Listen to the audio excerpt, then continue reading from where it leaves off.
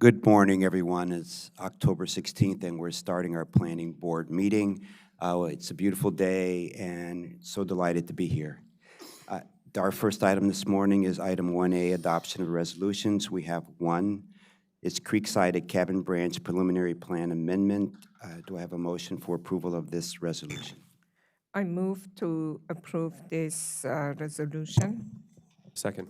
All in favor? Aye. Aye. Aye. The ayes have it, 5-0. The second item is approval of minutes. This morning, we have the minutes of September 25th. Do I have a motion for approval? I move to approve the minutes for September 25th. Second. All in favor? Aye. Aye. The ayes have it, 5-0. We have three record plats this morning to be reviewed and approved. The first is subdivision plat number 2/2024-700 through 2/2024-0750 Ashford Woods. The second is subdivision plat number 2/2025-0790 Darnestown Meadows. And the last one is subdivision plat, it's 2/2025-0820 Ancient Oak, where staff is recommending the approval of these three record plats. Do I have a motion for approval? I move to approve all the record plats as mentioned. Second. All in favor? Aye. Aye. The ayes have it, 5-0. Our next item, item 3, is regulatory extensions. We have two this morning, Woodside Park, 9006 Colesville Road. The second is Wheaton Gateway Preliminary Plan, Site Plan, and Forest Conservation Plan, where staff is recommending the approval of these two extensions to these regulatory extensions. Do I have a motion for approval? I move to approve the regulatory extension request as mentioned by the chair. Second. All in favor? Aye. Aye. Aye. The ayes have it, 5-0. And next, we're on to item number 4, our roundtable discussion by Planning Director Jason Sartori. Welcome, Director Sartori. Good morning, Chair Harris, Vice Chair Linden, and Commissioners. This is actually going to be a relatively quick director's report this morning. I know that you guys have a lot on your schedule for the entire day, and so we'll get you moving along. I plan to give a quick update on some communications and marketing awards that we've received. I'll talk about a corridor planning blog post that we recently published, and I'll give our usual personnel updates. So it's only fitting that as we get set tonight to celebrate excellent design in architecture, landscape architecture, and urbanism in recent development projects that we've seen in Montgomery County. That's through our 2025 Design Excellence Awards that we're hosting this evening at the Marriott International Headquarters. That we also take some time to celebrate excellence within our department. We're proud to share that Montgomery Planning, led by our Communications and Engagement Division, has received international recognition for excellence in creativity, strategy, and design in communications and marketing. Competing alongside both public and private agencies worldwide, these awards highlight the strength and impact of our communications team. Excuse me. Effective communication and meaningful engagement are essential to everything we do here at the Planning Department.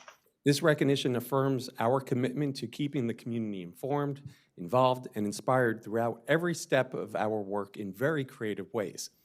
We won 2 Platinum Awards and 4 Gold Awards for the communication materials you see on the screen there. These are the Marcom awards that we've received. The Platinum Award is the highest award, the highest level award that they offer. In addition to these, both the Platinum and the Gold Awards that you see there were 2 videos that we produced that received honorable mention. One was the UBC Understanding Today's Challenges video, and the second was the Timberlawn video. Kind of fitting also as Timberlawn is just making its way, we just presented earlier this week to the County Council on Timberlawn. So it's good to see that continuing to get acknowledgement and recognition. So I did want to just say congratulations to our Division Chief, Chris Pfeiffer, who's here today, and our entire Communications and Engagement Division for these outstanding recognitions, and for it's something that we are all really proud of them and of our accomplishments. So congrats. And then speaking of engagement and blog posts, I wanted to highlight a new blog post that we've published that talks about the importance of our approach to growth along the county's corridors. Montgomery County's major roads reflect a 1950s era planning goal, which is to move cars as fast as possible. But that legacy has left us with unsafe streets and limited housing options. And so our approach to corridor planning, which is outlined in Thrive Montgomery 2050, offers a better path forward. By focusing growth along the county's growth corridors, we can create walkable, transit-connected communities with more housing choices, safer streets, and thriving local businesses. The draft University Boulevard Corridor Plan shows what's possible. Duplexes and triplexes, houses above shops, shaded sidewalks, and safer crossings, all designed to support people, not just cars. Upzoning isn't just about density. It's about safety, equity, and sustainability.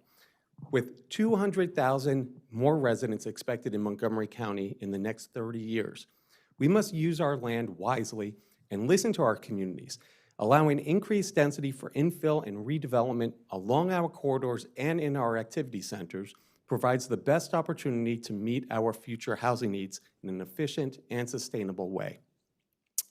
You can read our blog post on our Third Place blog by scanning the QR code on the screen. It was cross-posted by Greater Washington, so we appreciate them helping us get the word out. And finally, our personnel updates. We're really excited to welcome Molly Frymouth to the Communications and Engagement Division as the Communications Manager. Molly brings over a decade of federal communications experience, including 12 years at the National Institutes of Health and prior work at the U.S. Environmental Protection Agency. Her strengths in strategic communications, media engagement, and storytelling have helped shape impactful public messaging across diverse audiences. She holds degrees from Towson University and Mount St. Mary's University. We think Molly is a great addition to our award-winning Communications and Engagement Division, so welcome to Molly. And Isabella Spinagle is a new finance intern in the Management Services Division. She will help with running reports, salary projections, tracking purchase orders, updating monthly reports, and drafting journal entries for review. She's a senior accounting major at the University of Maryland in College Park, and we welcome her to our team as well. And if you have any questions, I'm happy to answer it. Otherwise, we can move along. Okay, thank you. Thank you for your presentation. Congratulations to the communication staff on the Marcom Awards, and congratulations to Ms. Frymouth and Ms. Spinagle on joining our team. So those are my comments this morning. Any other comments or questions from the board? Hearing none. Oh, just wanted to add congrats as well to the communications team. Very well deserved. Thank you so much, and we look forward to your presentation in a couple of weeks. Thank you.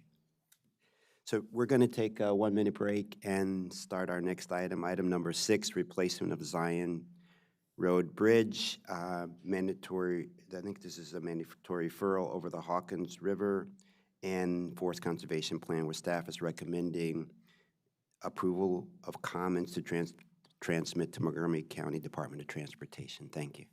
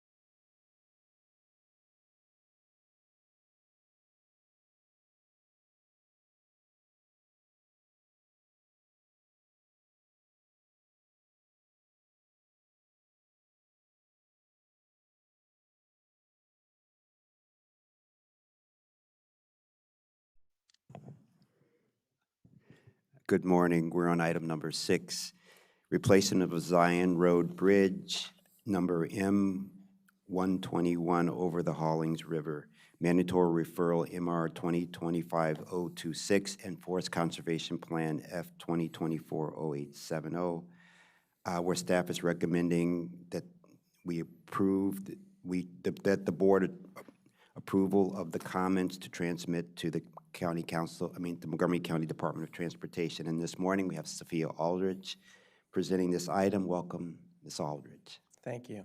I will mention that the staff is also recommending the approval of the Forest Conservation Plan with Perfect. conditions. Thank you. Thank you very much. Sophia Aldridge with the Transportation Planning Division.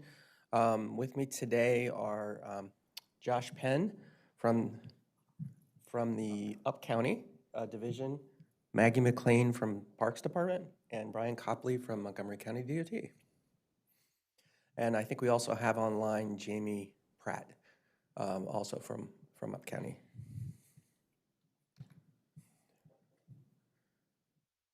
All right, so this is just a quick presentation outline. I'm going to take you through an introduction to the project.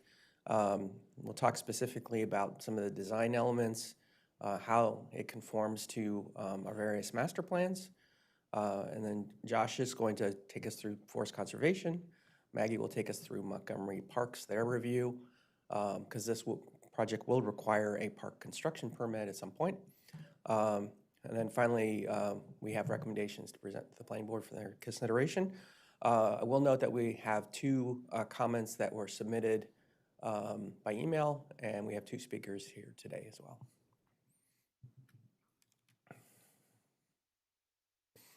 All right, to start with, Zion Road, this bridge is located on the Hollings River, and the project actually includes 2 little elements. One is the bridge crossing, and 2 improvements to a culvert for one of the stream tributaries.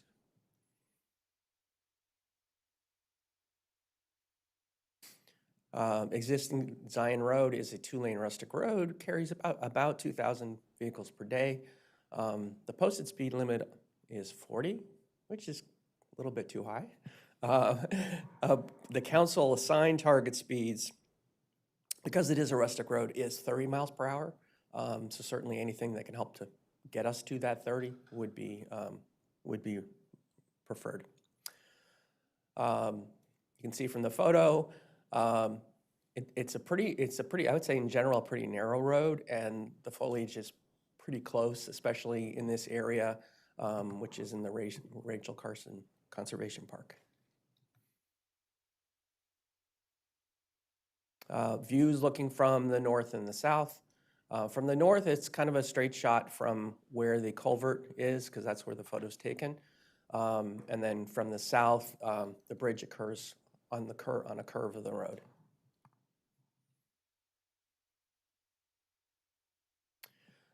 This is an overall view of the plan of the design. And what you can see is the Hollings River is on the left side, and over on the right is the smaller culvert crossing.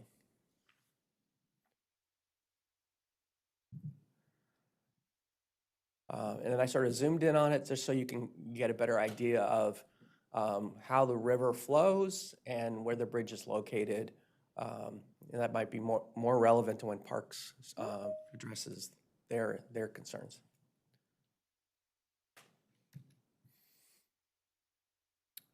The bridge cross section is shown.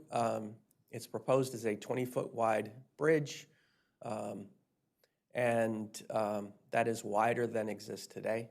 So that's an important thing to note.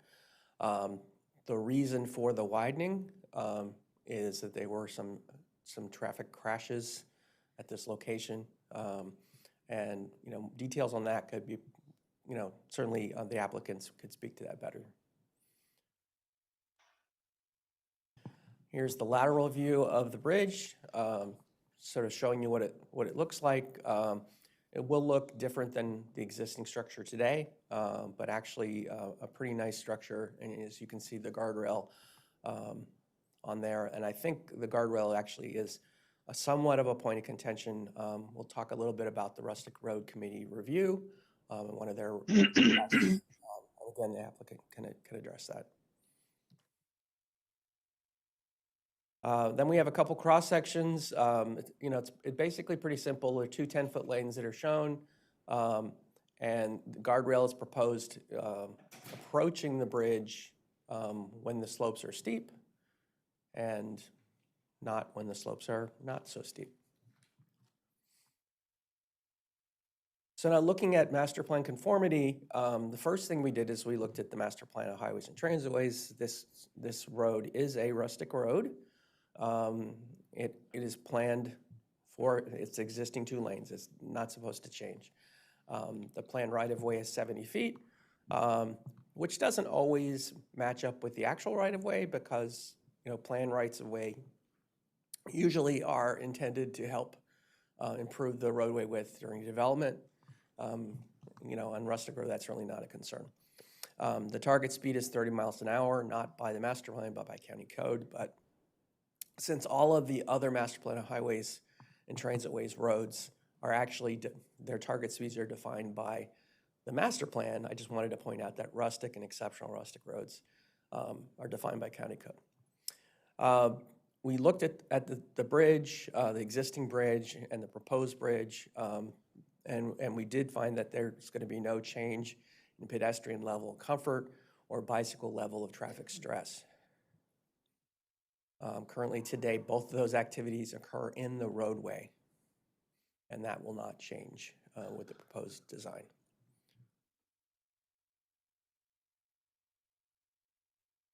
Josh? Good morning. For the record, Josh Penn with Up County Planning Division. You'll notice I'm not with the Environmental Division now. I'm still with Up County, but I still have a few forest conservation plans left to bring before you. Today we have Final Forest Conservation Plan F 2024-087. It is an ARA land use category, which is agricultural resource area, which sets the thresholds for the forest conservation plan. It's a net tract area of 1.9 acres. They are removing 0.42 acres of forest and retaining 0.68 acres of forest. The total afforestation reforestation requirement of 0.76 within the watershed or 0.97 outside the watershed is going to be met via both on-site and off-site methods as noted in the staff report. Great, thank you. There we go. There is also a variance request that was submitted. You can see it here where the trees are. There's 5 trees to be impacted and 1 tree to be removed. The 1 tree to be removed is number 149, highlighted in the dashed red line. The impacted trees are in the green solid lines. Staff is recommending approval of the variance request, and they are providing mitigation in conjunction with the plan. So they are doing 8.75 inches of 3-inch caliber or greater for that removal. Yeah.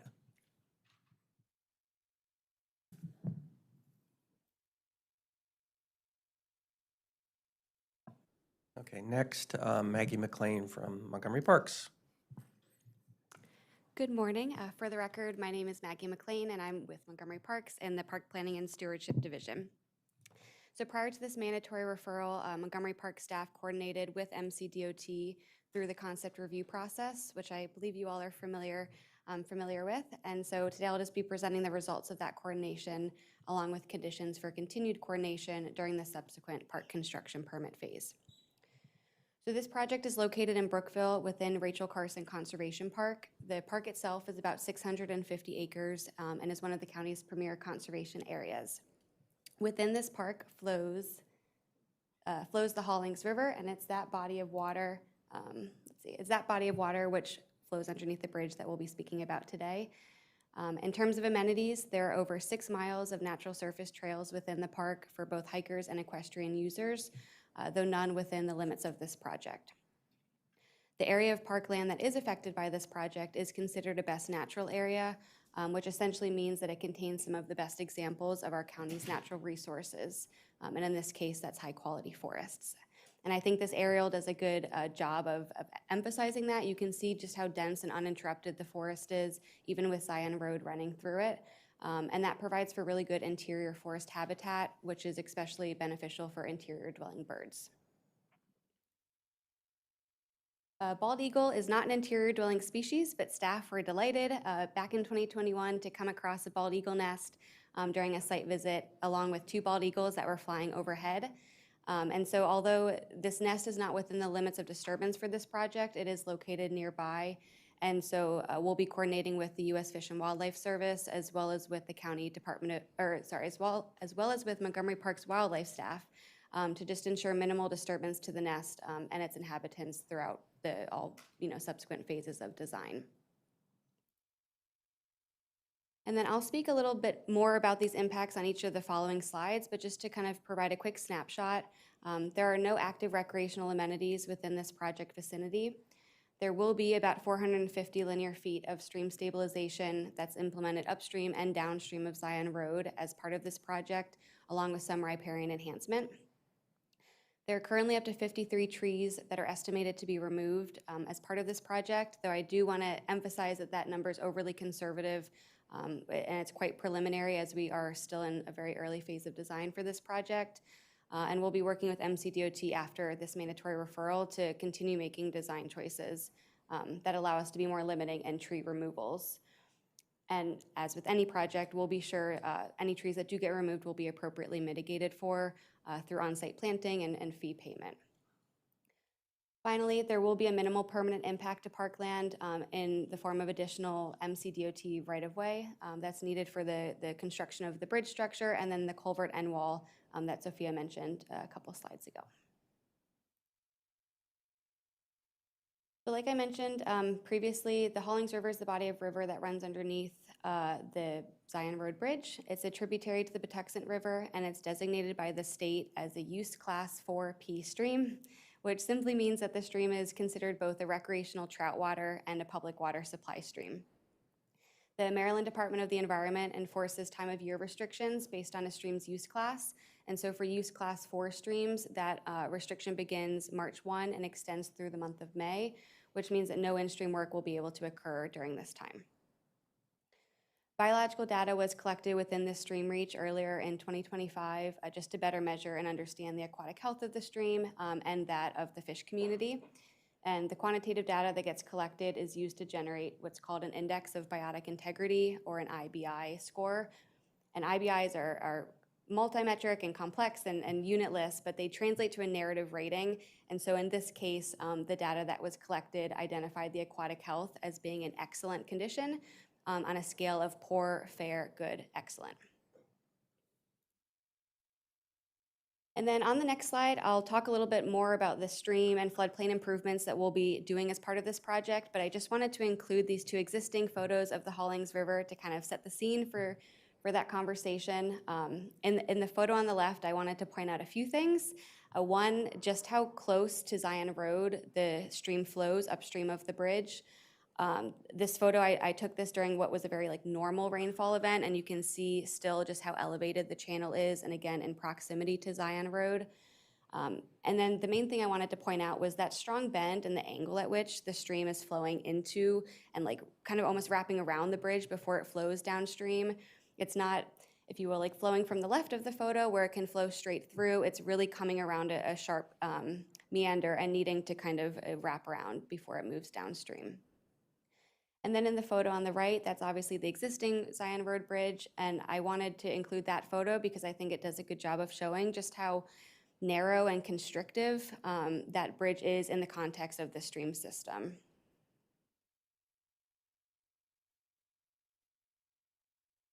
So in order to protect, I should say, the roadway improvements and the bridge infrastructure, there will be stream stabilization work that's done as part of this project, about 450 linear feet.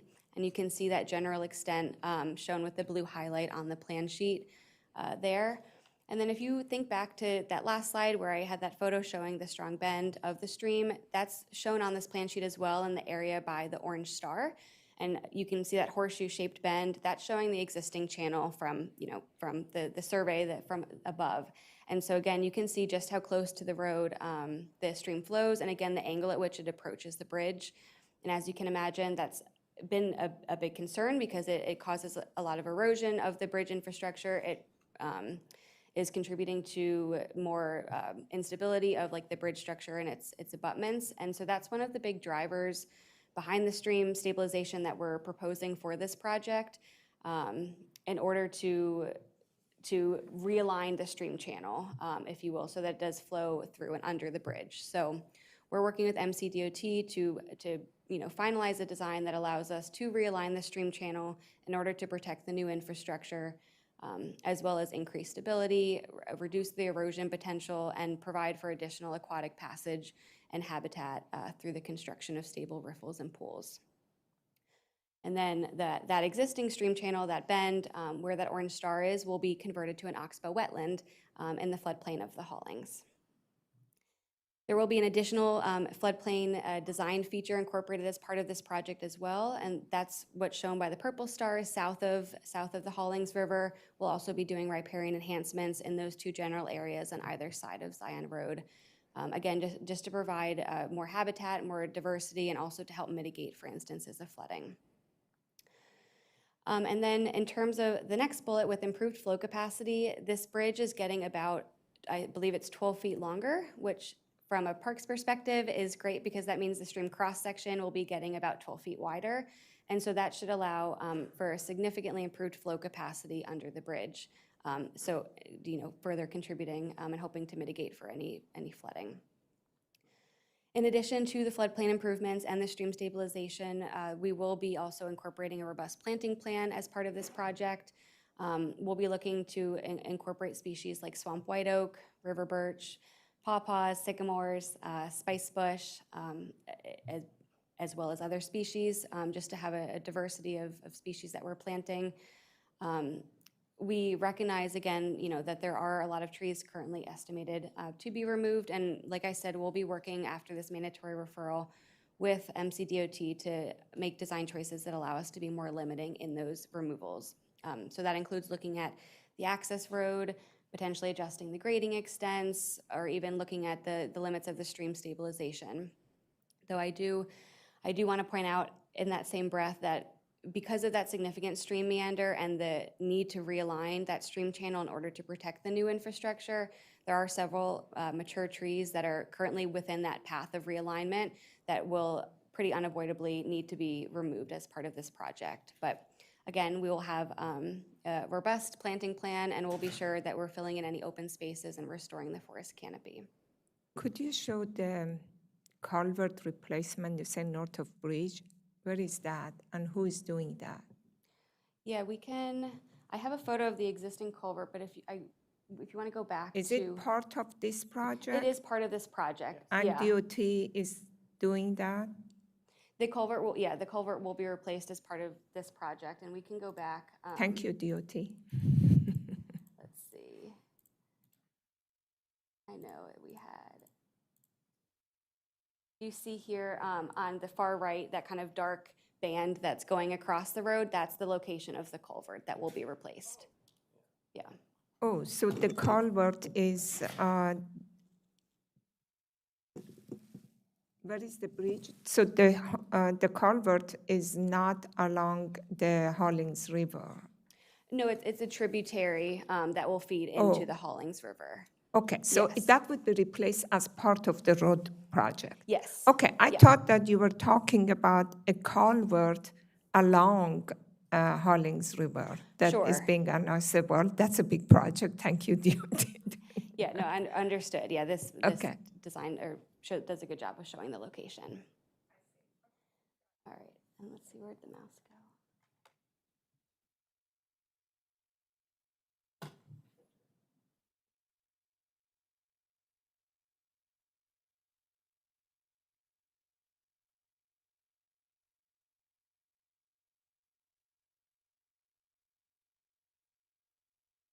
Thank you. Okay, and then so for that last bullet about the culvert replacement north of the bridge, this is a photo on the left just showing the existing culvert feeding into that tributary to the Hollings. And so the culvert will be replaced with a larger culvert to, again, just allow for greater capacity to flow under the road through that structure. And then there'll be some minor stabilization upstream of the culvert as well. And I included that kind of screenshot of the plan on the right because I think the design does a really good job at minimizing impact to parkland while still allowing for that culvert to be replaced and that stabilization to occur.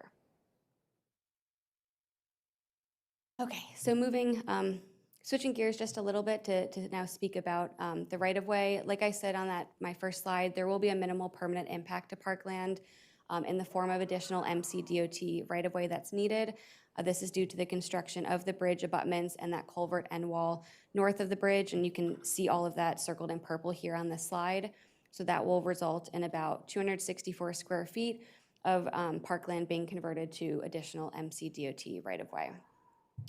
And that parcel to the west of Zion Road is county-titled parkland, and so those property rights will be transferred to county right-of-way via a release agreement, whereas the property parcel to the east of Zion Road is commission-owned parkland, and so that will be transferred to the county right-of-way via a perpetual easement. And in both cases, the commission must be paid a fair market value for those land areas. And then I just wanted to point out on this summary of impacts table that is essentially just kind of showing the breakdown of additional right-of-way needed between the two property parcels, that for the county-titled parkland parcel, that's representing about 115 square feet of the additional 264 square feet needed for additional right-of-way. And that's important because that property parcel was originally acquired with state program open space funds. And so that means that 115 square feet that's being transferred from parkland into county right-of-way represents a conversion of program open space parkland that has to additionally be addressed. And so this is something that the Maryland Department of Natural Resources, they implement this program per the state law. And this program, it requires that any POS purchased land that's converted away from public recreation and open space must be replaced with new parkland that is of equal or greater value. And so this is something that we'll be working with MCDOT on as this project progresses, because they will need to then provide an appropriate parcel of new parkland as a replacement for the POS funded parkland that's being converted to right-of-way.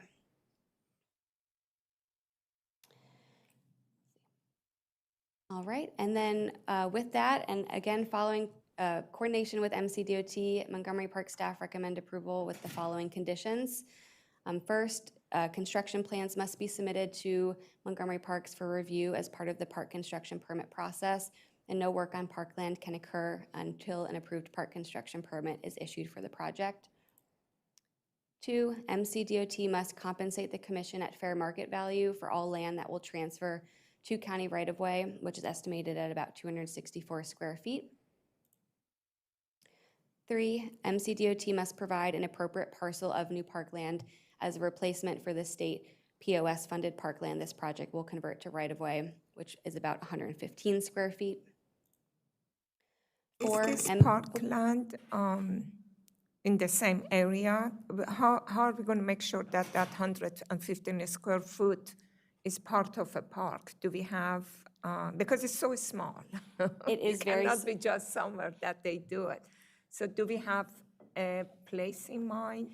There is a place in mind. We're still working and speaking with DOT about that, but because it's such a small, 115 square feet, it's so very small. tiny, we're speaking with them about kind of including it in another bridge project that we're doing that also has POS requirements and kind of lumping it in with Okay. that project. It does make sense. It doesn't have to be in the same area. It could be somewhere that it does make sense that, not to be a piece of land by itself. And because it's such a small area, if it was larger, we would potentially kind of look at if there's a way to kind of do that within the area that this project is going to be impacting. But because it's just over 100 square feet, and there is flexibility with that other DOT bridge project, it makes the most sense to try and lump it in with that. Okay, Yeah. that totally makes sense. Thank you. Thank you.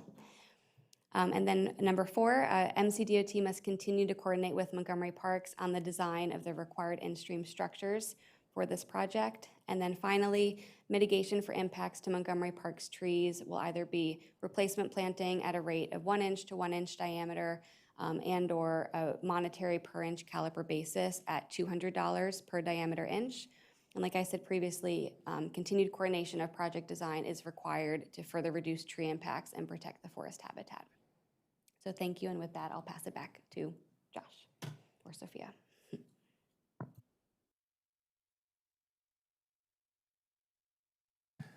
Staff is recommending approval of the final forest conservation plan. There are a lot of standard conditions here. Nothing is outstanding, nothing is great. It's just all the format that you have every day in front of you, but it is in your staff report and it is on the screen for you. But staff is recommending approval of the final forest conservation plan with conditions. Thank you.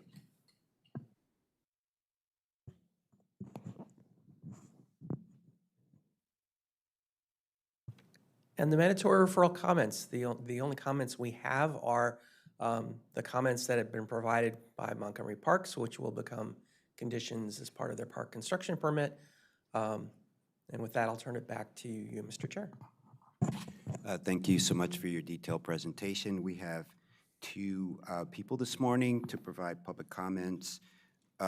First, would DOT like to make, MCDOT like to make any presentation comments? Good morning, sir. No, but we do have online our engineering consultant, Steve Maddy, with AECom. Okay, great. Well, why don't we have our two members that would like to make a presentation this morning. They're two adjacent property owners, Chris Tyler and Michelle Tyler. Can you please come up? We appreciate you coming out today to provide your public testimony. So, Michael Tyler, yeah, I'm sorry. It throws everybody. Chris Tyler, yeah, sorry. And each of you have 3 minutes to make your presentation. And start by stating your name, and then you can give your presentation. Thank you. Good morning. This is Michael Tyler. I'm here to do the presentation on the racial conservation plans to expand the bridge. Good morning, Chair Harris, Vice Chair Pedham, and esteemed board. I apologize. We only had 1.5 day notification that this hearing was occurring, and only 3 minutes to speak our case when we've heard an extended brief about why this should occur. My primary objection is to the actual widening of the bridge, which the argument from Ms. Aldridge was that that would reduce the number of traffic accidents that are occurring. I would argue that that's actually the contrary, because the widening of the bridge will enhance the ability of commercial traffic to flow through at an increased speed, which usually winds up with at least 1 or 2 accidents that currently, with the rate of traffic that we have going through our property, through our fence and into our fields. Thankfully, we have not yet had a fatality, but it's honestly only a moment of time. Increasing the traffic on this bridge will only increase the risk that we'll have for a fatality on our property. There's also been a discussion about that this won't cause any damage and this will be fine. I would argue that the widening of this bridge, which will then result in increased traffic, will further erode both the historic and the nature preservation that Montgomery County is so proud of and that we brag about so greatly, specifically to the Blue Mash area, which is attached to Zion Road on the other side, as well as the Rachel Park Conservation Park, on which the bridge is directly impacting. We moved to this area specifically to be part of the agricultural area, and because we love the design, because we value the nature, and because of the historic area. This continued erosion that we've witnessed since we've been here for almost 2 decades now has caused us great concern and is significantly changing the entire perspective of what we hoped would be our forever home. Regarding the argument that Ms. McLean had, just describing this as a minimal impact, she herself said that this was a high-quality forest area that will be impacted and that there will be over 53 mature trees that will be destroyed and then replaced with smaller saplings. She would know herself that this causes significant damage and impact to the environment, as well as the creatures that call that forest currently their home. She's mentioned one bald eagle nest. We also have another one on our own property, and we are very concerned about the impact that this will cause to the environment. So I've got 15 seconds left, and I apologize, but thank you for hearing us. Well, take another 30 seconds. I mean, if you have, please. Thank you. If you, please take. Oh, I'm very nervous. I'm sorry. I think I've said my piece. Thank you. Thank you. I'm Chris Tyler. I want to thank this board for the amazing work that Montgomery County does with creating parks and spaces and trails everywhere. You've done an amazing job, but we need your help on Zion Road. Project over and over again has been approved on Zion Road that is turning it into an industrial park rather than an agricultural reserve. This is supposed to be a rustic road. If you'll look down on the aerial views, you'll see that there are at least 6 landscapers with hundreds of trucks, which of course means 300 to 400 more people driving on the road get there. There's been no argument that anyone's made here that I heard, other than an allusion to accidents at the bridge. I'm only aware of one. That was where 2 people squared off and refused to cooperate to get across the bridge and eventually jammed their cars together. It wasn't high speed, it was slow speed. But it's the high speed that is going to be dangerous, and I haven't heard, actually we heard confirmation that they weren't going to do anything to make it better or safer for bicyclists. We have no problem with upgrading the bridge. It does need to be raised a bit, but it doesn't need to be widened. It's never needed to be widened. Let me read my prepared statements. For more than 50 years, the one-lane bridge on Zion Road has served our community safely and effectively. It's not a flaw. It's a defining feature of what Montgomery County calls a rustic road. That designation exists to protect roads like this from being widened or overdeveloped, to preserve the rural character, beauty, and calm pace. The one-lane bridge naturally slows traffic and encourages courtesy and helps keep heavy commercial vehicles from using Zion Road as a shortcut. Making the bridge wider would invite more larger vehicles, including 18-wheelers and exceptionally large dump trucks that currently use it illegally. And this turns it a peaceful road into a dangerous thoroughfare. There's no evidence or need of necessity to expand the bridge. The bridge has been sufficient for over half a century, and preserving it as a one-lane road keeps Zion safe, scenic, and true to its rustic road purpose. And here I'll also notice that I meant to mention that there have been 3 solar projects approved along this road, one large one that's about to take place. It's just a ever-increasing amount of industrial traffic, including a guy, Gallows Transportation, that parks their trucks along the power grid. There's nothing, I've also lost a dog to traffic going on this road. It's a loved road for bicyclists and cyclists and for naturalists. And increasing the traffic for no reason, I haven't heard anybody say that there's a backup or a traffic or a need to increase this to a 2-lane bridge, other than I keep reflecting back on the director that provided the earlier report that said this is a 1950s plan to continually increase traffic and increase flow and get more ability to cover, to allow more of traffic and flow. And so we've spent a lot of time talking about, because we can increase it, there's no reason that we should. Thank you. Yeah, thank you. Thank you for coming out today. We appreciate your testimony. The questions from MCDOT, you alluded to the increased potential, the reason why you're widening to 2 lanes for traffic. Are there any, potential accidents? Are there, can you just, from the MCDOT, go over why you are increasing it to 2 lanes, just in your... Can I just ask a question related to that? While you're explaining that, could you say, give us the width of the road, that the approach? How wide are the approach at each end, and how long is the bridge? And what is the impact of a short bridge in the safety when the bridge is like about 40, 50 long? So I think the road itself is about 18 feet wide. So the approach is 18-foot long. And what is the width of the bridge you're making now? It's going to have a 24-foot clear roadway. Yes, and that is creating still about 18 or 20-foot lanes, correct? If you just show the typical section. Yeah, the bridge is just, I can't read. How long is the bridge? 35? We're lengthening the span to 35 feet. It's just 35 foot.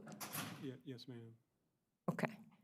And So why don't you just go, I understand, if you can speak up, it's currently X, it will be, currently width is X, it's gonna go to Y, the current length is X, it's gonna go to Y.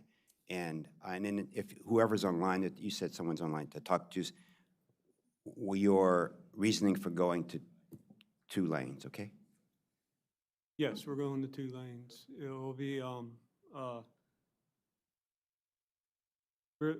mean, federal funding is dependent on that. Going to 2 lanes. Yes, sir, we have to widen the bridge to meet AASHTO standards. And I can explain Brian, what is the that. current width of the bridge? The current width of the bridge is, I believe it's like 20 feet.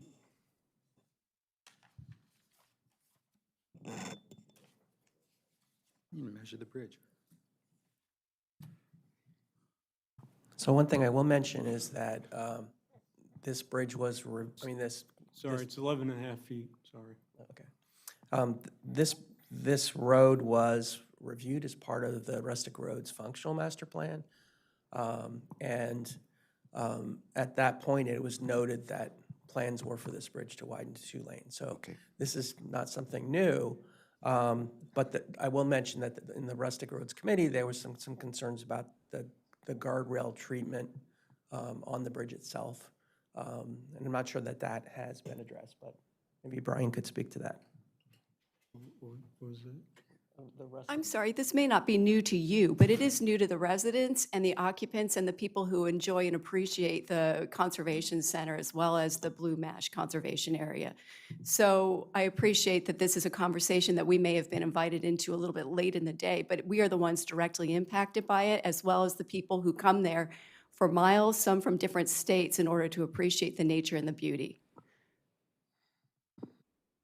Why don't we ask a couple of questions? The current width is 11/5 of the road is 11 feet. It's going to go to 20 whatever feet. What I was also understand is that the current road also has a guardrail, right? Doesn't it have a guardrail? No, the current road does not have guardrail in this area. Okay. I mean, there's guardrail immediately at the bridge, but that's it. Okay. And then you're saying that in the Rustic Road Master Plan, it was to go to 2 lanes. That's what you're saying? It was just noted and recognized that that was a plan. One thing I will say is that with the Rustic Roads Functional Master Plan is that many rustic roads have bridges that are considered unique and defining features of the road. This is not one of those roads. Could you put some of the pictures of the bridge that you just had? Certainly. And my last thing is, you said the traffic counts, they weren't expected to grow that much more over the next, couple, they were like 1,500, I forget, a day, and then their goal was to go to 2,000. vehicles per day, and we don't have traffic projections. The current bridge has guardrail. Yeah. Yeah. If I can, Yeah. do you mind if I ask a question? Or No, make a sir. comment? What is your question? Well, the issue is. Am I on? Yeah. The issue is not even, I mean, there's the flow of traffic to start off with. There's also a major mulch producer at the head of the road on Brookville that has large 18-wheelers. And then there's the other trucks that are currently with the landscaping project at Goshen, where there's about 100 large trucks that will go that way if they can. And then there's also Escobar that has large trucks with the trailers that will also be going on there. So it's not only the increase in flow that, I don't know how we haven't predicted that then they will turn and go down the road and go across that bridge. But we need some kind of mitigation to keep the speeds down on the road.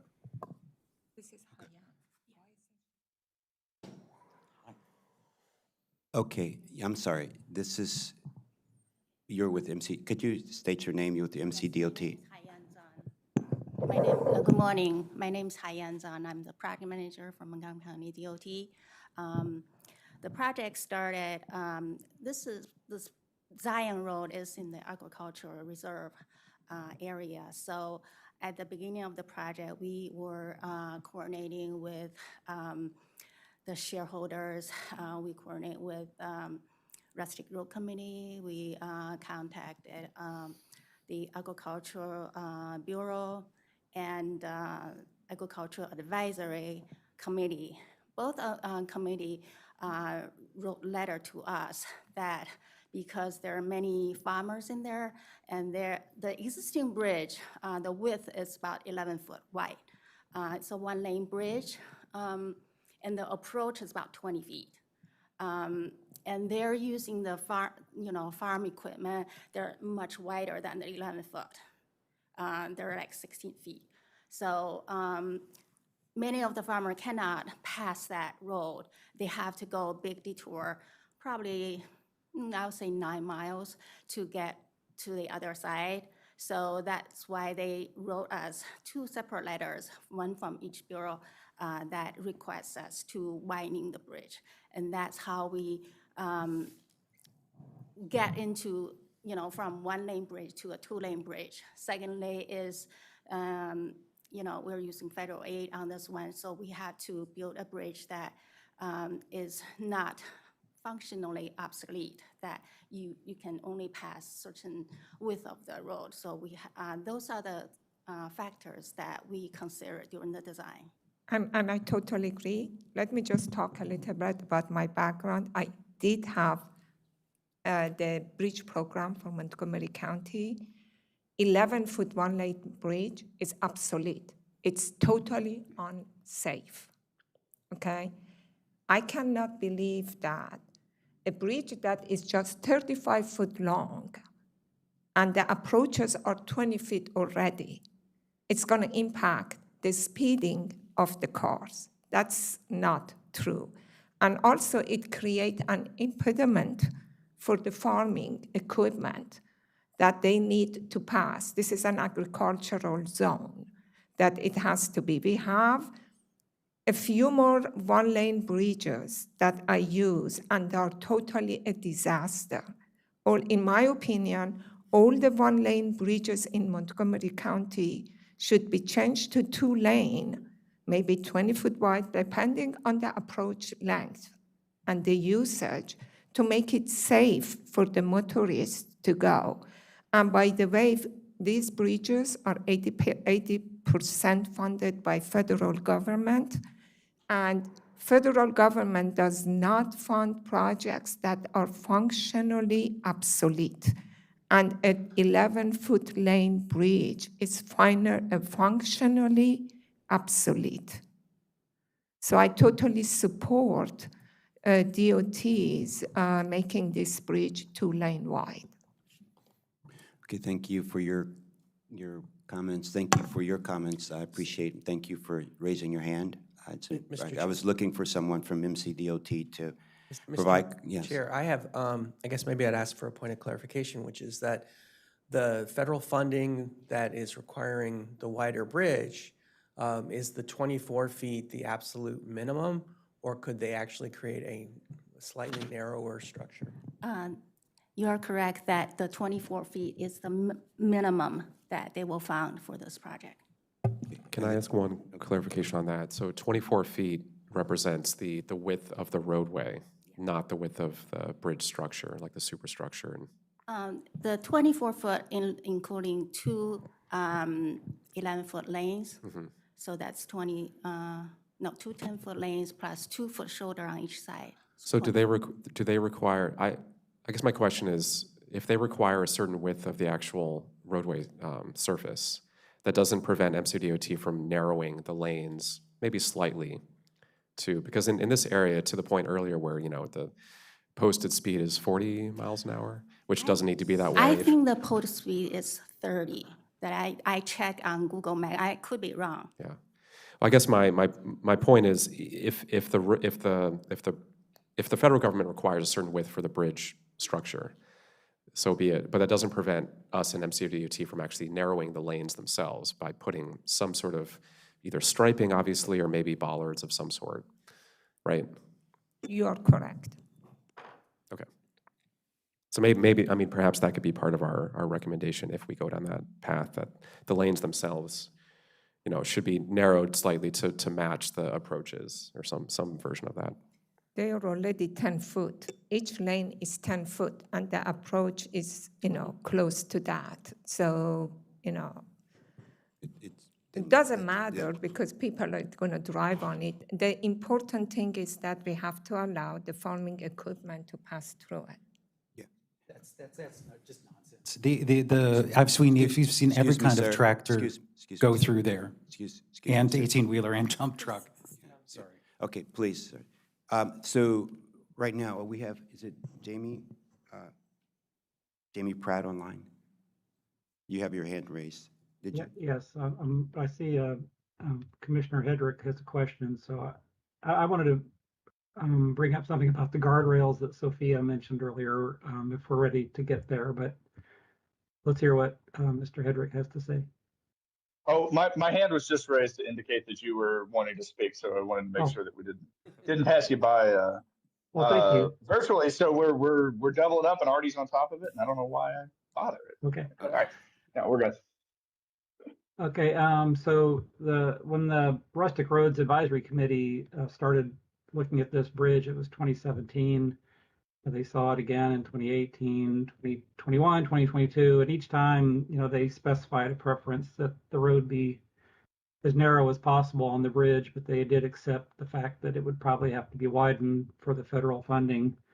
But they kept raising concerns about the guardrails that it was indicated by MCDOT that they would look into being able to provide a different form of guardrail than the ones proposed. I'm going to try to share my screen if that's possible, just to show you some of the examples that they raised. My computer is being slow right now.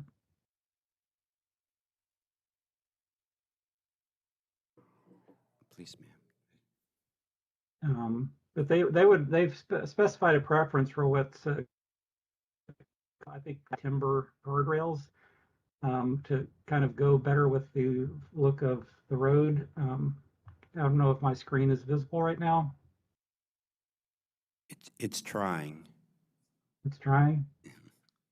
I think this is what happens when I'm on the VPN at the same time because these are on our network drive. And We got it. We can see it. I can see it now. Yeah, you're good now. This is Pennyfield Lock Road, also a rustic road. This bridge was replaced a few years ago, and it used these timber guardrails. And I have a couple of screenshots here from, this is Howard Chapel Road Bridge, which is a wider bridge, but it still used these railings. And one more I wanted to show is on White Crown Road, also has these. So there's indications from CDOT that these haven't been crash safety tested and can't be used, but the Rustic Roads pointed out that they have been used. And we're hoping to get a more satisfying answer as to why they couldn't put this kind of guardrail instead of a standard tubular steel guardrail. So I just wanted to share their concerns that are mostly to do with these guardrail treatment, which hasn't really been talked about today. So your recommendation or the recommendation of the Rustic Roads Committee is that if there are guardrails, that there be more the timber-like guardrails? Is that what? If possible, they understand that there's possibly an issue with the crash safety rating. Yes, and I understand because guardrails should reflect the traffic.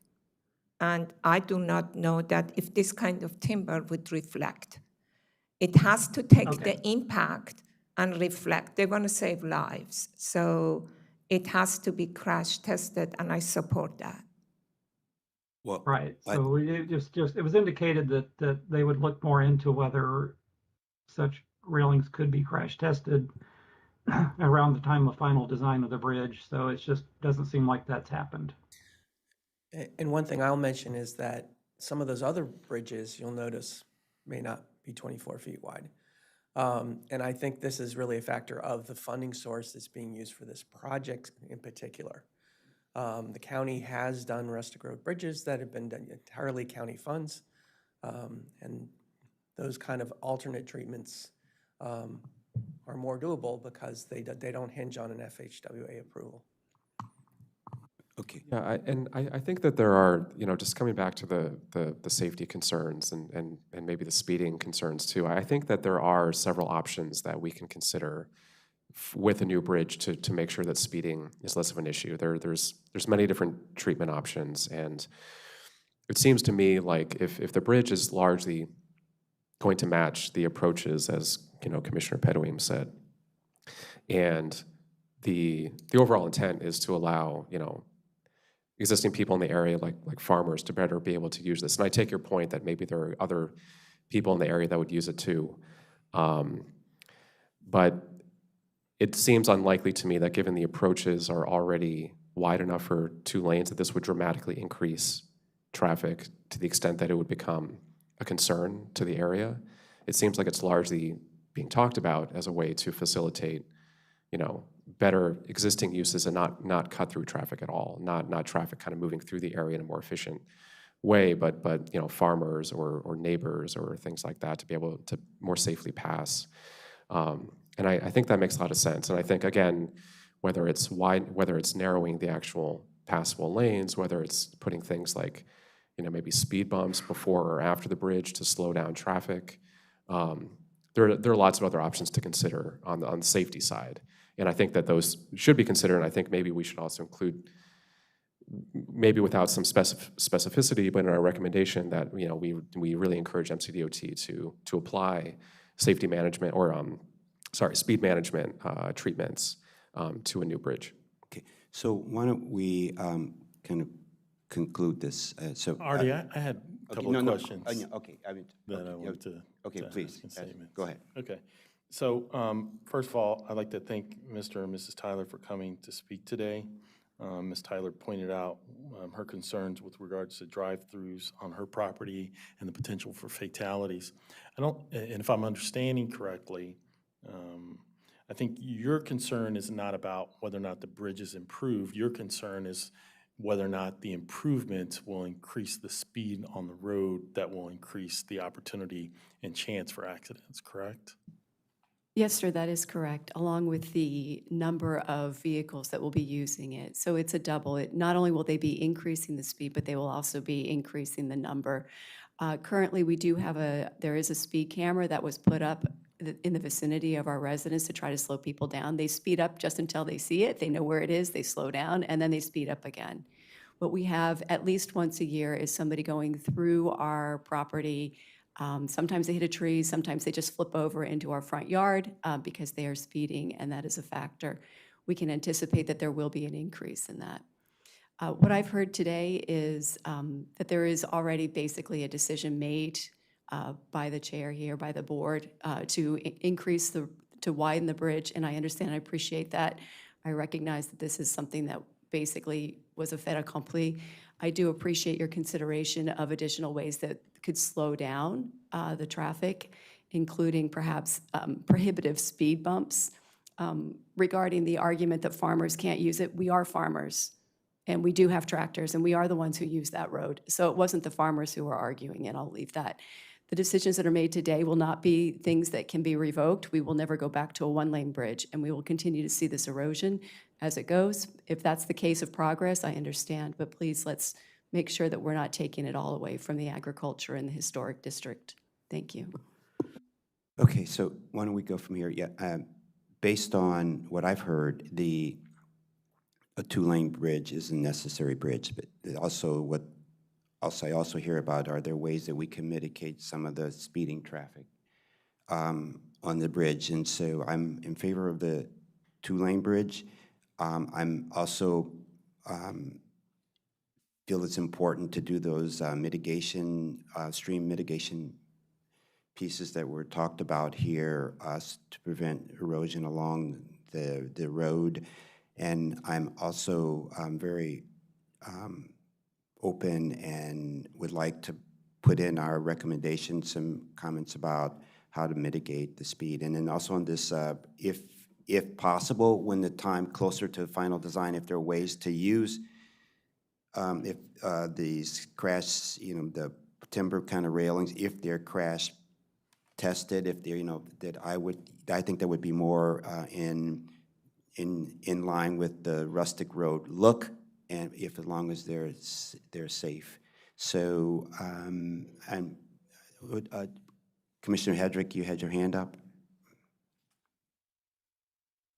Oh, only if you're done, Artie. I just want to make one quick comment and ask a question about the stream restoration and environmental aspect. And then I'm in support of all the comments that you've made so far about the 2 lanes and in support of the traffic calming, any traffic calming measures and everything. I just wanted to ask one question about. Okay, please do. Okay. Sorry, as long as not interrupting. No, I wanted to make sure, so that with the straightening of the stream, I know that they'd mentioned that the stream and the river was in good health, good environmental health, and had good biology. I wanted to just double check and go back for the stream, for the cut through to make the oxbow wetland, little oxbow lake above to minimize the erosion. Is that going to have any impact or any, I assume no negative impact on the health of the stream and the health of stream biology? I just wanted to confirm with the staff. Thank you for your question. This is Maggie McLean, and no, there's no reason why it should have a negative impact. We'll essentially just kind of be realigning that part of the channel to be a little bit more straight so that it can flow cleanly under the bridge. And then if anything, maybe not so much for the aquatic habitat in terms of like the fish species, et cetera, but with the oxbow wetland, that should also just increase habitat and habitat diversity for herpetofauna, salamanders, birds, those sorts of organisms. So it should provide a biological uplift. Okay, I just wanted to make sure, because it very much looked obvious that was an erosion issue with the infrastructure and the bridge. I can see that piece, but I wanted to make sure, and I assumed it had. I just wanted to make sure that environmental impact had been considered as well on straightening the pathway and making sure that it flowed freely. But that's all I wanted to do and confirm that. That's my only question. Thank you.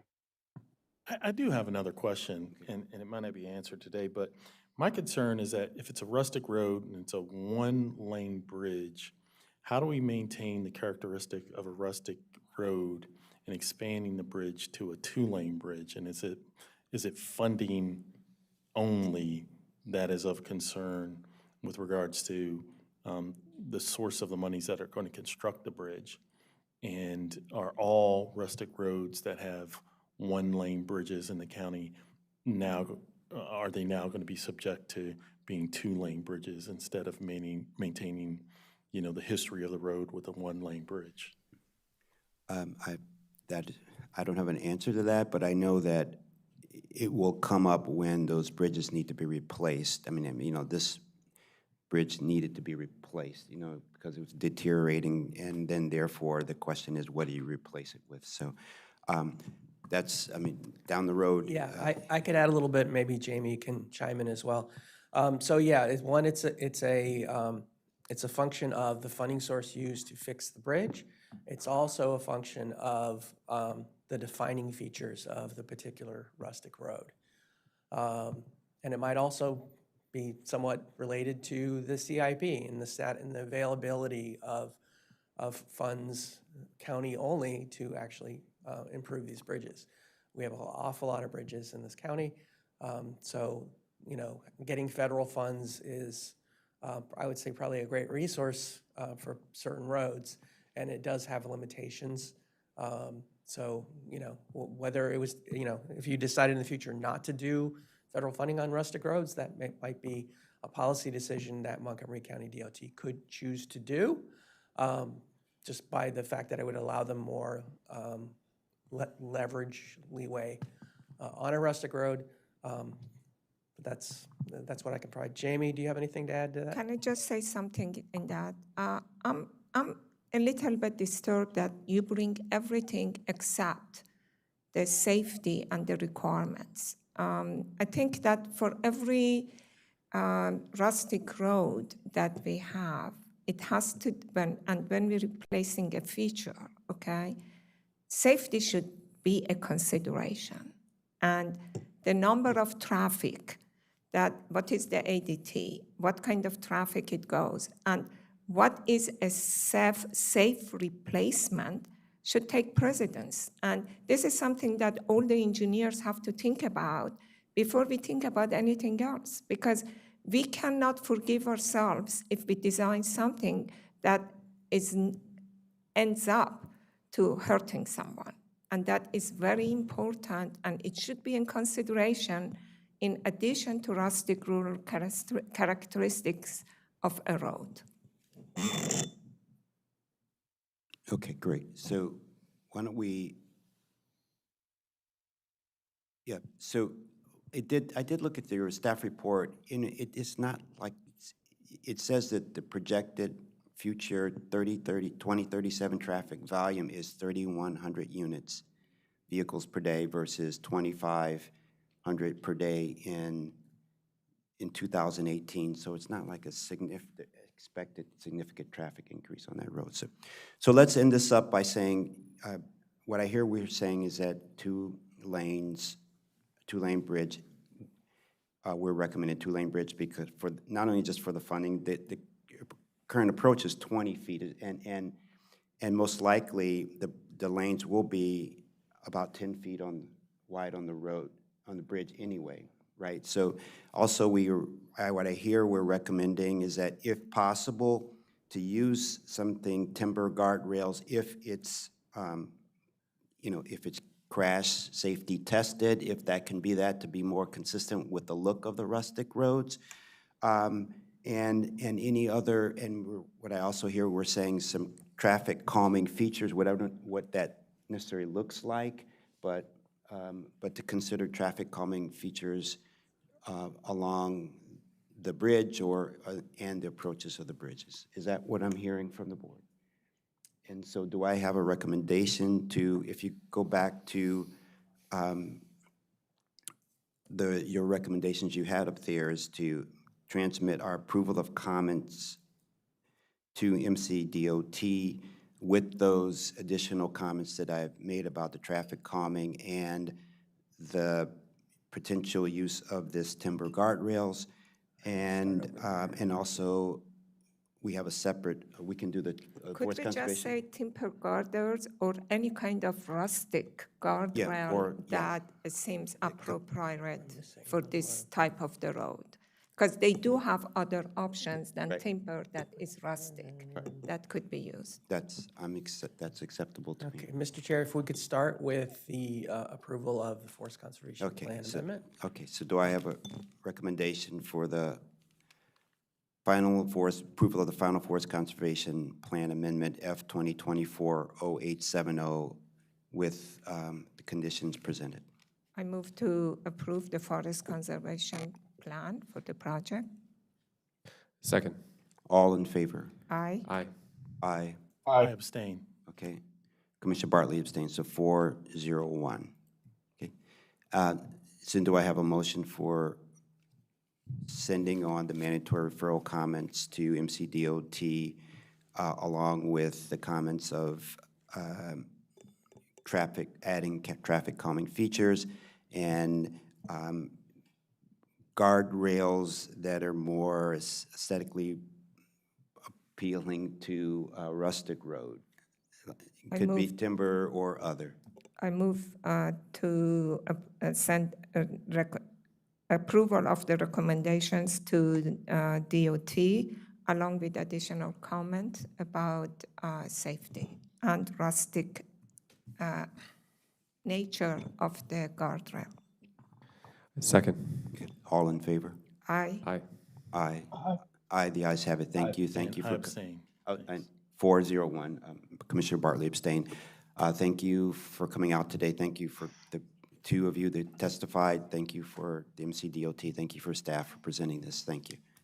And we're going to take a 2-minute break and then start with our next item, item number 5, public hearing draft of the Clarksburg Gateway Sector Plan. Thank you.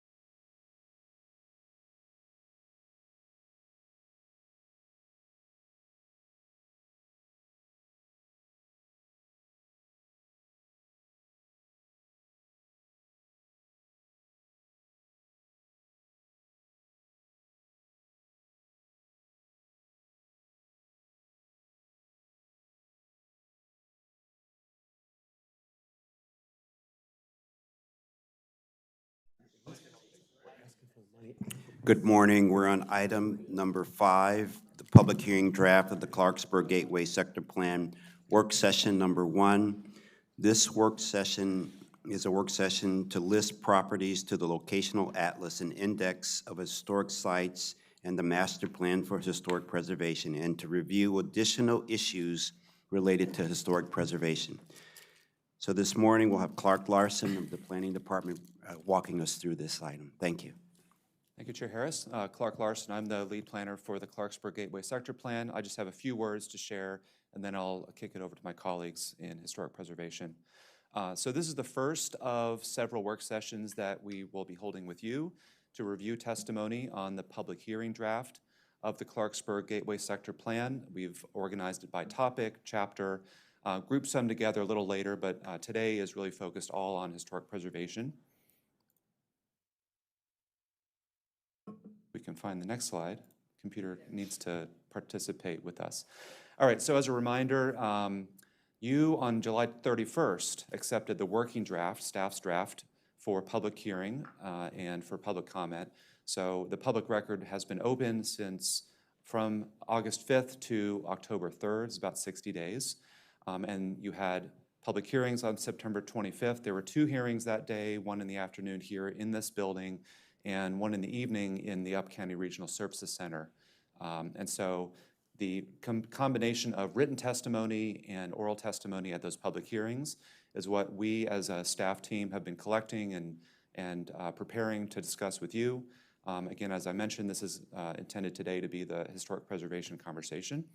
Overall, we received comments from 68 individuals, organizations, stakeholders, property owners, and the like. And we've organized those into about 220 total comments. So when someone had multiple points they were making in their written or spoken testimony, we've sorted that out into individual comments, and we have responses and summaries of those in a table that we've provided to you. Attached with this report today is the historic preservation comments, as well as other attachments to support the recommended designations. I'll also point out that included in yesterday's email to you about this meeting, there's a link to an Excel sheet that you can open to look at all the comments for all topics. It's able to be sorted and filtered. I think it's easier than looking at a portable document file, a PDF of these testimonies. So feel free to look at that and let us know if you need any help with sorting through all those comments. So looking forward, after today with historic preservation, we're going to be talking about the rest of the topics. In the next several weeks, we'll have a short break before our last work session on November 20th. And so this is our proposed schedule for the topics that we're preparing for. I'd like to remind you that you're welcome to bring up any topics as you like. We can reorder these if needed. We do have staff available at these dates for the different topics, so we're hoping to follow this schedule. But really, we want to respond to your needs and interest in talking about topics. Feel free to bring up things on your own as well. But with that, I'm going to hand it over to John to continue the conversation.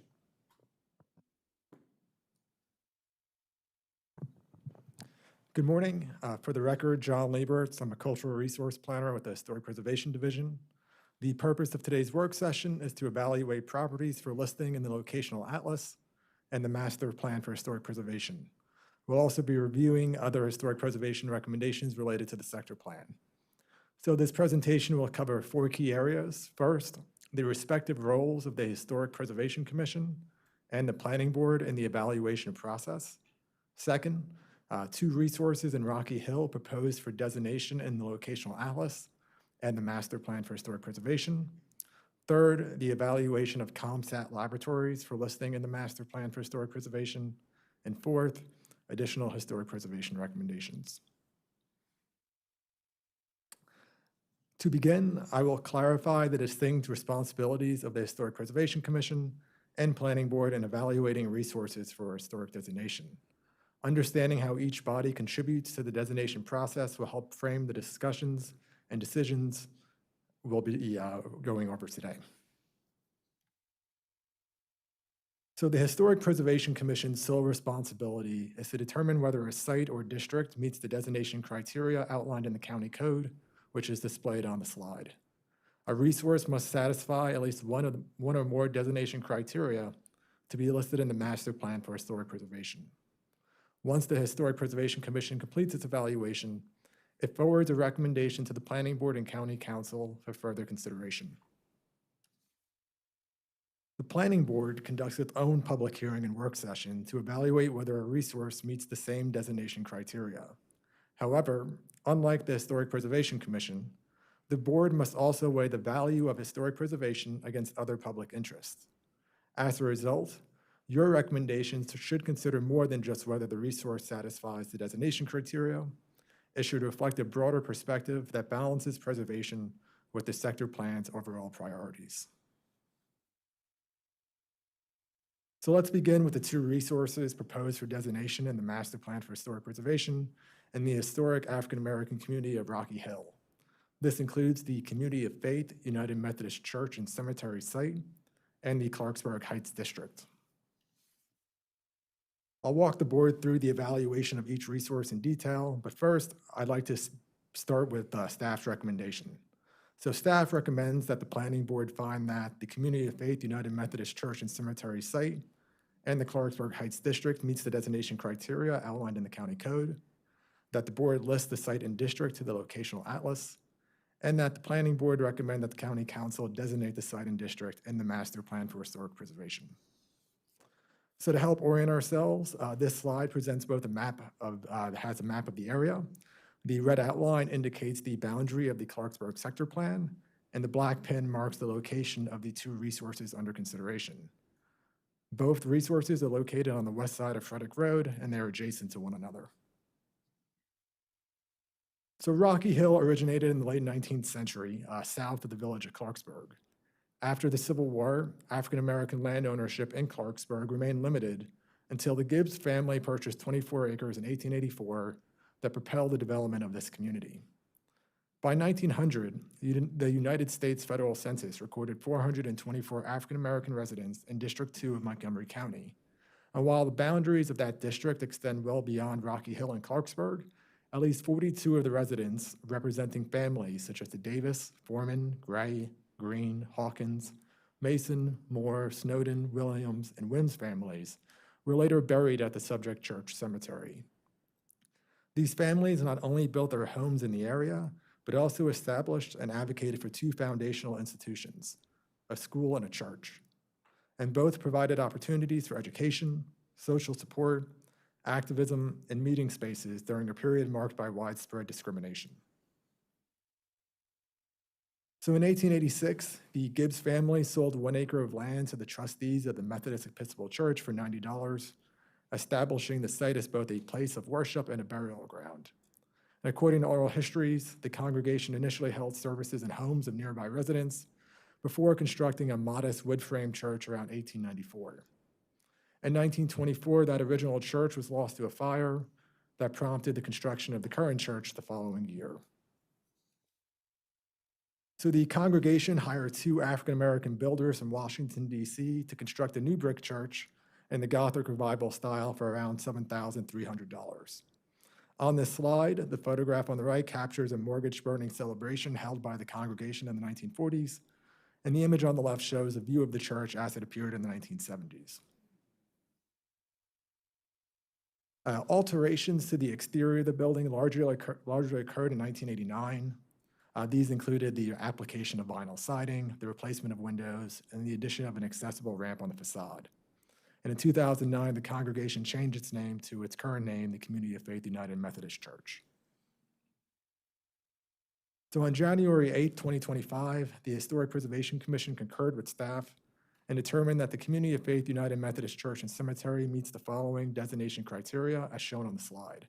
Criterion 1A, the resource has character, interest, or value as part of the development, heritage, or cultural characteristics of the county, state, or nation. Criterion 1D, the resource exemplifies the cultural, economic, social, political, or historical heritage of the county and its communities. And Criterion 2E, the resource represents an established visual feature of the neighborhood, community, or county due to its singular characteristic or landscape.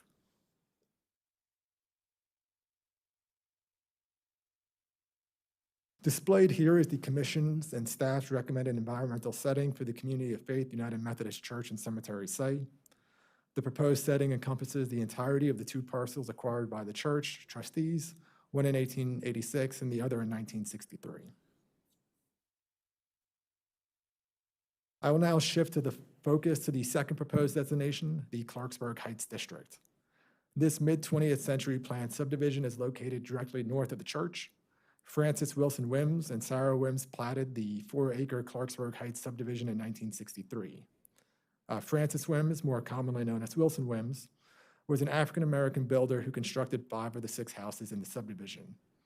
The development helped counter widespread discriminatory housing practices by providing modern, middle-class housing and popular architectural styles for African-American families. And displayed on the slide is the original plat for the subdivision. So within the Clarksburg Heights subdivision, Wims constructed 3 ranch and 2 split-level styled houses. These resources contribute to the proposed district. And the Colonial Revival House at 12712 Running Brook Drive, shown in the lower left corner of the slide, is classified as a non-contributing resource.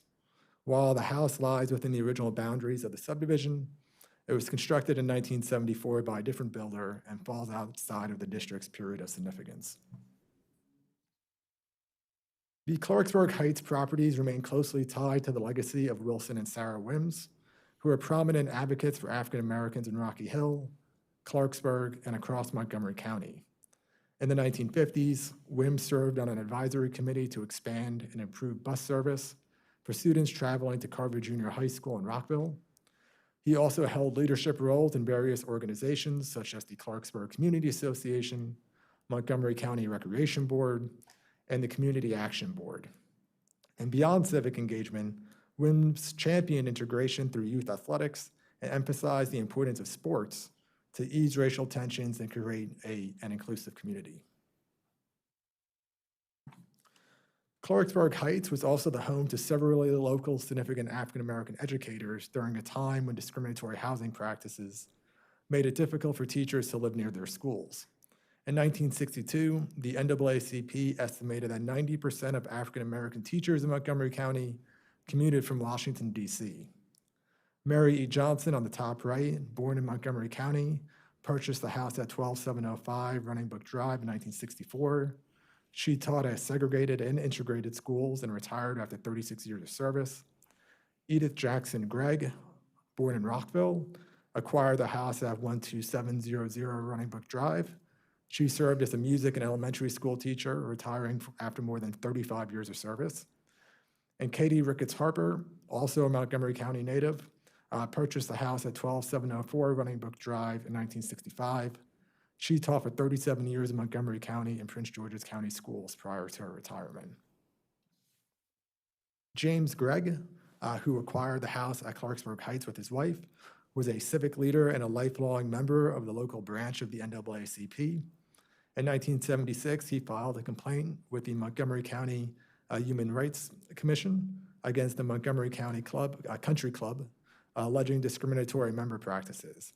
At that time, the country club maintained an all-white membership. The commission ruled in Gregg's favor, and his actions created greater access to public accommodations for African-American residents in the county.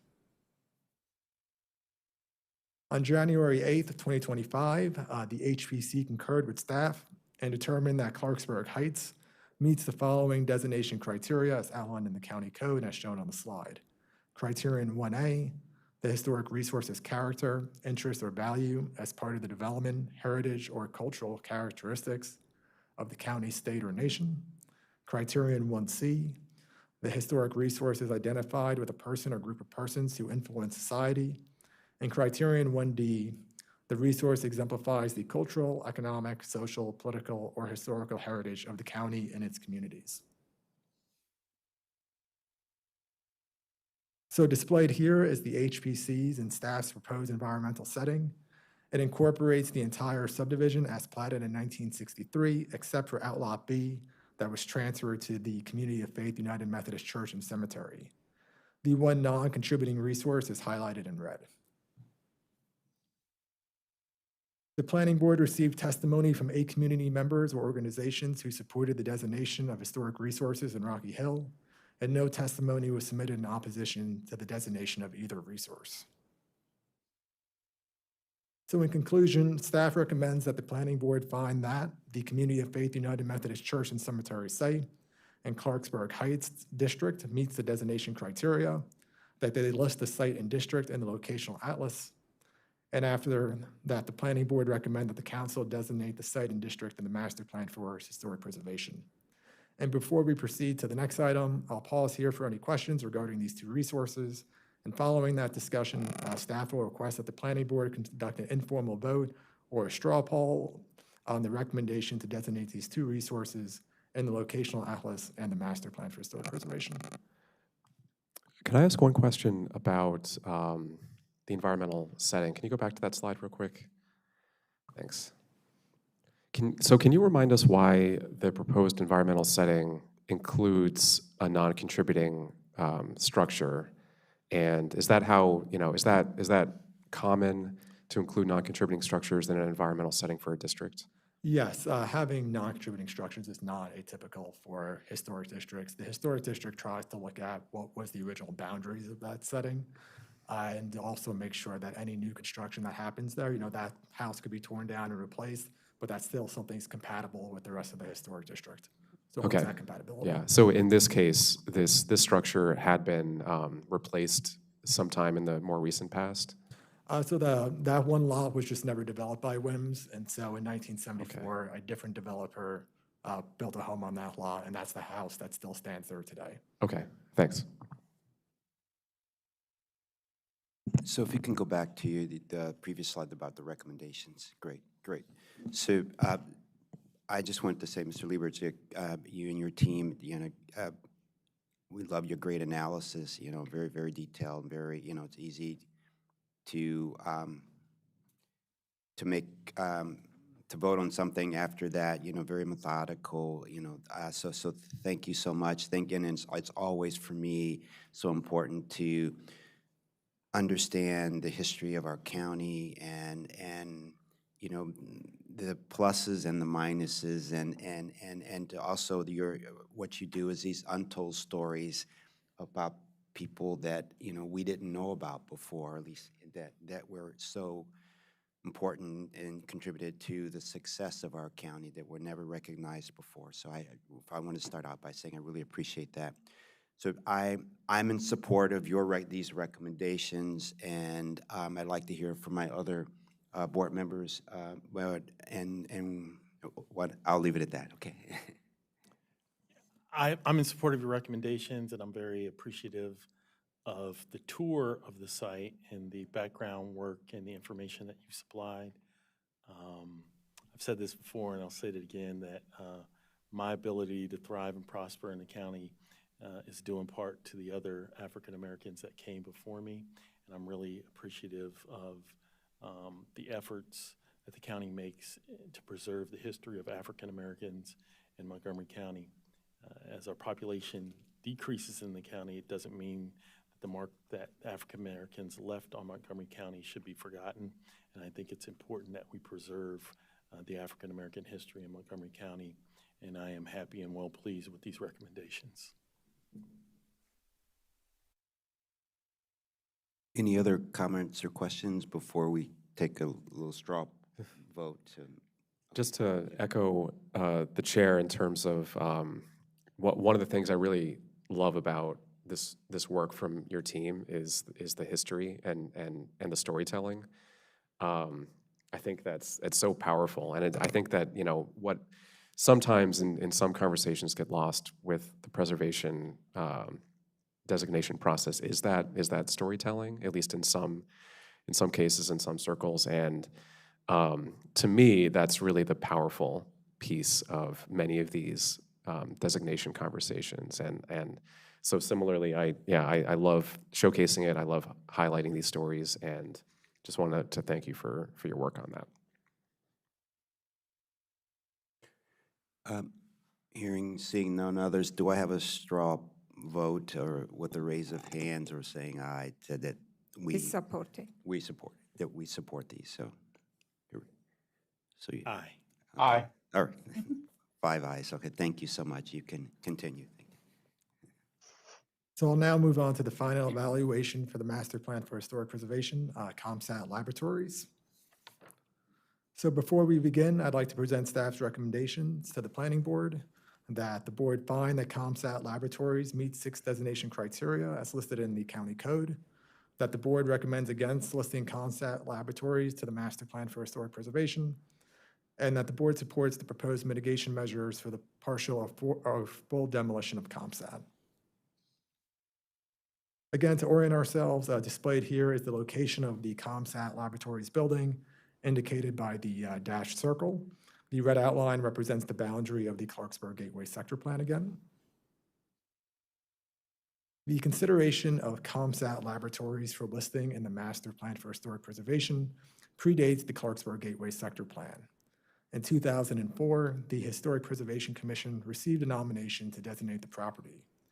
The commission held a public hearing and work session in 2005, during which the commission found that the site met 6 designation criteria and recommended its inclusion in the Master Plan for Historic Preservation.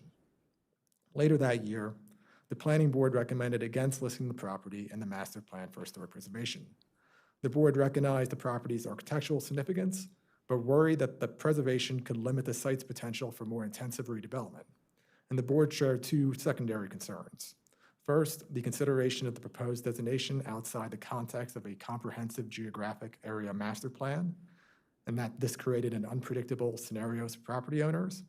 And second, that the designation of resources less than 50 years old was unusual, albeit not prohibited by code. So the board voted the recommendation against designations of the county council in 2006, and the county council did not schedule a public hearing for the item.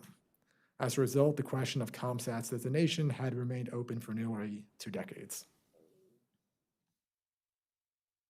So ComSat Laboratories was built by Argentine-American architect, master architect Cesar Pelle, and stands as an iconic example of high technology architecture in Montgomery County in the state of Maryland. Beyond its architectural distinction, the facility played a pivotal role in advancing communication technology. So Pelle, a world-renowned architect, designed ComSat Laboratories early in his career during his tenure as director of design for Daniel Mann Johnson and Mendenhall. Pelle's later projects included landmarks such as the World Financial Center in New York, the Petronas Towers, and the North Terminal Addition at National Airport. In recognition of his lasting impact on the field, the American Institute of Architects awarded him the AIA Gold Medal, which is the organization's highest honor. So ComSat Laboratories exemplifies the machine in the garden concept, where modernist architecture harmonizes within a natural setting. Pelle deliberately introduced a technologically forward-looking design into a pastoral landscape, creating a thoughtful synergy between architecture, engineering, science, and the environment.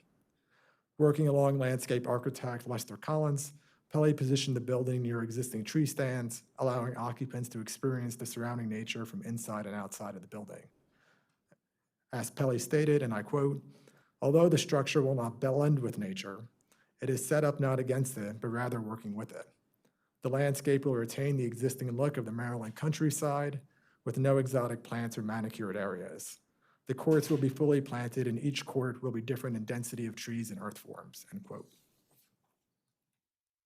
So Pelle's interpretation of the machine in the garden concept relied on an innovative design. Central to this was his use of aluminum curtain walls with flush glass openings, avoiding unnecessary reveals to create a smooth, seamless facade. These elements created the building's aesthetic appeal, but also symbolized the cutting-edge scientific research occurring within its walls. ComSat Laboratories was instrumental in developing a global satellite communication system. The significance of their contributions to science and technology cannot be overstated. The ComSat Alumni and Retirees Association compiled an excellent summary of the groundbreaking research and development conducted at ComSat Laboratories, which they submitted as part of their public testimony to you. On January 22nd, 2025, the Historic Preservation concurred with staff's recommendation that ComSat Laboratories continues to meet 6 designation criteria outlined in the county code as determined by the commission in 2005. These criteria include both historical and cultural significance and architectural and design significance as listed on the slide. At its 2025 hearing, the Historic Preservation Commission recommended that the Planning Board and County Council designate ComSat laboratories in the Master Plan for Historic Preservation. The Commission's recommendation includes an environmental setting of 33.47 acres, as indicated by the red outline on the map.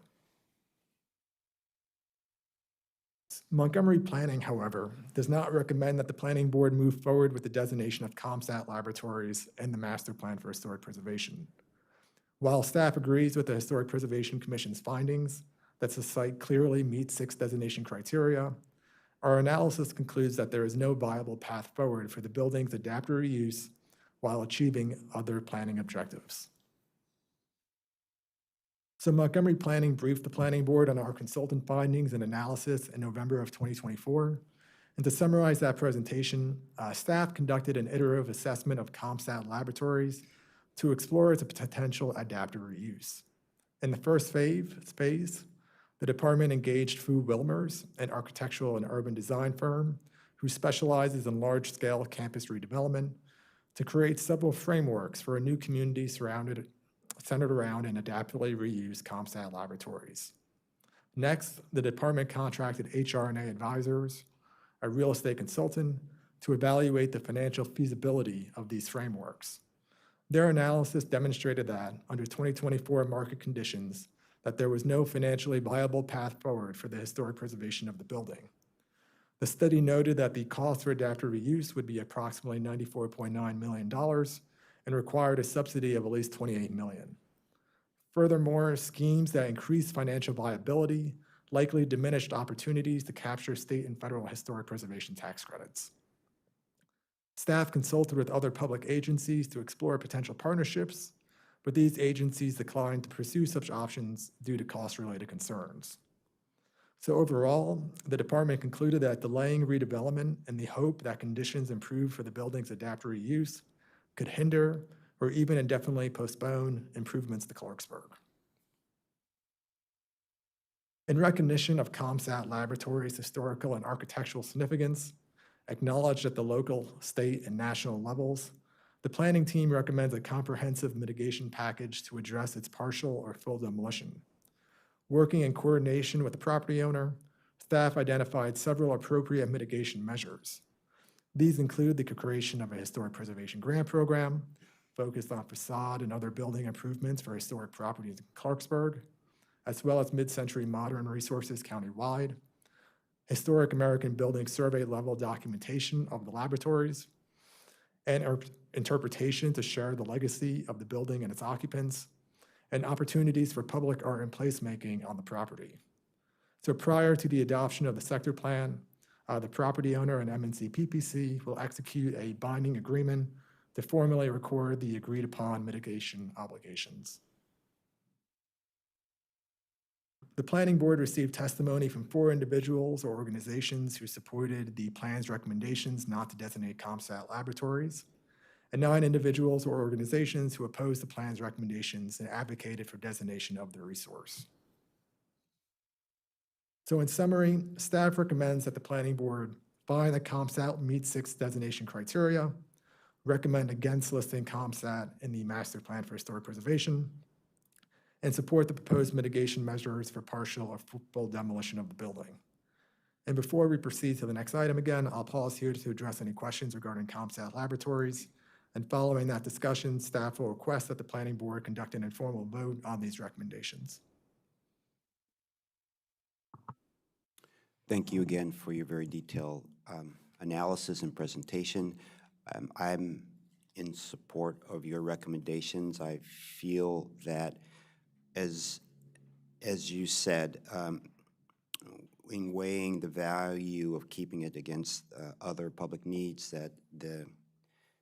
that I would vote for your staff, your 3 staff recommendations. Okay, so I'd like to hear from any of the other board members on this before we move forward. I would second the chairman's statement, and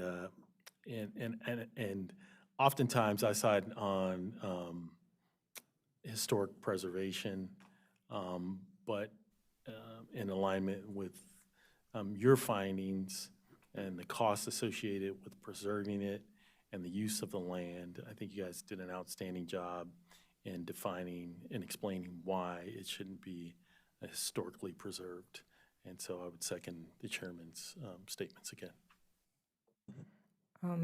I do support staff recommendation. I just have one question regarding the grant program. Is that already in place, or how are you going to create it?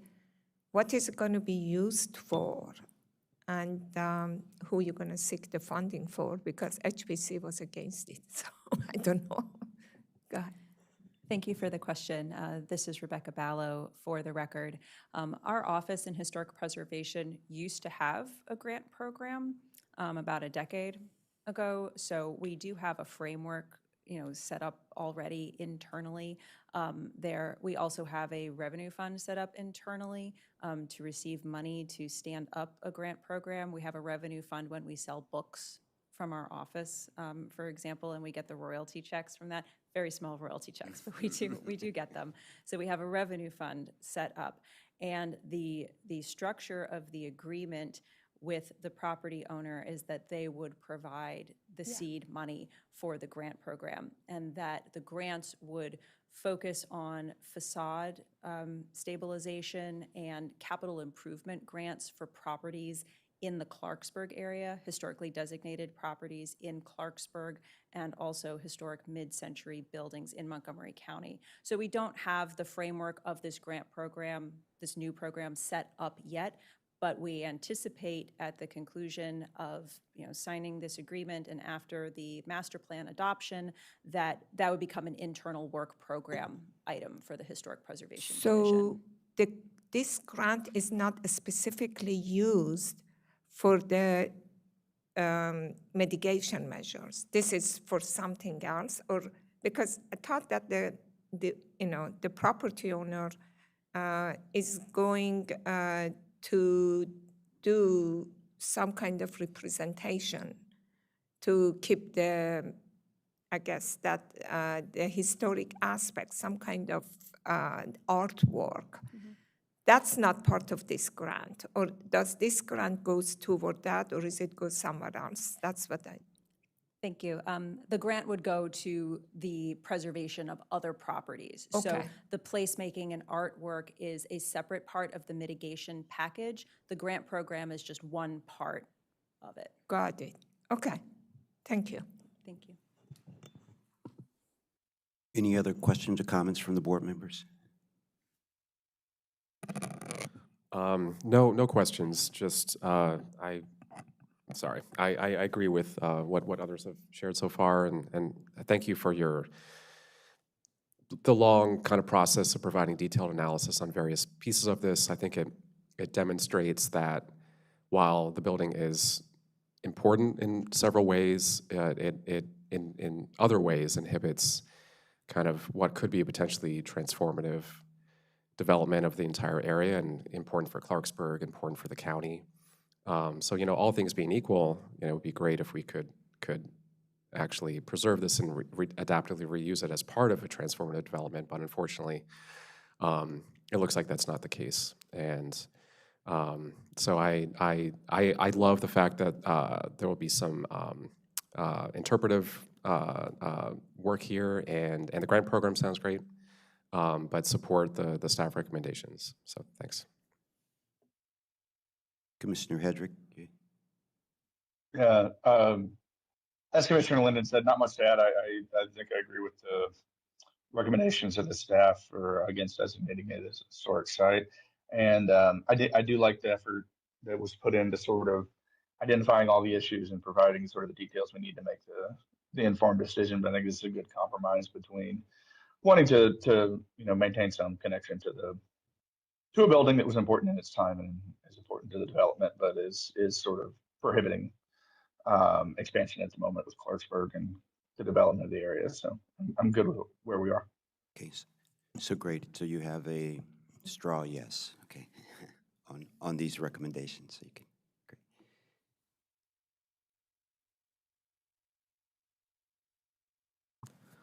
So our final item covers additional historic preservation recommendations as discussed in the sector plan. There was no public testimony submitted of any of these items, and I'll pause for any questions from the board after each set of recommendations. So for our resources listed in the master plan for historic preservation already, the plan reaffirms our ongoing commitment to their preservation. It emphasizes educating property owners about available incentives and continues to support adaptive reuse. Moving on, the sector plan area includes a single locational atlas site at Dowden's Ordinary Special Park, the former site of a important 18th century tavern known as Dowden's Ordinary, and it's listed due to its potential archaeological significance. So Montgomery Planning will work closely with Montgomery Parks to evaluate the site for possible inclusion in the master plan for historic preservation at the time of future improvements to that park. These improvements will necessitate additional archaeological investigations that will yield more information for that analysis.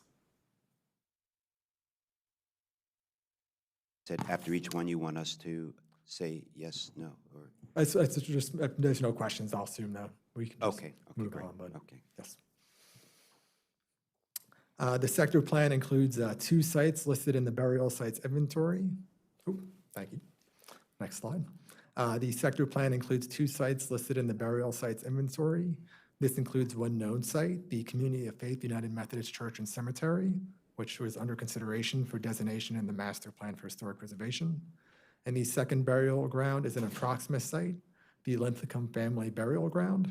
And in accordance with Chapter 1831 of the County Code, we will continue to preserve and protect burial sites during the preliminary plan of subdivision review and approval process.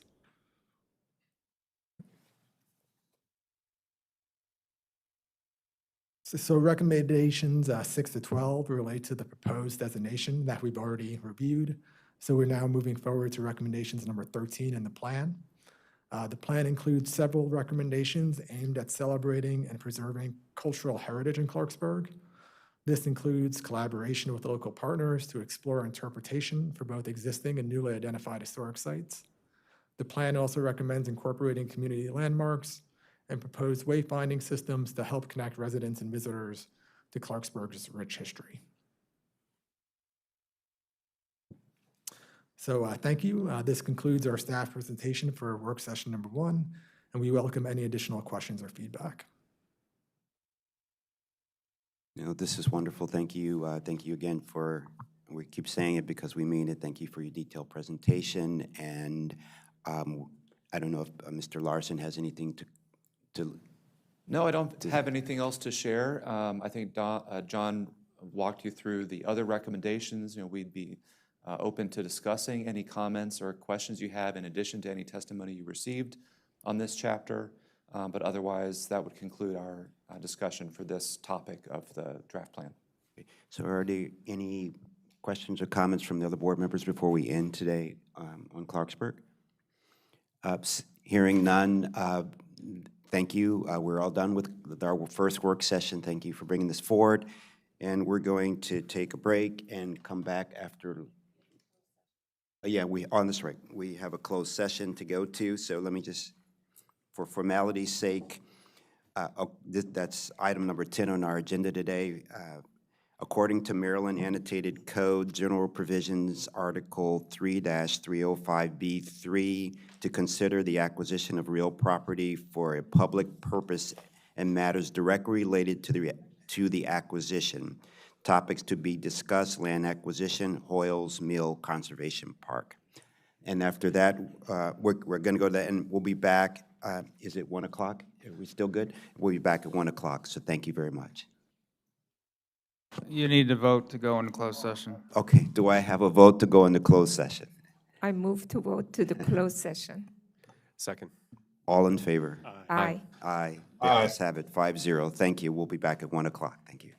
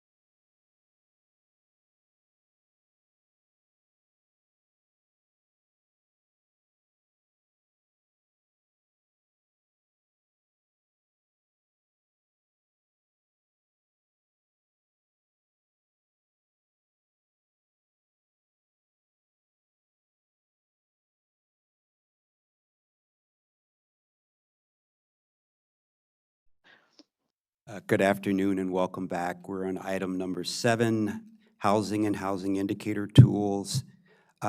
Staff from the housing will provide a presentation and demonstration on the housing indicator tool, which is a dashboard for measuring progress towards meeting regional housing needs. And this afternoon, we have Lisa Gavoni kicking this off before our consultants talk. So welcome, consultants, and welcome, Lisa. Thank you, Chair. Good afternoon. For the record, Lisa Gavoni with Design, Placemaking, and Policy. So today we're really thrilled to have representatives from Housing and here to walk through a presentation that really highlights Montgomery County's progress in meeting its housing goals. As you know, in 2019, the council signed a resolution that we would produce 31,000 housing units but this decade. And so not only will this team walk through and show you how we're benchmarking and comparing to other jurisdictions, but other policy highlights and other highlights from the work that we work with Housing and every year to produce. So I'll turn it over to them. Thank you, Lisa, and it's great to be with everyone this afternoon. My name is Courtney Battle. I'm the Executive Director at Housing and. Some of you may be familiar with us.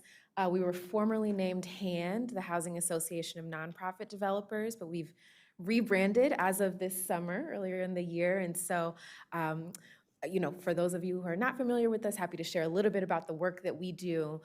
We are a convener, educator, and activator of folks that work in the housing and community development space. And so throughout the year, we host a number of training and capacity building opportunities, as well as bringing all of those different parts of the ecosystem together, because we know this work is done in collaboration, as well as the advocacy and policy work that we'll be talking about today as it relates to the housing indicator tool, or the HIT for short. So that's just a little bit about who we are. And I should also mention that all of this work that we do is really grounded in racial equity. We know that our communities, the way that our region looks, and the way that we have developed housing and the communities that we serve, it's not by happenstance that all of that has shaped up the way that it has. And so all of it is grounded in racial equity and acknowledging the systemic racism and policies that have led us up until this point. And so we always try to work through that lens, and you'll see that woven throughout today's presentation and in the tool as well. Okay, so what is the housing indicator tool? One, it is an accountability tool. It tracks our region's progress on housing production and preservation, as well as the policies that we have in place to support that work. It also provides calls to action for every part of the ecosystem. So whether you are a real estate developer, whether you are a government jurisdiction, a nonprofit, or a philanthropist, wherever you sit in that big tent, there are calls to action, because we know that this work is not done in a vacuum, and that there is a role for all of us to play in advancing on our housing goals. And as I mentioned, we have a housing policy toolkit that's a primary component of the tool as well, that really outlines what tools we have in our toolbox from the jurisdiction standpoint to advance on these goals. And also it's equity focused. So you'll see a lot of the data intersecting with race and what that means for each jurisdiction. Okay, so a little bit of background on where it began. So rewind to 2019, pre-pandemic, the Urban Institute released a report which projected the need for 374,000 new homes by the year 2030 in the region, and with most of those being affordable to low and middle income households. That same year, the Metropolitan Washington Council of Governments, or COG for short, adopted regional housing targets after a year-long effort, and I'm sure many of you remember that process. And those targets spoke to how much new housing we needed as a region, where it should be located, and whether it would be affordable to those who most need it. So that resolution also urged jurisdictions to set local targets and emphasize collaboration between private and public sector entities.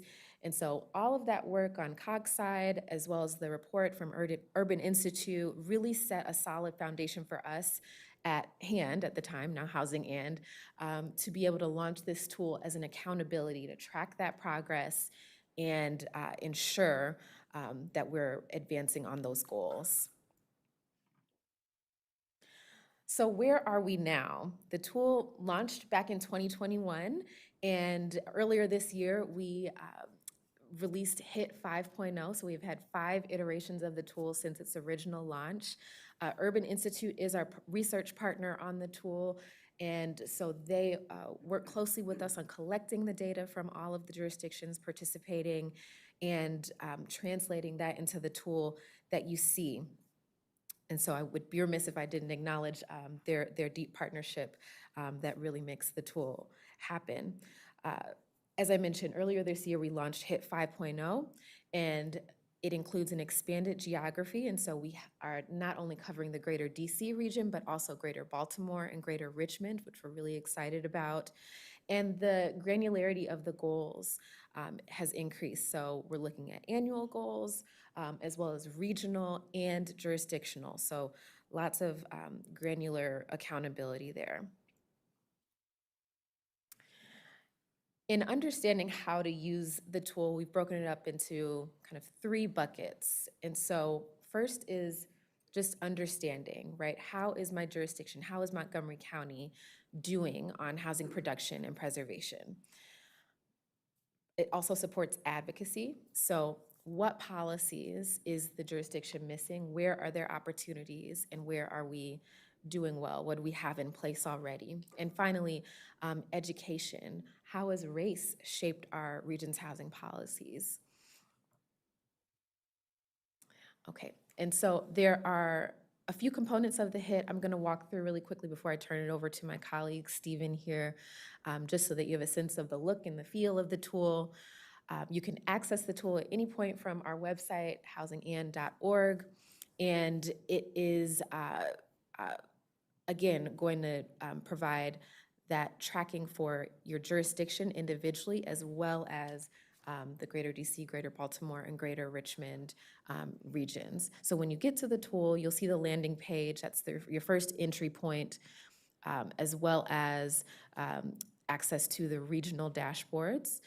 So that will give you some fast facts on how the region is doing, and then get into some more granular data.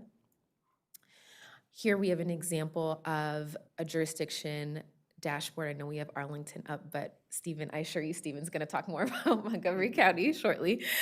But just an example of what those dashboards look like. Again, some fast facts and top highlights about how the jurisdiction is doing, and then getting more into the data, how much housing was produced last year, how much of that was affordable to a certain income band, and things of that nature. This component of the tool is one of my favorite parts of the tool, and it really allows us to put a human face to this work. It allows you to, it's accessible on the landing page, and it allows you to toggle, across the bar there, and allows you to see who is really being priced out of housing in our region. And so the faces are AI generated, they're not real faces, but the demographics of each person are real. So you can see this pharmacist making X amount of money each year can only afford this amount of rent, or this teacher similarly. And so you're able to really put a human face to it, and I think that's something that we have to consistently remember to do, that we're talking about people and families at the end of the day, and thinking about all of the different people that support our region that can't afford to live here. All right, and the policy toolkit I mentioned earlier, this is a really important part of the tool as well. Each jurisdiction's dashboard will have this on its page, and really looks at, okay, what does this jurisdiction have in place in terms of policies, and where are the gaps, and where are there opportunities? So is there a dedicated trust fund in place? Does the jurisdiction incentivize affordable housing in its master planning documents and things of that nature? And most importantly, the tool provides calls to action, as I noted before. So wherever you sit in this umbrella, whether you're public sector, private sector, a nonprofit entity, there is something for us all to do and a role for all of us to play.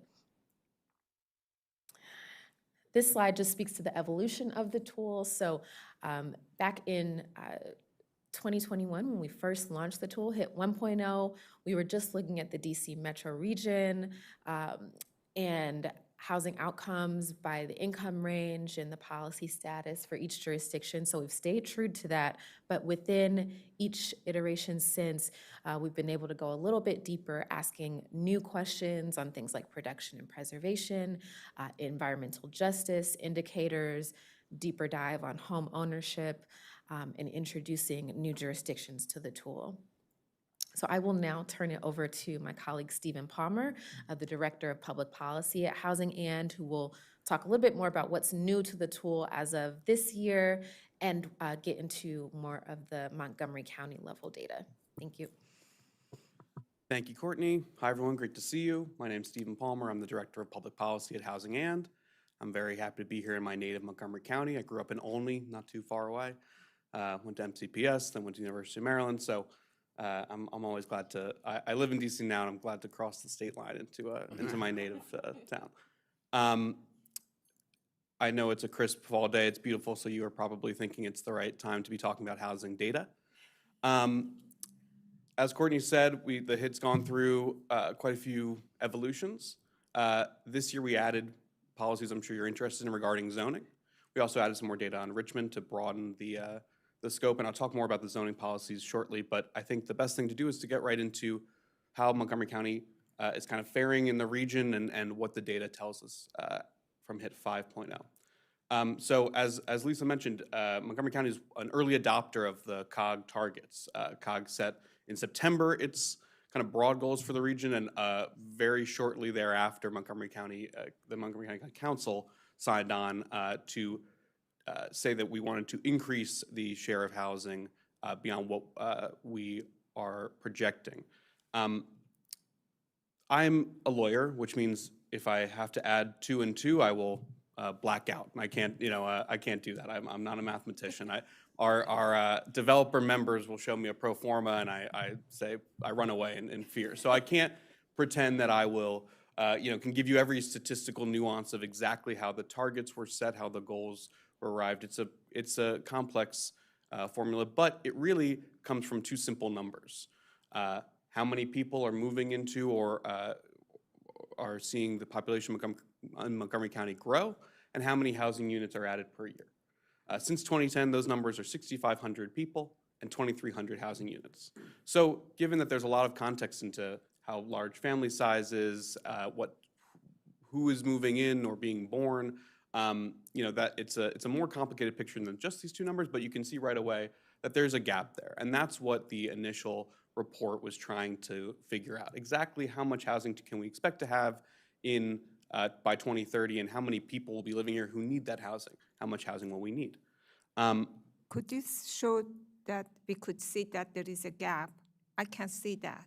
Because it's 6,500, I don't know, I said divided by 3, a family of 3, it's sort of equal, but you made it that it's very clear, so could you explain? Sure. So, like I said, it's more complicated than these 2 numbers for sure, and the things like family size and housing size and unit size and things like that is included, but and I won't pretend to be able to exactly articulate it. We partner with Urban to create those targets back in 2019, but the general gist is that while it's true that some of the people moving in are in family units, there's also a lot of individuals who are a 1-to-1 or 2-to-1. And so especially extrapolated just since that is a yearly question or a yearly statistic, there's even kind of just presuming it's closer to 2 or 3 people, there's we're not quite meeting the need, and as that gets extrapolated year after year after year, we see that gap broaden. And that's why the target was that we needed, I think that was 31,000 units, and Montgomery County, the council decided that number looked more like 41,000 to adequately meet the need. And that's what we try to target, and really just to kind of track to make sure we are seeing the proper amount of housing come in year after year. So when they say that 6,500 people added, that already taken out the people that have left? That's a net, right? So that's a net number? That's right. And it's same with both net housing added and net people growth, population growth. Now, I gave this presentation similar to this, specifically actually about the purple line. I think it was back in April, and Lisa and I were talking about it. And back then, this was the number I had because we were still working from the 2023 data. And it showed, like was true in many jurisdictions across the region, that housing was being built in Montgomery County, and it was a little bit behind the 5-year target. And I'm actually proud to say that I can update that today with our 2024 data. Like I said, we operate on a calendar year. We'll have the 2025 data in HIT 6.0, which we're soon to bother Lisa and everybody with the surveys for, and to have that data for at our annual meeting in May. Plug to get your tickets. But in 2024, we saw a real increase. Montgomery County built 3,600 housing units, and the target that year was 2,400, which puts us at 15,000 units, 15,304 units built since 2019, which when we compare that to the 6-year target actually puts Montgomery County in a solid place to be on target in 2030. We still see a large percent of renters being rent burdened. And before you write down, okay, everything's good, check, check, check, don't worry about it.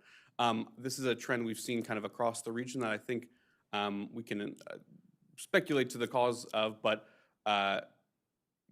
this is kind of, I'll talk more when we get to the broader region. The general news is we're glad to see Montgomery County hitting this target and actually surpassing it and increasing in year 24 over 23. Very quick question. This is super interesting so far.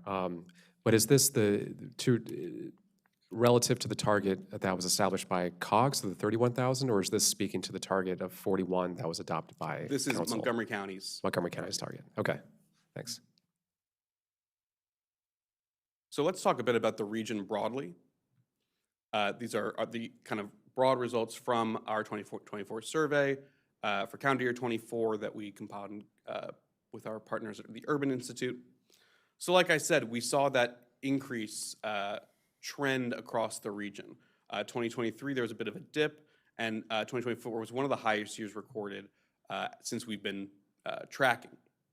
Now, I don't know, I can't speak to precisely why. I won't claim to be to know for sure, but I think one of the reasons I've heard from our membership and in our analysis of this is that this is really kind of the top of the bounce after the kind of COVID era boom of housing. As you know, there was a uniquely positive environment for housing development with lower rates, with more government funding, more demand, everything kind of pooled to create a ecosystem where we saw a lot of housing built. Now that housing, as you know, takes a few years to actually be built. Our metric for housing is when it has a certificate of occupancy.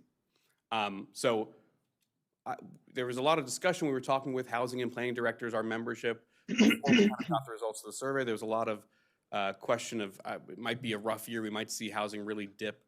We may not see the numbers that we want to celebrate. We may see bad headlines of we're not getting the housing. And we were kind of pleasantly surprised to see that this number was quite high. And I do think that it's kind of a compression effect from the kind of delays, but then increased building that we saw in the kind of 2021 to 2023 timing, and that building's kind of completing.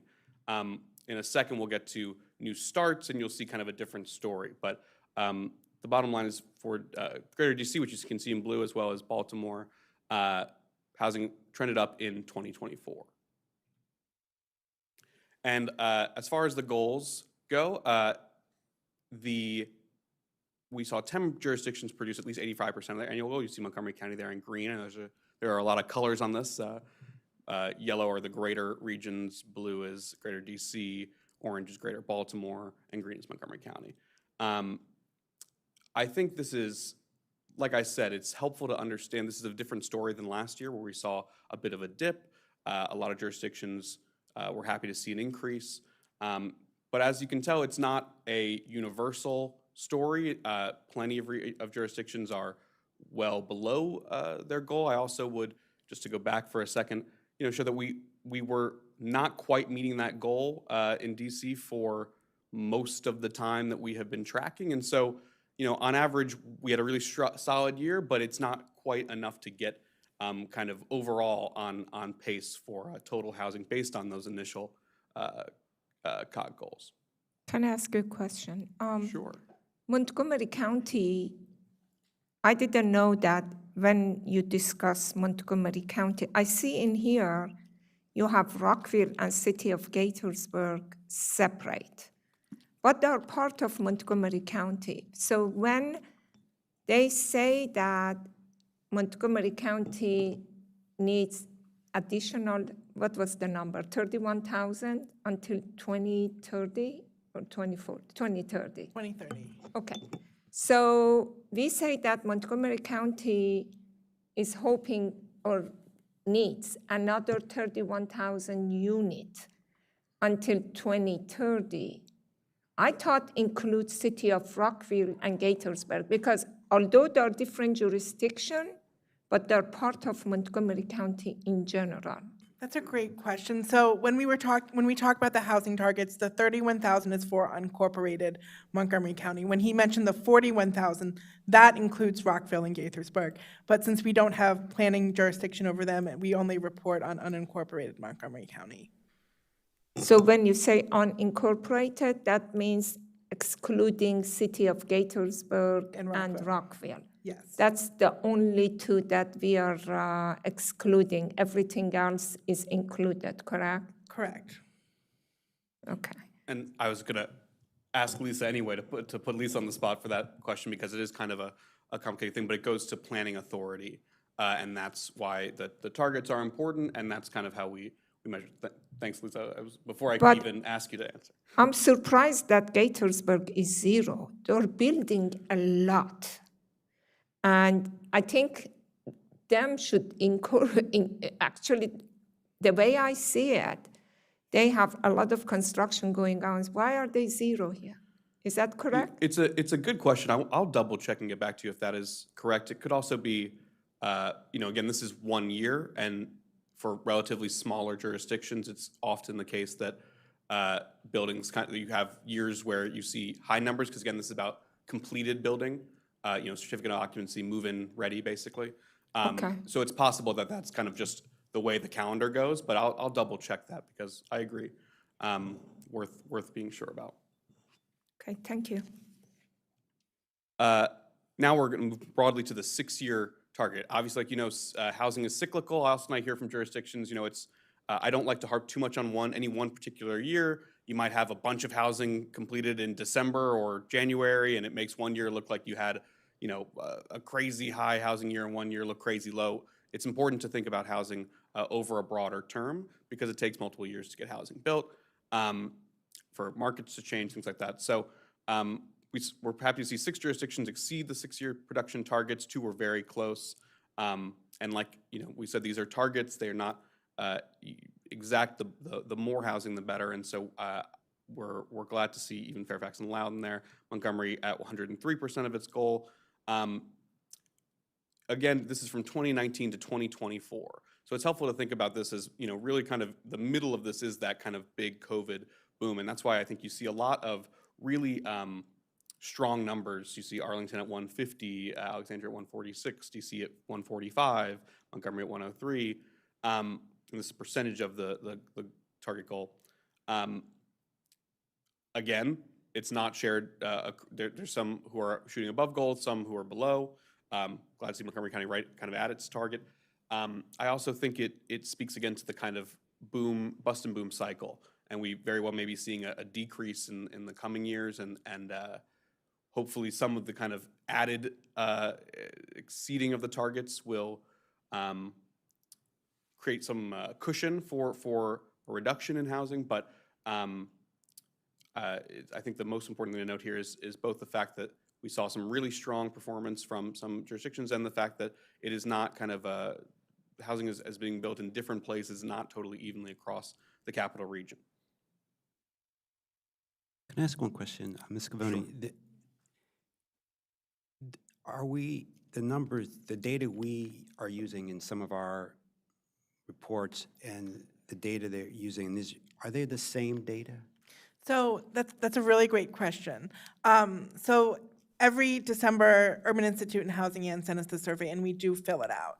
However, the data that they're using to track the progress is units built, which comes from the State Department Assessment and Taxation. We pull from year built, how many units were built, and we cross-check it with data from CoStar. Traditionally, we in Montgomery County have been using permitting numbers to track our progress, which shows that we're not quite on track if you use the permit numbers. However, they're just different ways to measure the progress. So we do use slightly different numbers, but we report both permitting and production numbers to Housing and Urban Institute every year. But if you look at the permitting numbers, we are about 2,000 behind where we should be.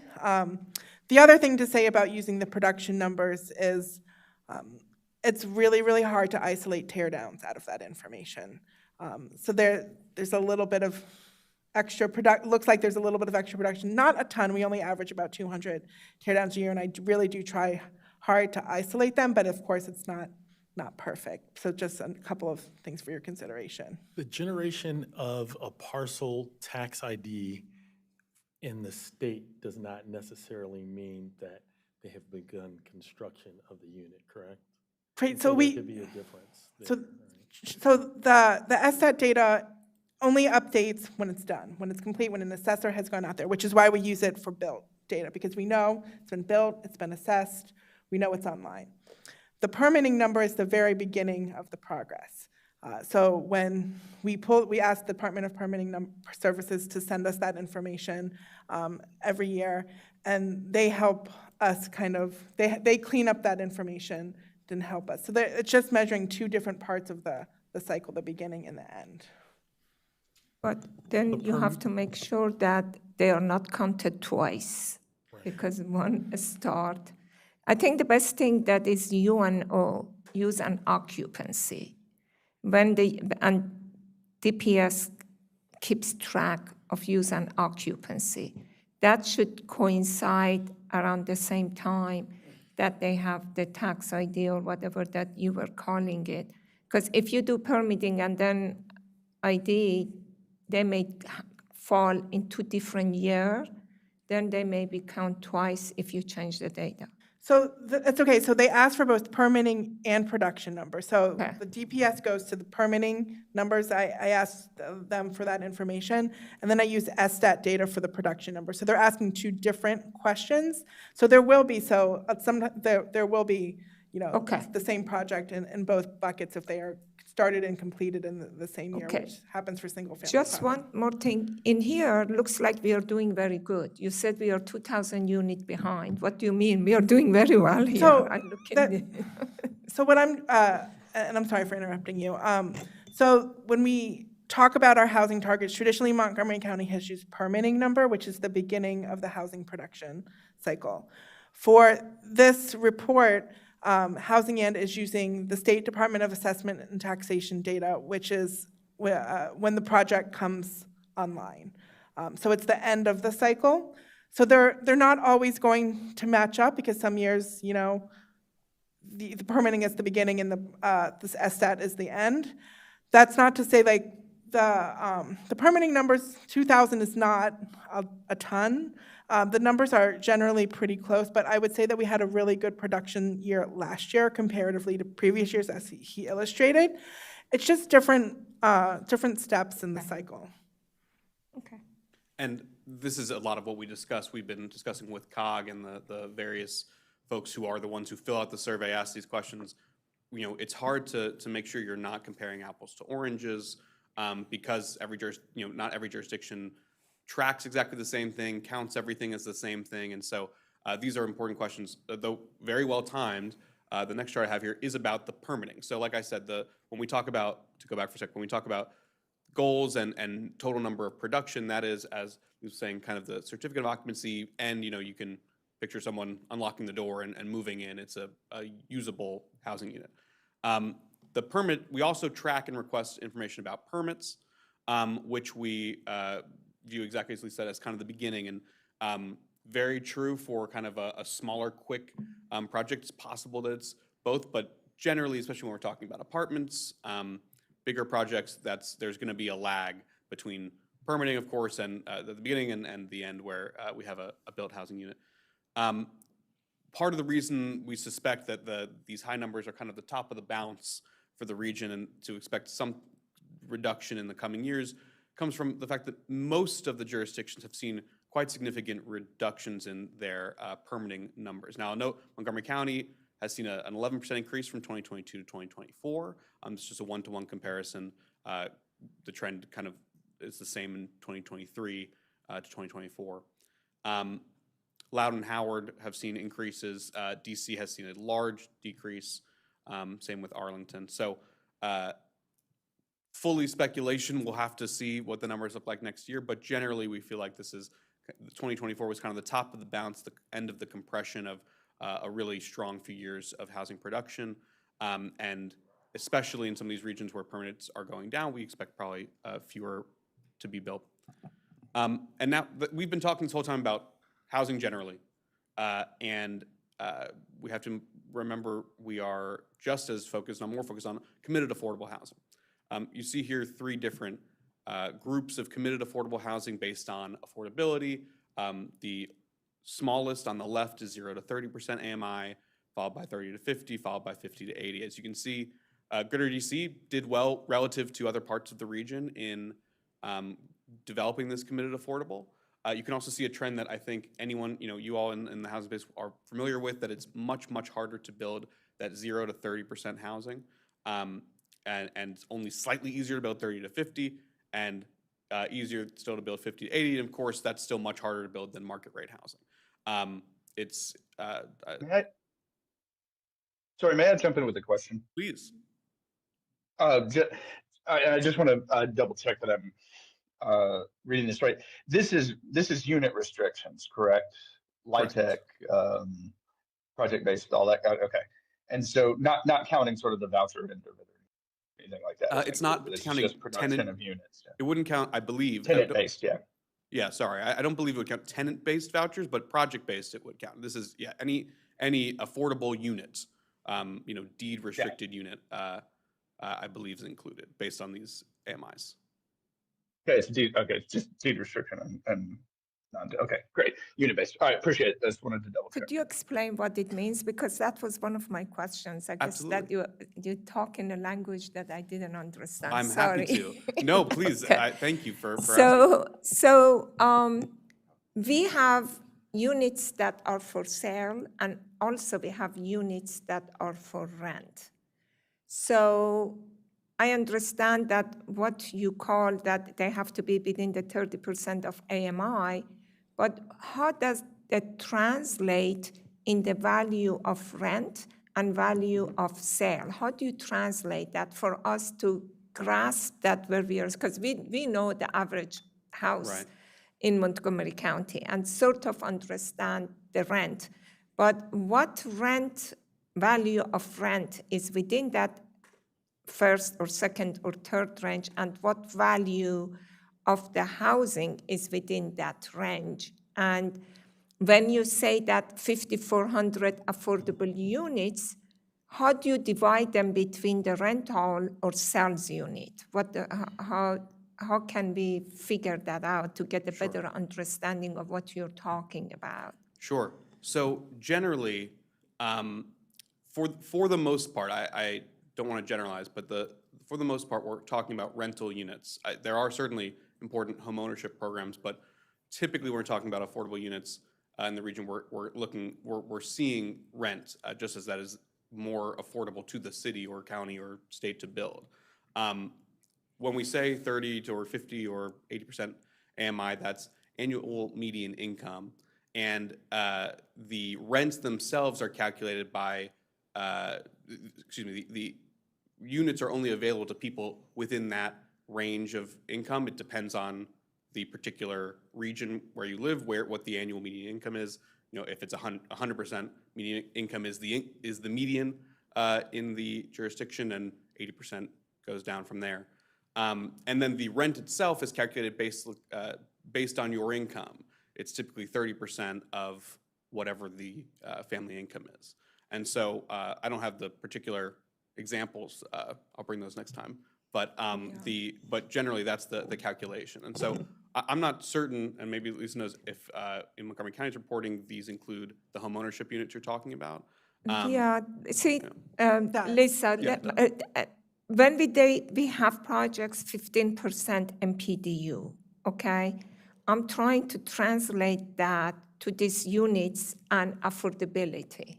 That when we do MPDU, and I know that sometimes these MPDUs could be different ranges of AMI, but how can I put that into the context with this 5,400 affordable units?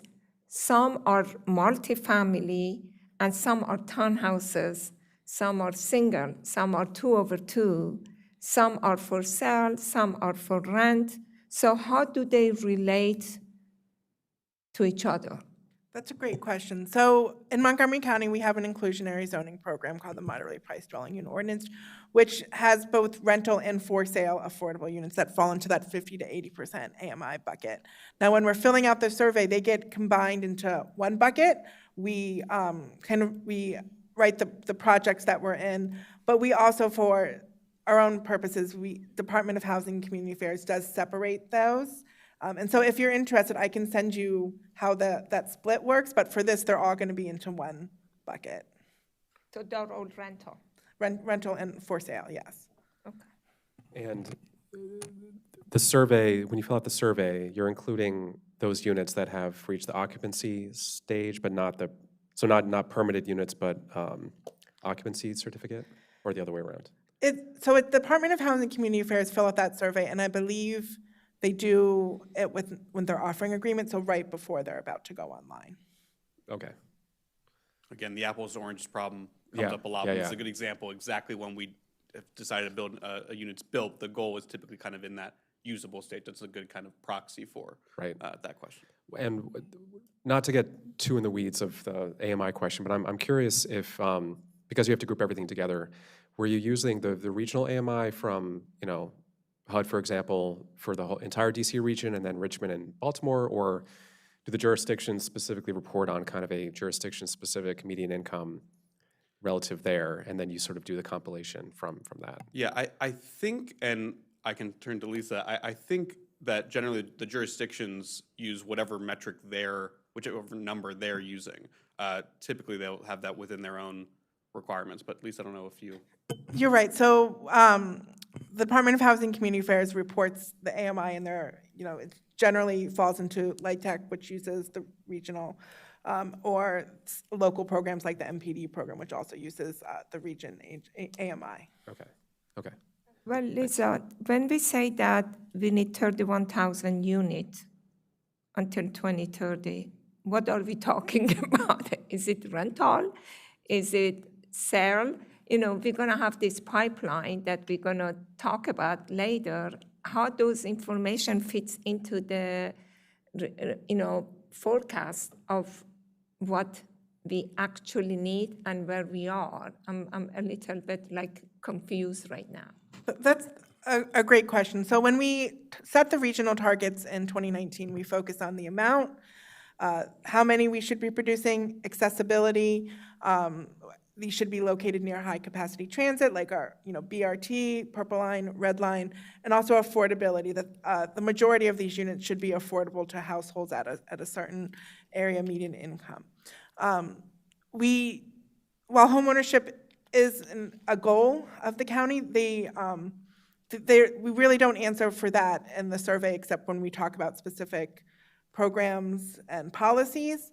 But I think that it's a good point, you know, when the board has talked about housing policy, we have talked about prioritizing product that allows, you know, entry-level homeownership, so that while not part of the explicit goal of the survey, is still part of, you know, our goals when we talk about housing policy in the county.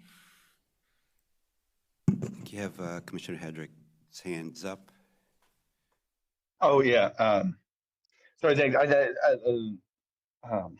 Lisa covered most of, I think, what I was going to sort of say. The only thing I think otherwise to mention is that we can't really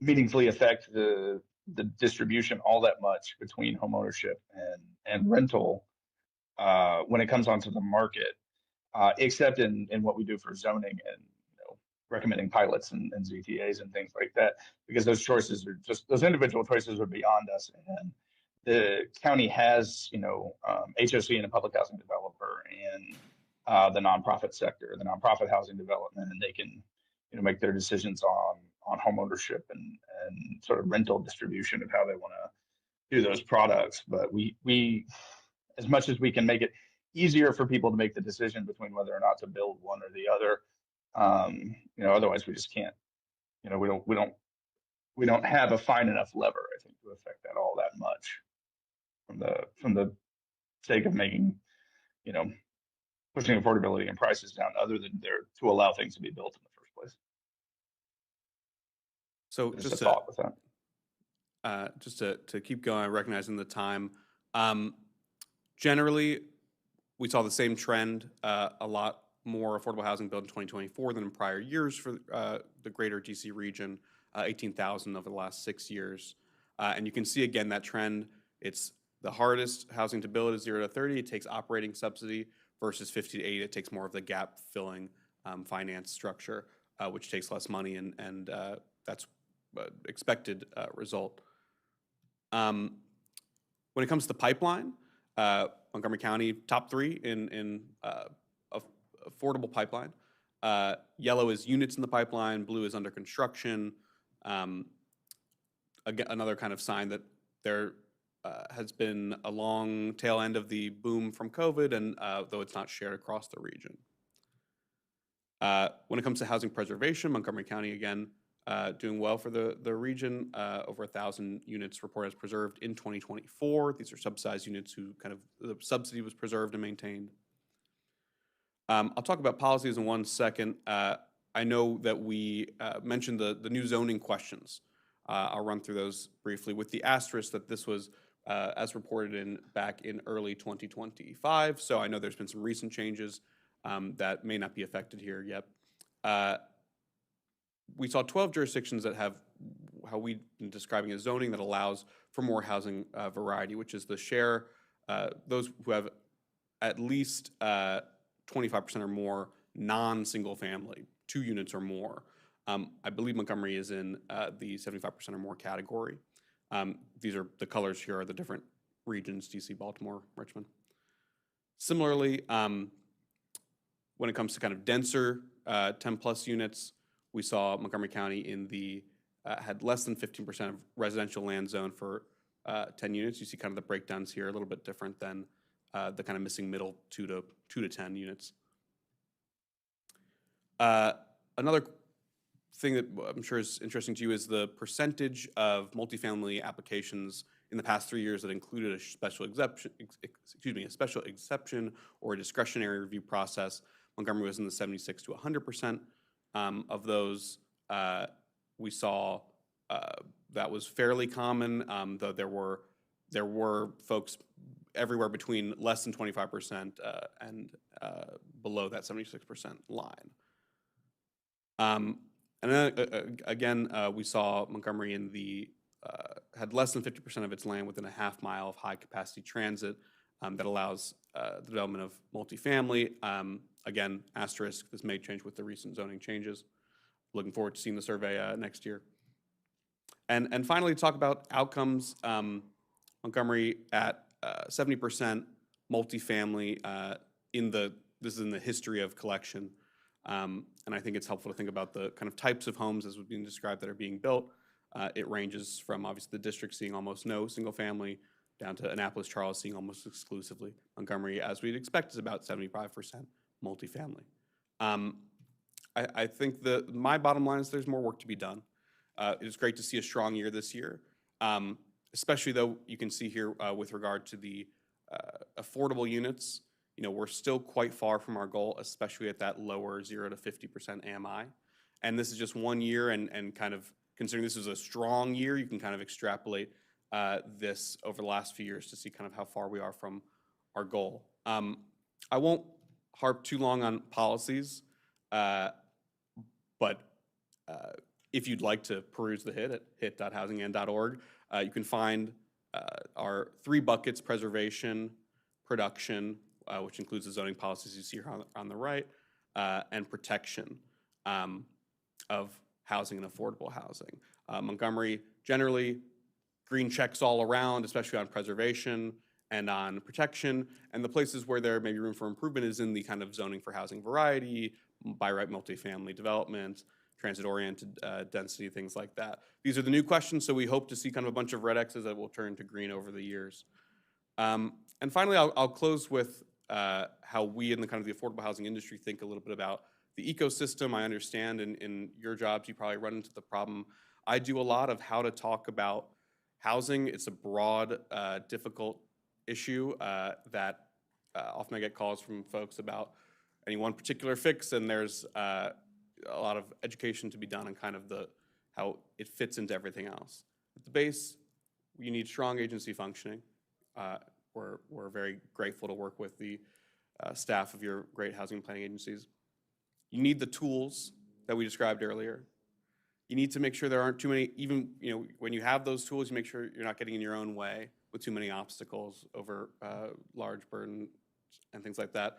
And then you need to make sure that the general ecosystem for housing is strong, that there's a desire.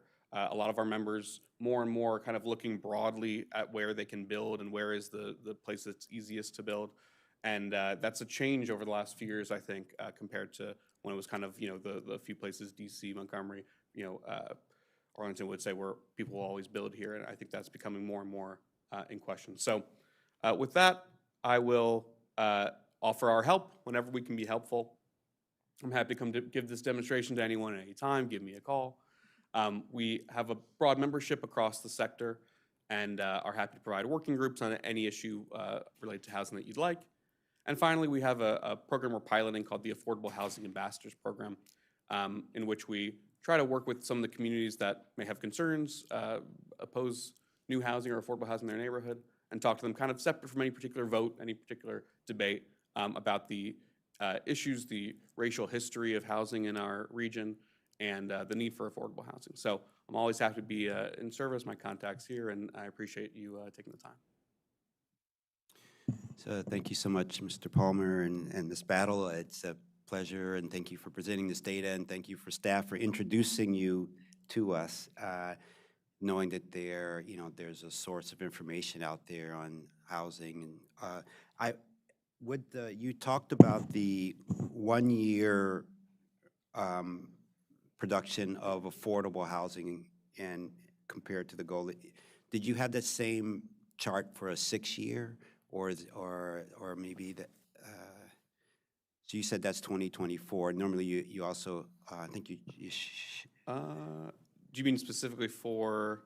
You mean this one? For Montgomery? Yeah, you showed the 1 year or I think it was. But is there a 6-year chart too? So there is, and you have to go to the HIT to look at it on the jurisdictional thing. Okay, great. I'll send you that link for sure. Yeah, thank you so much. I really appreciate your presentation. There are other questions or comments from the board? Commissioner Hedrick. Oh, hi. Yeah, really my comments are less to do with the presentation, which was really good. And I just did want to tell Stephen that any time, even a nice day in fall, is a good time to talk housing stats and data. So I'm a big fan. But I just wanted to make the comment, and I think it's important to make here, that from what we've been seeing over the last couple of quarters with the absolute destruction of our multifamily housing production in Montgomery County, This presentation the other day we have, it really, it kind of upsets me, if only because we were on the right track to a certain extent. We had, some of it was the COVID bounce back, and some of it was work that we were doing to sort of encourage housing production and affordable housing production in particular. And the more recent data we've got shows that we've fallen off cliff. And it's something to think about in our discussions with policymakers in the county council and the executive and everything, the state and everything like that, that we really had we were on the right track. We were getting some momentum, and then suddenly, our production's fallen off a cliff lately. And that's, a self-inflicted wound to a certain extent with our own public policy. So it's something to think about as we're going forward, that we had, if not an abundance of production over our targets, at least we were getting close to meeting them, even when we were doing it with one hand tied behind our back with some zoning policy with some zoning and some zoning policy that's not fantastic for transit-oriented development and overabundance on single-family production. So I just think it's a great presentation. It's good, but it's also sobering that we were on the right track and we're now not anymore. In recent quarters, we've seen a real lack of production. So something to think about and consider bringing up when we're discussing it with other policymakers, in the county and the state and at different levels. Great. Thanks for your comments there. And also with the housing, it looks as if even when we were on target, this whole point about we were on target on the affordable end, looks like there weren't many on target for the affordable end. And so maybe with your new work on housing targets and housing preferences, we can sort of figure out a goal for that piece. So all good. Thank you. Thank you. So I think this has been great. I wasn't here right away, but I was following along from upstairs. And thank you guys for coming and doing this today. I was there when you guys presented to COG, and so it was good, the planning director, so I appreciate you coming here. I knew that the board would be enthused and excited about hearing this. So I did want to highlight, I think one of the things I've taken away from the conversation today is just that what Commissioner Hedrick was mentioning, this idea that different indicators will give us different ideas of different parts or tell us different stories.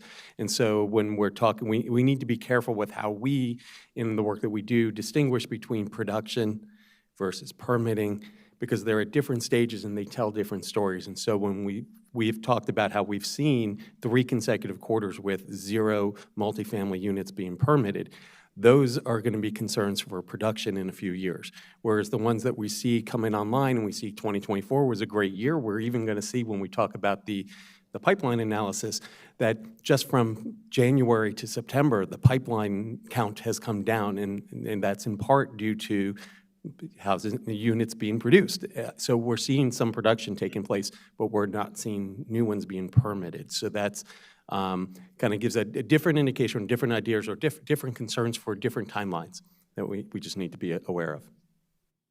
I have I mean, the pain from shooting ourselves in the foot will not show up for a couple of years, but yes. Yeah. That's a fair point. I have one more question. I don't know how, Lisa, I'm looking at you. I'm sorry.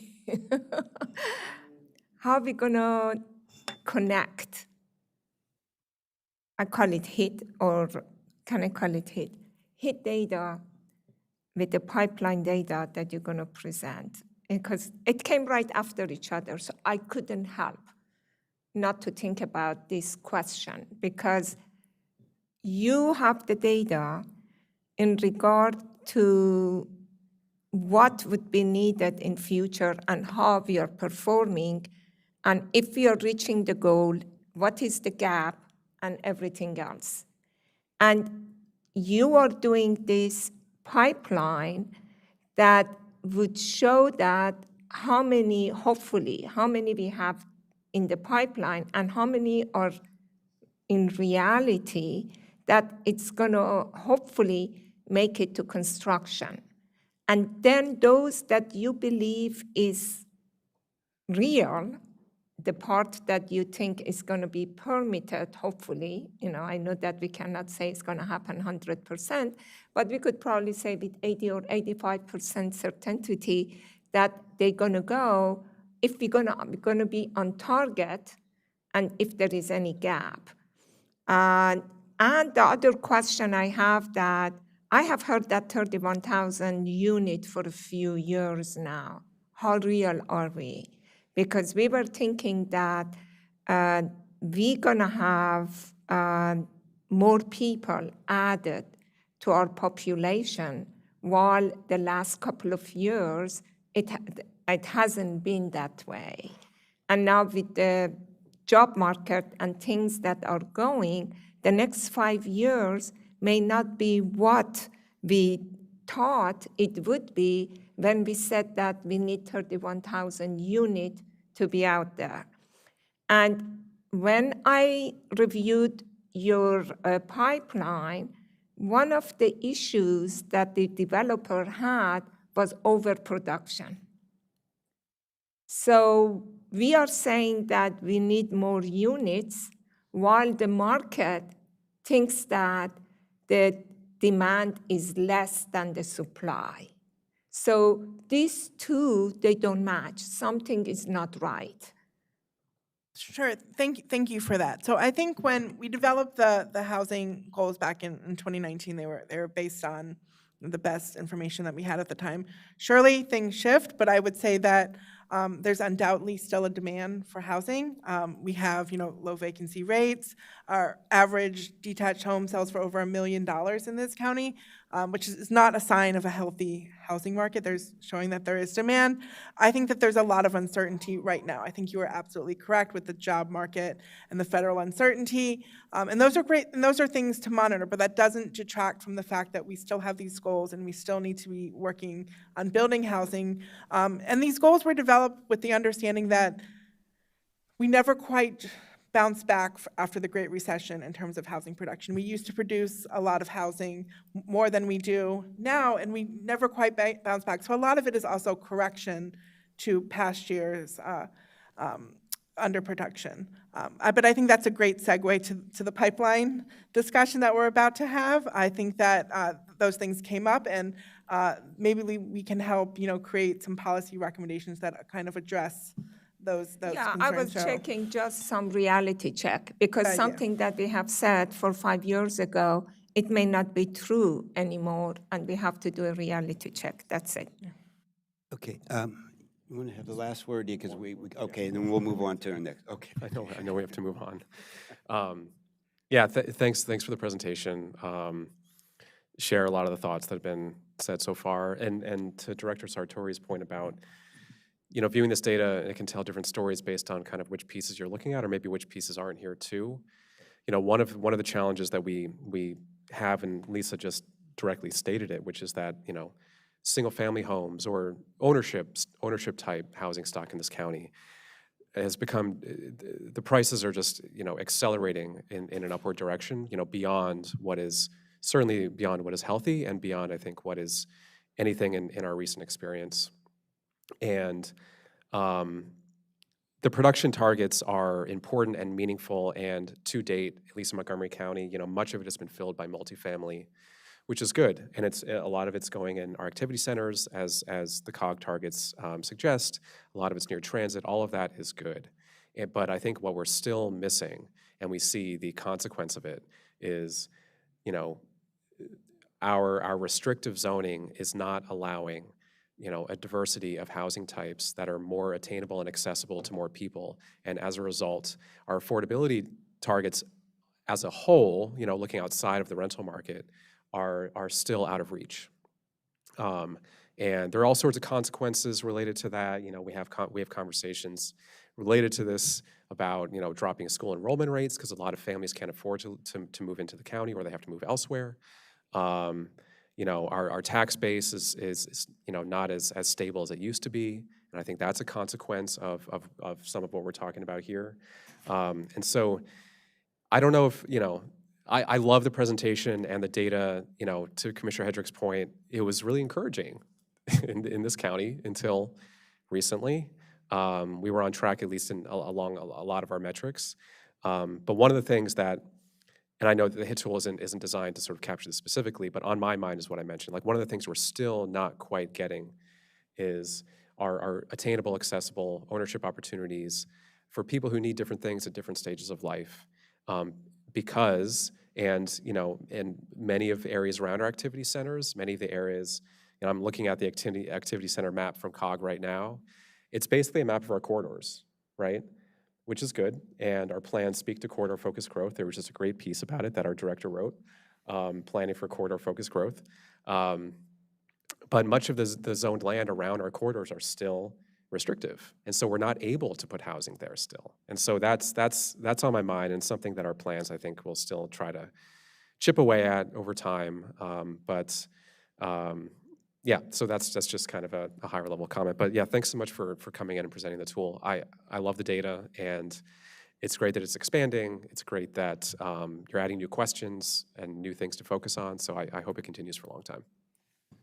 Thank you so much. We're all warmed up. We're just going to take, on this topic, we're going to take a 1-minute break and heat up again on the pipeline. Okay, thank you so much. Thank you for having us. Bye now.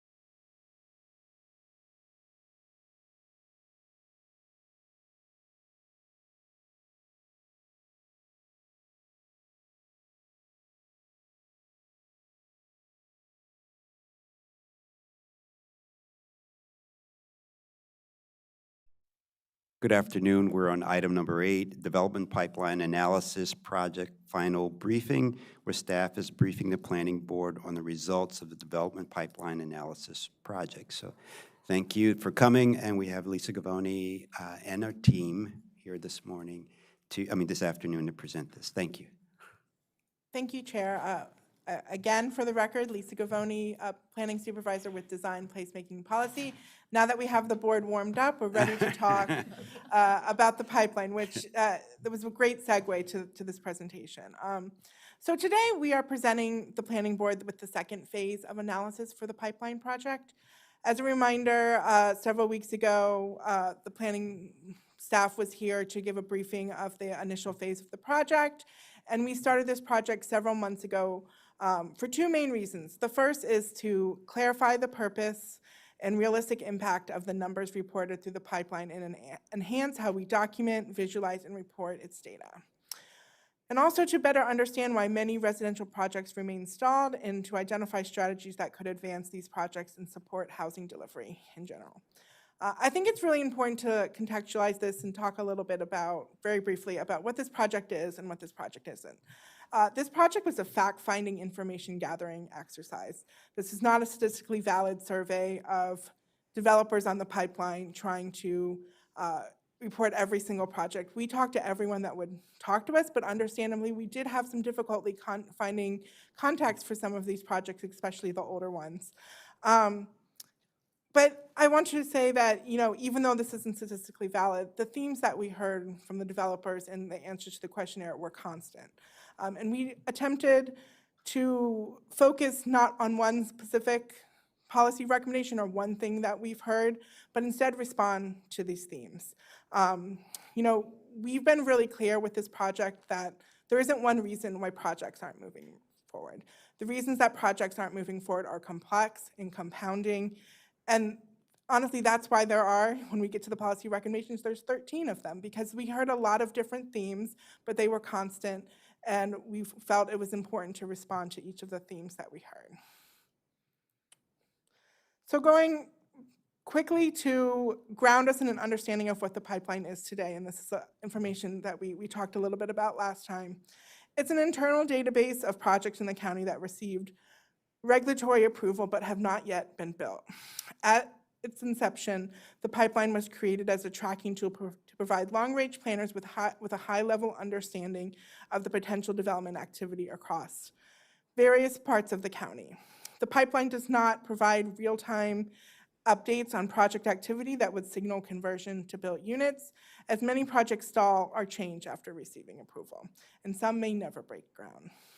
And the pipeline, as of September 2025, consists of 246 development projects in the pipeline, just over 27,000 unbuilt housing units. I want to pause there because, as you may remember, the last time we were here, we talked about 29,000 units. So projects and units fall off the pipeline because they get built, their APF expires, data corrections. There could be another of multiple reasons why projects fall off, but the number has shifted slightly, and we'll talk a little bit more about that throughout the presentation, but I just wanted to make that clear. And the planning department initiated this analysis to identify issues holding up housing development and improve data collecting and tracking around the pipeline to inform policy decisions related to housing production.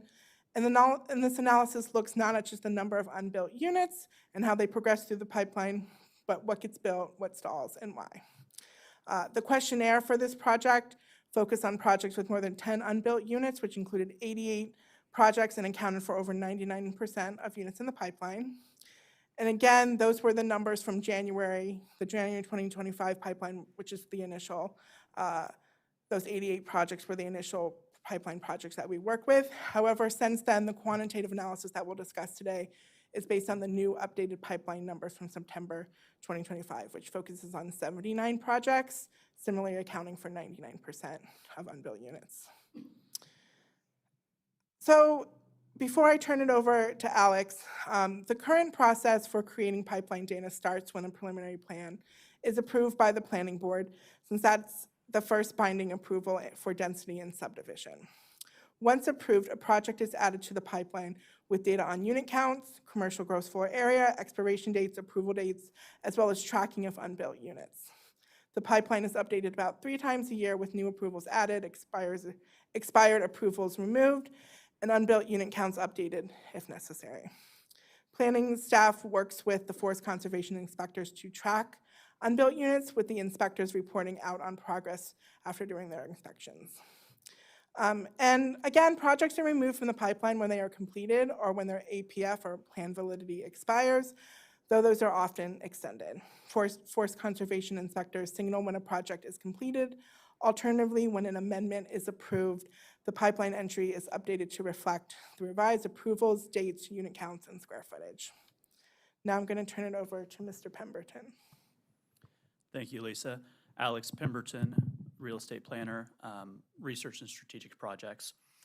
So as Lisa mentioned, given that the bulk of the qualitative research was conducted prior to our previous presentation to the board, I'll focus my speech mostly on refinements to this analysis. We do have key takeaways that are on the slide. So first, while we received 47 total responses to the questionnaire, this total sort of overrepresents the number of responses that yielded what we would call valid data. So we cleaned the 47 responses down to 32 data points through a few different means. First, we sifted the responses to represent only those projects that are in the September 2025 pipeline. 5 of the 47 respondents' projects are no longer in the pipeline. Another 5 responses were duplicates. We had multiple respondents that represented the same project. Although we had already consolidated these responses in our previous analysis, so it didn't affect any of the outcomes, we decided that taking that off of the top line number made sense.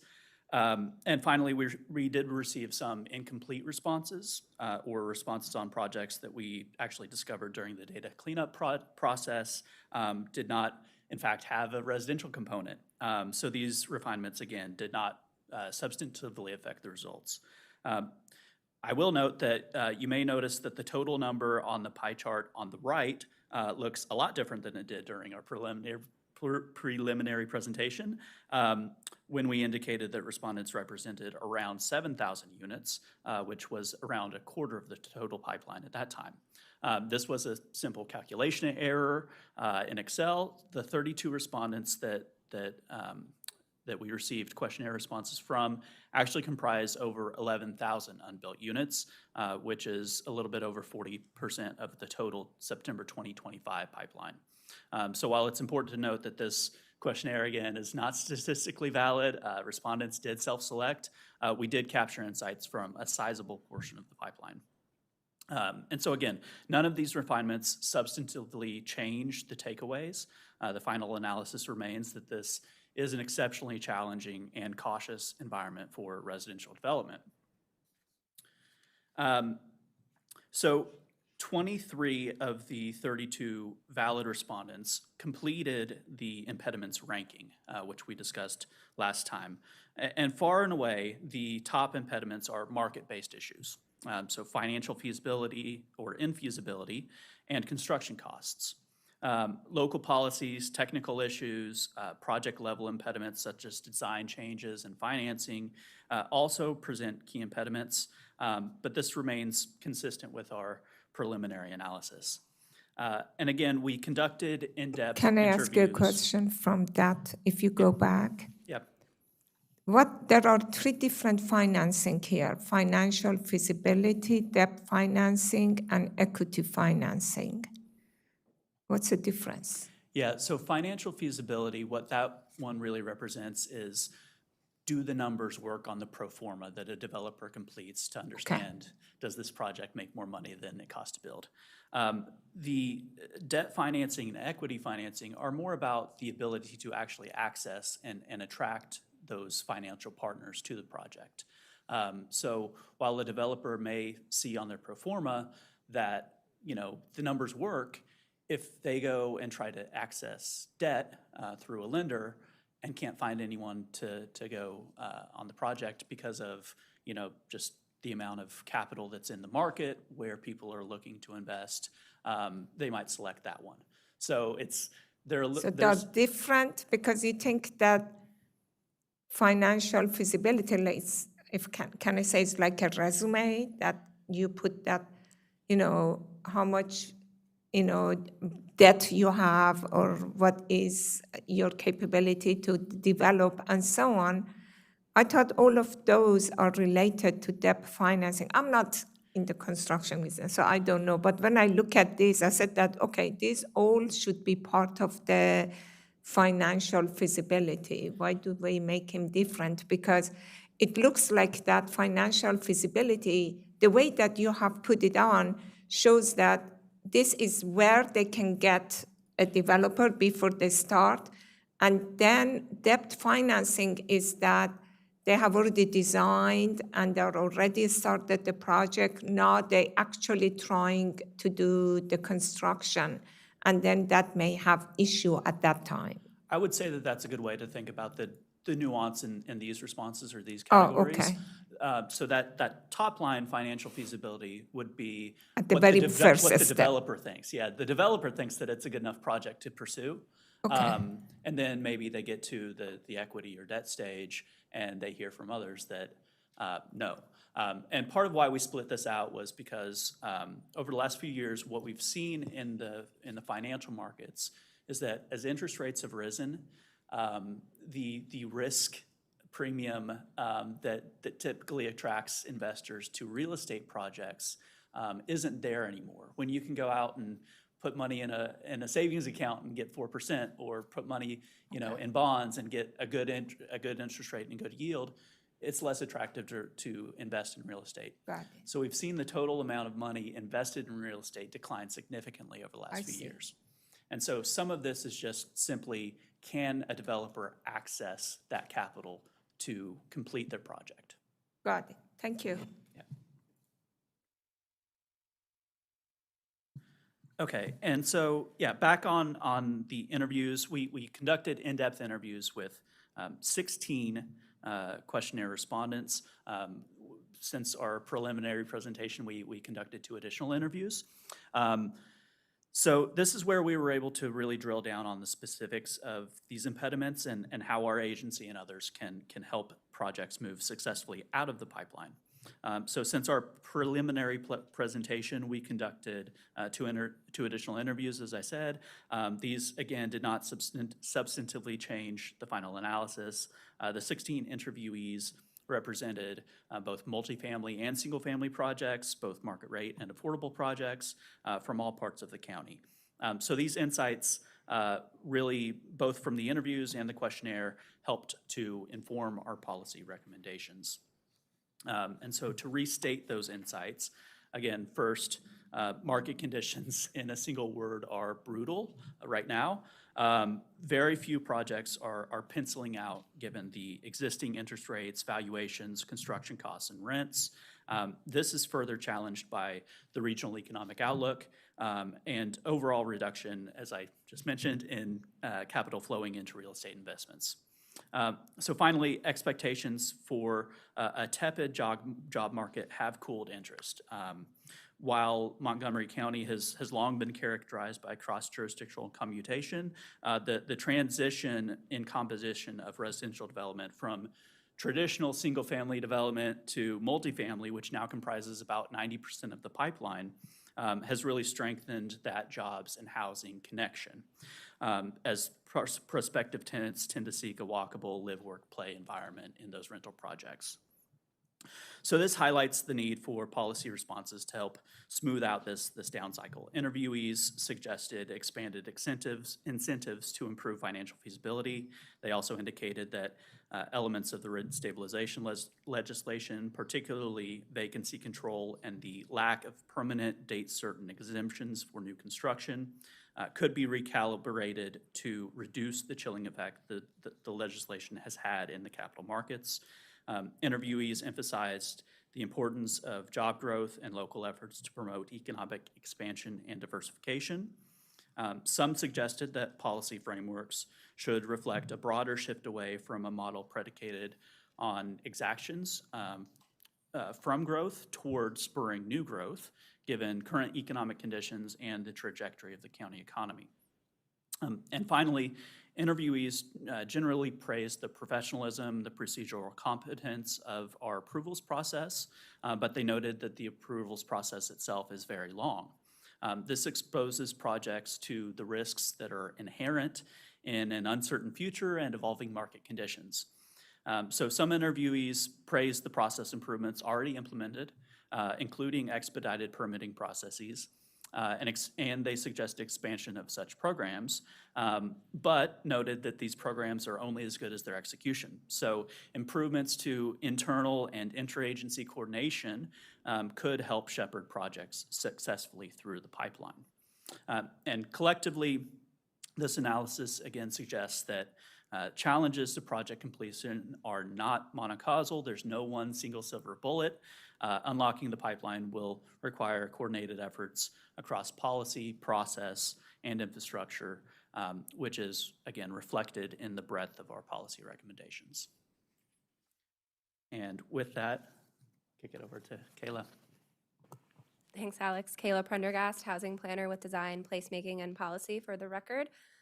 I'm going to present some of our quantitative findings and a new framework for communicating about the pipeline today. So before we get into some of the reimagining, I just want to again go over a few key terms that represent the key stages of a project and indicate where a project is in the development process, and in turn document a level of seriousness about moving forward, with the simple takeaway being that the farther along it is in the process, the more likely it is to keep moving along in the process. So the first stage in the process that we as the planning department tracks is often a preliminary plan, which focuses on subdivision or how land will be divided into lots, blocks, and roads, and whether public facilities such as roads, schools, or utilities and environmental requirements can support the proposed development. A site plan comes later, though there are some cases where land has already been divided when projects enter our process with a standalone site plan. Site plans are more about design and details, how the site will actually be built, including building placement, parking, landscaping, open space, and ensuring that all of these meet zoning and master plan requirements. Like I said, not all projects require both. Some projects come with pre-established subdivisions and therefore only require a site plan, and we call these standalone site plans. To that point, there are also projects known as administrative subdivisions, which are typically small scale and only require a minor division or consolidation of existing land or lots, involving minimal or no changes to infrastructure like new roads or easements. They're similar to preliminary plans, except they're not acted upon by the board, but rather approved or denied administratively by the planning director. So again, just to ground us in some background information, for those projects that are acted upon by the board, this slide gives a big picture view of how a project moves from concept to construction, and it's important to distinguish between two major phases. First, planning and entitlement, which is where the planning board grants approvals that establish what can be built, like we talked about in the previous slide. This can also include sketch plans. They're not always required, but it always includes, or not always, but it can include preliminary plans for subdivision and site plans for detailed design. As mentioned already, these approvals confirm compliance with the master plan zoning and adequate public facilities. After entitlements, the next step in terms of county government processes is permitting, which is managed by DPS.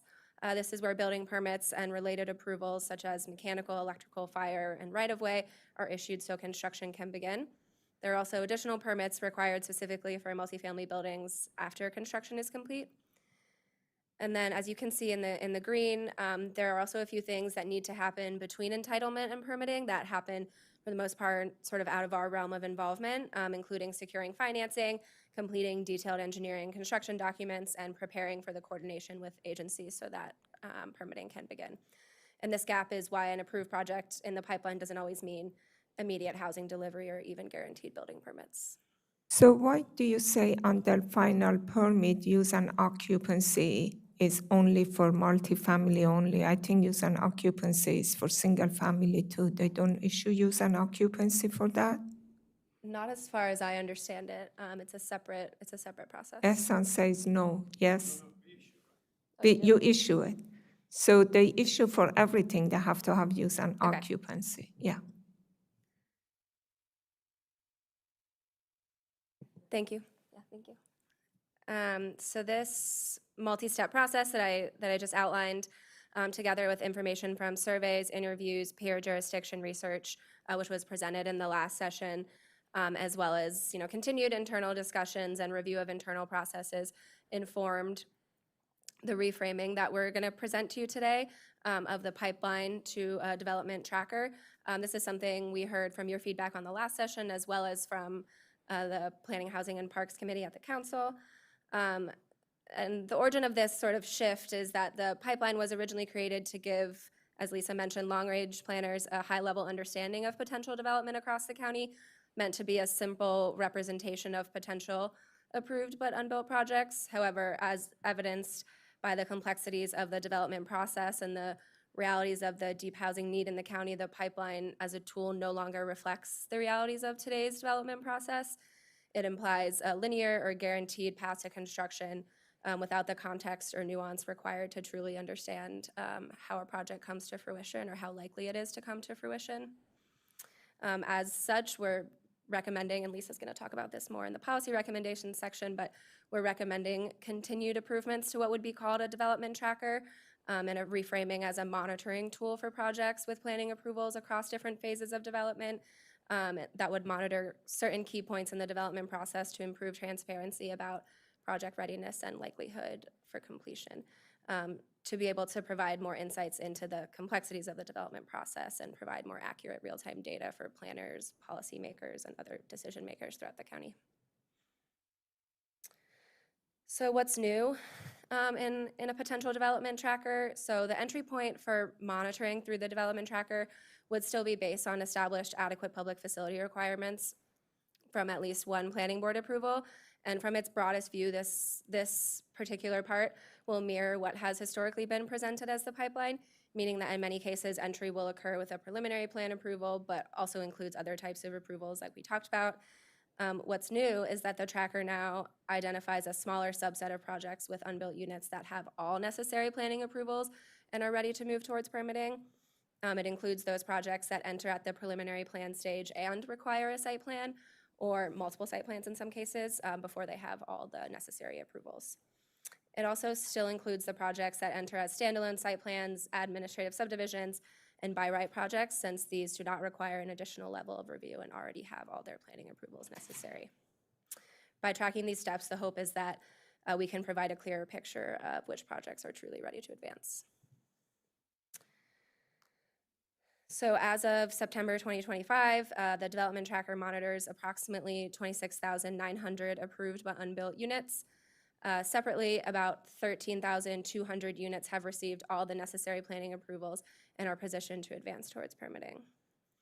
The units with all planning approvals represent a subset of the larger total, but the remainder does not form a clean category of some but not all approvals. This is because approvals occur at different stages and are tracked sort of in separate data sets that don't necessarily align one-to-one. For example, a preliminary plan may cover thousands of units, while site plans often represent smaller phases and come kind of one by one, piecemeal throughout a development process. They don't all come at once. Multiple projects. Some projects have multiple site plans. The best way to understand readiness is at the project level, and so I'm going to show you an example of what a project looks like moving through the preliminary plan and site plan process. So this example shows the approval process for a larger multifamily, multi-phase project. And I'll just note for this project specifically that the sequencing was anticipated. This specific project has an adequate public facilities validity period of 15 years and is projected for completion in 2034. You can see in the blue, those are all the preliminary plans. So they had an original preliminary plan approval and then three additional amendments, as well as 3 different site plans. And the site plans, if you total all of the units approved in all 3 of those site plans, it only covers about 33% of the units originally approved in the preliminary plan. So really just emphasizing that it's a step-by-step process and you can't gauge the development exclusively by the preliminary plan approval. So how are you planning to portray that easily in your dashboard? Do you mean at the project level? I do not know when you say project level is easily understood. by people from outside to see what you're talking about at the project level. Your pyramid that you showed, that 26,000 are in the pipeline and 13 still is not clear. Still creates a lot of confusion. You understand it because you know what you're talking about, okay? For you, it's so clear. And I think I understand what you are saying also because I sort of understand your terminology. But when it is out there for someone that is not familiar with the terminology and the process of planning, it's very unclear what is the difference between 26,000 and 13.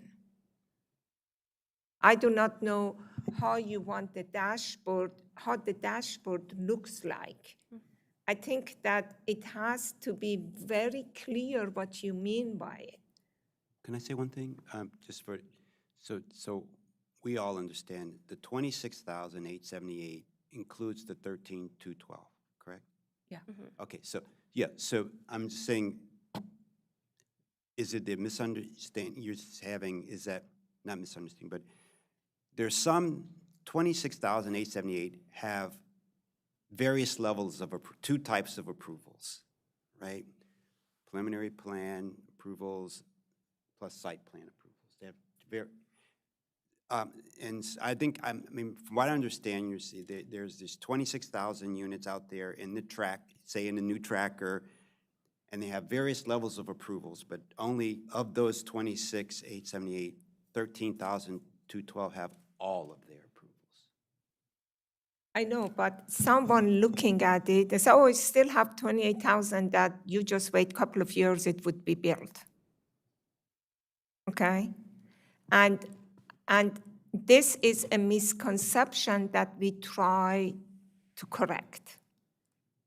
And I don't think that developer tracker unbuilt unit correct that perception. Both of these are unbuilt. Some are with the approval in planning and ready to go for permitting, okay? They still don't have the PS permit, but they have the planning approval. But for someone who wants to argue, say, well, you still have 26,875, just wait a couple of years, it's gonna get to the bottom, just give it time. That's what they say, and that's what we try to eliminate, that those may not even happen in 2 years, in 5 years, or 10 years. Yeah, I think that part of it is it's not gonna be something where we can flip the switch and change the way people think about this. I think we need to start using different terminology, present the data in different ways, and slowly people will start to get a better understanding of what this is. Still, in any way referring to it as a pipeline suggests that it's something that's on the way. And so by saying that there are 26,878 units that we are tracking development progress on, is just, that's what we're tracking. It's only 13,000 that have all of their planning approvals. One thing I would note is among those 13,000, there could be a number of those that have their permits already from the Department of Permitting Services to be built. But they're still not built. Until they've been built and we have some sort of acknowledgement that it's completed, we keep them in here. We're continuing to track them. So there's a lot of nuance in there, and I think just it'll take us a little bit of time to change the way people think about this. And we'll try different graphics, different ways, and different visualizations. I thought that's what we are doing right now, Yeah. There's isn't no it? pie here today. Isn't it? That's what we are doing right now. There's no pie chart. No. Yeah, this would probably be better in a pie, because this looks like you add them. Yeah. Yes, it looks like two different parts. The other two parts, yeah. but maybe that would be more helpful here. We can work on that. I think one thing that we've said throughout this is also a communication strategy, and I think Right, you'll see that right, when we get right. to the policy recommendations about how we plan to communicate the utility of the development tracker. But I know Gabe has wanted to say something. I just wanted to say we are going to demo it, so some of the critiques might be, I know you said it's hard to understand how we portray it, and I think it might be, if we demo it, you can then provide the critiques to how we are attempting to do so. Right. I'm not critiquing. I'm just trying to help that we get it in a dashboard kind of thing that is easily understood. Believe me, I thought that's what we are doing here, okay? We are here to make it easier. So please don't take it as criticize, okay? Because that's not my intention at all. I'm just saying that looking at that, if you're hoping to achieve that, I'm here, and I don't think that it does. I didn't know just what Jason said, Director Satori said that, oh, this even includes some of those that are permitted. You guys know, I don't know.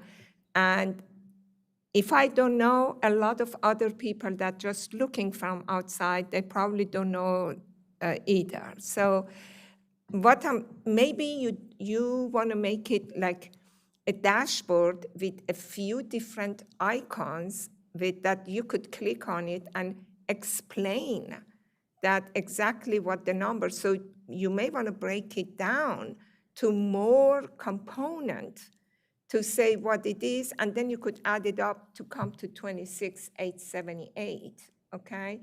I know you have done your homework, and you know exactly what this includes and what it means to you. Just trying to make it more clear for people outside to understand, the same thing that you know. Yeah, so we'll continue, but all great comments, and it's, as I said, it's a process now, we will refine the process. Yeah. I would also add that a lot of the questions that you had are questions that I've asked the team too, and it's difficult. It's been difficult for me to wrap my brain around why these things don't necessarily add up, and I think it's part of it is the way the data are stored, and the way we have them, and the way these are, children plans of existing plans and units that are approved is the maximum amount. And so there's a good graphic, I think, on page 16, and I don't know if it's coming up in your PowerPoint, it might be next, that walks through an example that shows, a project that was approved with a certain number of units, and then it's amended, and you add units to that, and then it's here, it's shown in a different way. But it just demonstrates that you've got multiple pieces coming in, and so for one project, you could have units that are all unbuilt but are in different phases. That's true. Yeah, right. Thank you. So, yeah, with time, we'll get it, as we go through it. So, Commissioner Hedrick. Oh, yeah, no, I just wanted to add, not to push back against anything that's been said, but to a certain extent, we're not necessarily dealing with only, genuine misinterpretation of what we're saying. In some cases, we're dealing with willful misinterpretation of what we're putting out there. So to the extent that we can, we're communicating with the people that are talking to us in good faith, and the rest of them we can deal with as they come. So, I mean, just put the information out there, I think, as best we can, and let the chips fall where they may. I don't think we're ever going to design ourselves around people misinterpreting the data for their own ends.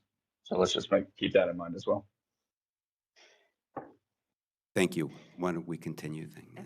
Thank you all. And I think it's our hope that we can provide as much nuance and context as possible in the dashboard moving forward. But working through the data, it just takes time, and understanding it and displaying it is a whole other thing. I actually think that's the fourth version of that graphic that I've tried. So on to the next. But okay, we'll go to So now just to get into some high-level trends that we saw both in the tracker and the smaller subset of units with all planning approvals.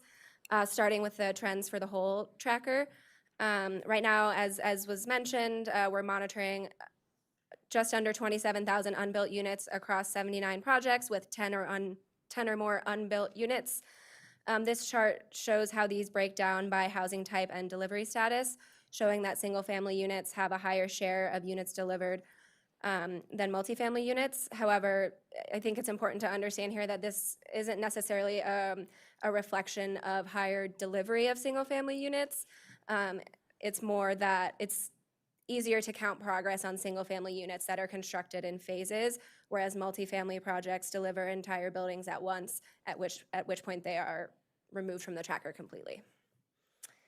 And so in terms of time on the new tracker, 80% of projects received a preliminary approval in the last 5 years, and about half of all projects in the tracker have received at least one amendment to the original approval. And more than a quarter of these projects changed their unit counts or housing types during the amendment process. And overall, these changes through amendments yielded net increases of 163 detached units, 445 attached units, and just over 1,200 multifamily units. Can I ask a question on this chart? I know we're asking a lot of questions on charts. Just to make sure I'm understanding it right, and maybe this goes back to your point before that these are all sort of part of larger projects. So is this saying this is looking at all of the projects of which looks like nearly 14,000 have been built of those projects in the pipeline, and of those same projects, 26,000+ have not. Okay. Yeah. And so if a project is completely built, it's obviously not going to be on the tracker anymore. Yeah. So these are showing progress on projects that still exist on the tracker. Okay. Thank you. I think the big takeaway is that, development is dynamic and unbuilt unit counts in the tracker are not fixed. They evolve over time as projects move through these iterative processes and continue to iterate throughout the development process. So another important piece of data to look at that I'm also going to, of course, caveat is that the distribution of unbuilt units in the tracker by planning areas. This will be more evident when we update the dashboard and Gabe shows you a preview of it later in this presentation. For now, this table shows that North Bethesda and Bethesda Chevy Chase both have the largest volume of unbuilt units and the largest number of projects on the tracker. Other areas like Silver Spring, Wheaton, Clarksburg, Germantown have smaller totals, and then there are projects in Goshen, Kent Mill, Four Corners that have small totals, but also from maybe one or two approved projects. So again, stressing that these numbers are nuanced and don't necessarily mean that these areas are not delivering units point blank. Bethesda, Chevy Chase, North Bethesda are highly competitive multifamily development markets, and they move quickly a lot of times, but they can also move quite slowly.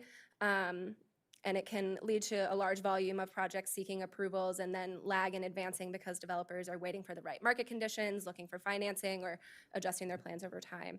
And then, again, like I mentioned before, the multifamily, single-family dynamic also has a role to play in these So if I look at distributions. this table, total unbuilt units, that is based on the tracker Yes. that you have. So that's the top of the pyramid, correct? Yes. Okay. I guess that for a lot of people, it may be that they want to know that within the next 5 years or within the next 3 to 5 years, what is the highest chance of so many of these units to be built or to go to permit or to be built? Okay, let's call it to be built. And that means that we have use and occupancy issued.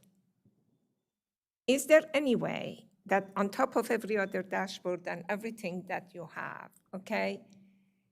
Because if that shows that what is happening in the next 5 years, that is the most crucial time for everybody. We don't want to wait 10 years. But we say that within the next 5 years is most likely that many of these units receive use and occupancy. We give them 1 year for construction if they get a permit, depending if it's single family or multifamily. This is something that I think a lot of developers, or if I'm a single person that I want to see how the county is doing, I say, okay, within the next 5 years, it's most likely we have that many units, and if you want to hit the hit market, that that we had, okay, we are on target then. Something like that. I think that may be achievable with what I'm hearing. Just an idea. You don't have to answer. Just an idea. Okay. That's fine. Okay, yeah, we have a couple more slides to get through, and then we'll give you the dashboard. So now looking specifically at those unbuilt units and projects that have made it through all planning approvals. Like I said, we have around 13,200 unbuilt units, and this is across 65 projects. Most of these have received an advance to all approvals in the last 5 years as well. There are actually 15 projects where the number of units that have advanced from preliminary to all approval stage is less than what was approved in their preliminary scope, adding up to a total of 10,300 fewer units. But again, this could reflect a few different things. It could reflect design adjustments, refinements to the project in later stages of development, or just that not all of the phases have been brought forward yet.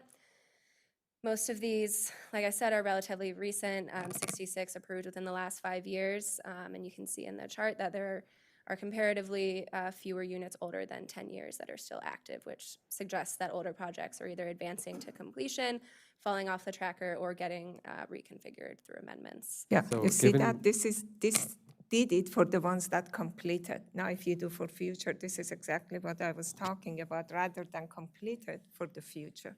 Sorry. No, it's okay. So based on what you just said, that 15 projects show over 10,000 fewer units than the original approval. So that basically means that we therefore haven't adjusted the top line tracker number, because we don't yet know if they intend to bring more. Right. But so far they've sort of permitted, I guess you might say. Okay. Well, under site plan. Under site plans, yeah. And I think that kind of, explains the inherent difficulty and the nuance of this. It's like what we've been saying to the director is that we're trying to get away from A plus B equals C, because they don't, but it's complex, and that's hard to understand because you see a pie chart, or you think that they're all going to add up, but they don't, because of the iterative nuance process that exists. Right. The other thing I just wanted to quickly note on this, and it's not something I think we need to necessarily see, and we've seen maybe a version of it before, I can't really remember, but this distribution of time, units by time in the now the tracker, could also be really interesting by planning area. So we have like tracker units by planning area in the previous chart, but the distribution could be interesting and maybe meaningful by planning area too, perhaps for us to know which potentially to look at for maybe future minor master plan amendments or something to sort of try to jumpstart those. Because I imagine, like you mentioned, in like Bethesda could be very different. The distribution probably looks very different than, say, Clarksburg, to just name another one. Yeah, we definitely have that data. I think, it was a learning process for us too, in terms of like cleaning this data and understanding it. And there's a lot there, and I think deciding what is most useful, and it's helpful to hear from you all what you think is useful. So this chart shows some trends across planning areas in terms of the share of units with preliminary approvals. This one is based on approved units, not unbuilt units. Just want to preface that because the unbuilt units are going to be the same for both preliminary plan and site plan. But as you can see, several areas have reached full advancement, meaning that all of the units that were approved in the preliminary plan phase have been approved in complementary site plans. These areas include White Oak, Potomac, Patuxent, Kent Mill, Four Corners, Goshen, and Clarksburg. Other areas show different levels of progression. Silver Spring, 46%, Wheaton, 54%, Germantown, 78%, Gaithersburg, 77%. So just there's a lot of variety, is what this chart is showing in terms of how projects are moving from preliminary plan to site plan, and there's not really a single trend. And it could be depending on the time frame too. Like Right, some of the exactly. older ones probably were maybe some of the newer ones, because of all the market conditions, they mean they're not, at least now, Yeah, right? Okay. exactly. Okay, so this is the same chart that I showed previously, looking at planning areas, focusing on number of projects and total unbuilt units, but again, looking at only those with all planning approvals, shows pretty much the same trends as the previous chart, and has the same caveats. But we see that North Bethesda, Bethesda, Chevy Chase are showing larger volumes of projects and unbuilt units, with Silver Spring, Clarksburg, and Germantown showing smaller but notable shares. Now I'm going to pass it to Lisa for some policy recommendations. Thank you, Kayla. So coming back to the policy recommendations, a lot of what we discussed last time are present here. I think we tried to make the recommendations more descriptive and have more meat to them. One thing I will say is that the board is still open to give us feedback, and we can create edits. This isn't a council work program item. This is not a master plan. We can make changes to our report before we send it up to the council if there's any feedback that we received today that we would like to integrate into this. So the first policy bucket is to, again, clearly communicate the purpose of the pipeline or the development tracker and improve ways to document and visualize the projects. The first recommendation is to examine the pipeline on a recurring basis. Again, we talked about how fruitful this is, and I think the board can see, we learned a lot doing this in a very short period of time, but it was really fruitful for us.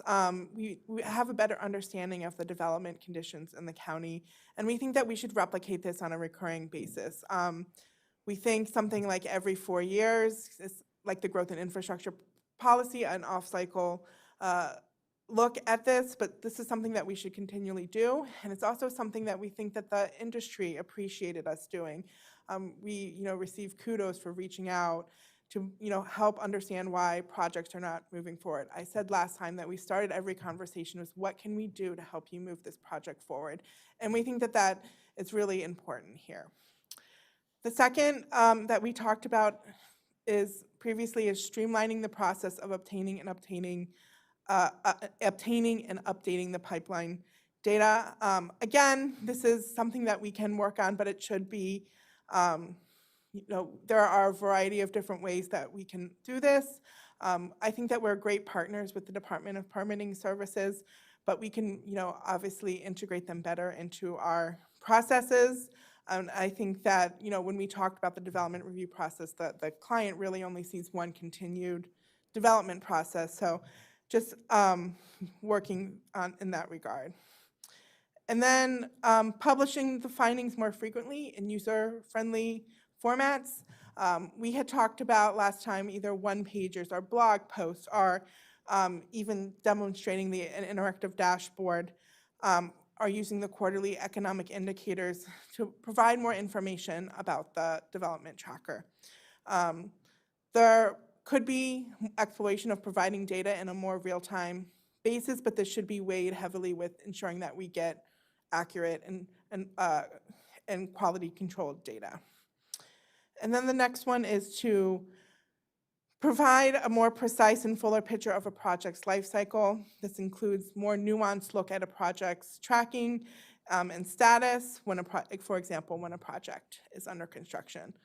This will provide a more realistic view of when a project will actually be built. Again, this should be also weighed with considerations of staff time and how much this project took 6 of us basically our entire summer to do, and so we are understandably sensitive to the staffing needs. And relatedly, like I said, the regulatory process is kind of seen as this linear process where there's no real division between our processes and permitting. So better cross-linking information across the Department of Permitting Services and Planning. Like I said, GPS has been a great partner with this and with everything that we do, but we can explore ways to cross-link that information to make it easier for residents to follow the full life cycle of a project. This make it easier for residents to understand where projects are in the process. And then, we had talked about this today, and we did, is renaming the pipeline to the development tracker. The development pipeline to development tracker signals a simpler way to share information related to approved and progressing development projects. And then the next policy bucket is to comprehensively streamline all steps of the regulatory process, from the planning board's initial approval to the final use and occupancy permit. So the first policy bucket is looking at our own processes. As Mr. Pemberton noted, respondents generally noted our professionalism and our understanding of the processes, but also noted that the development process is a long and complex process. And I think that we have worked a lot at this regard. We worked with the state recently to streamline our processes. We've worked with the council to adopt a significant number of expedited reviews.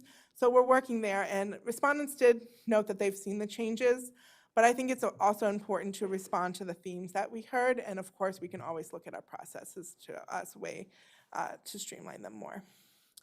And relatedly, we're looking at broader uses of expedited reviews.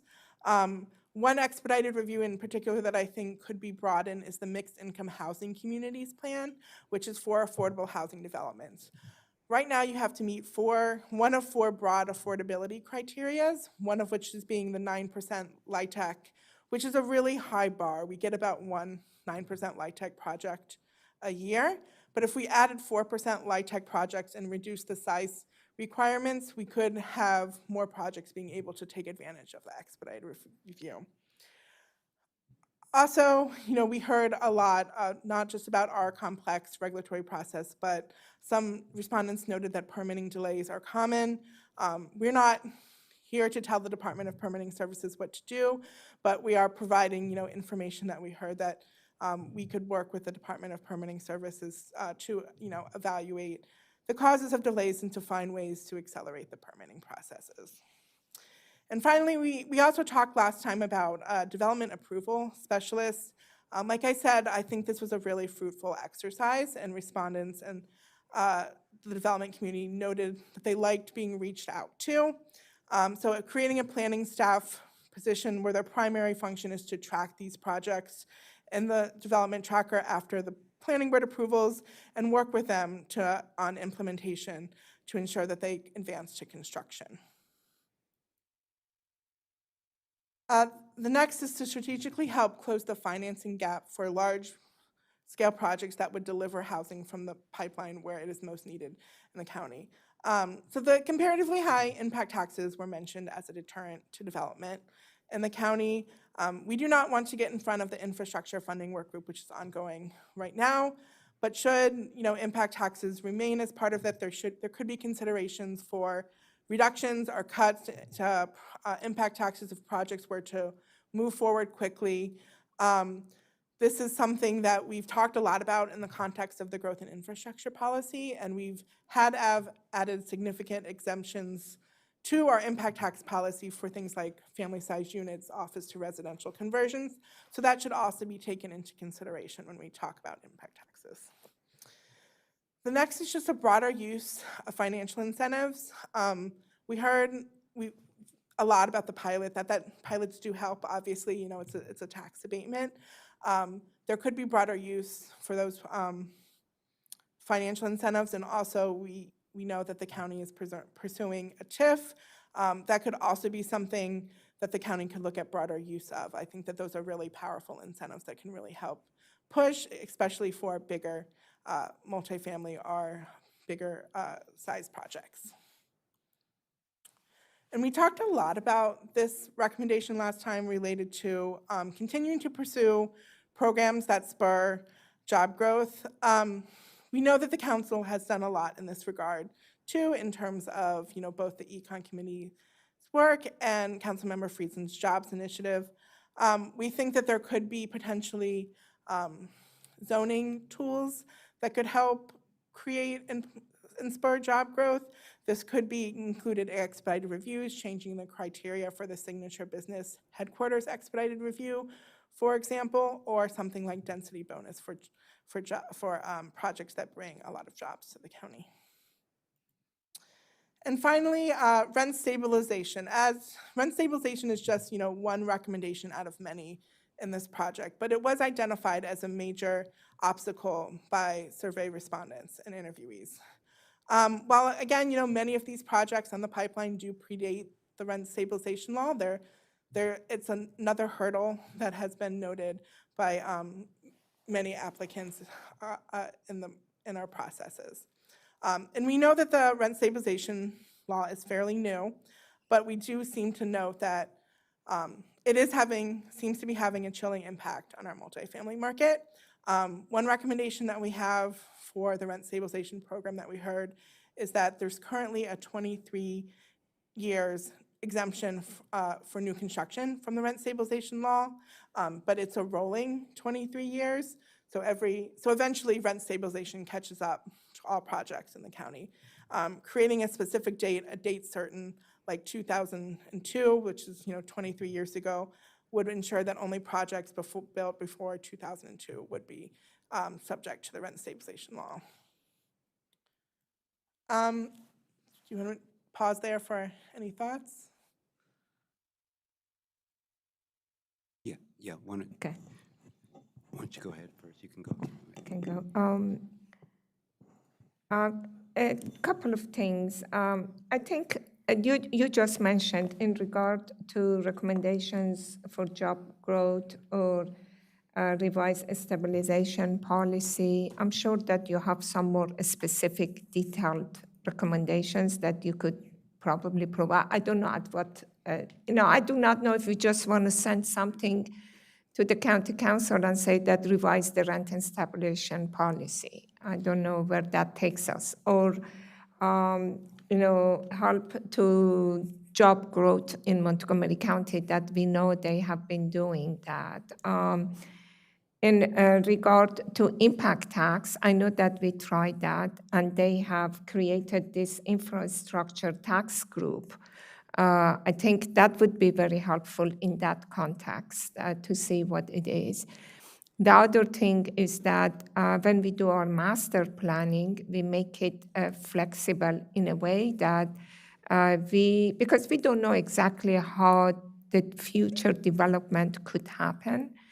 And if there is not enough flexibility in our master plan, it may restrict development. And when the restriction comes, it makes the development more expensive to come.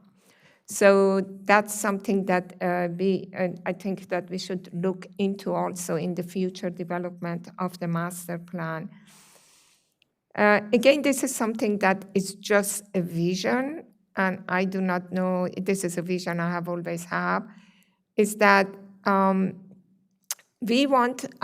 I truly believe that we could automate the transfer of the data between the planning, development review, and the DPS. They are, there are ways because they are both automated. Everything is going to be in the cloud. And now we have the AI.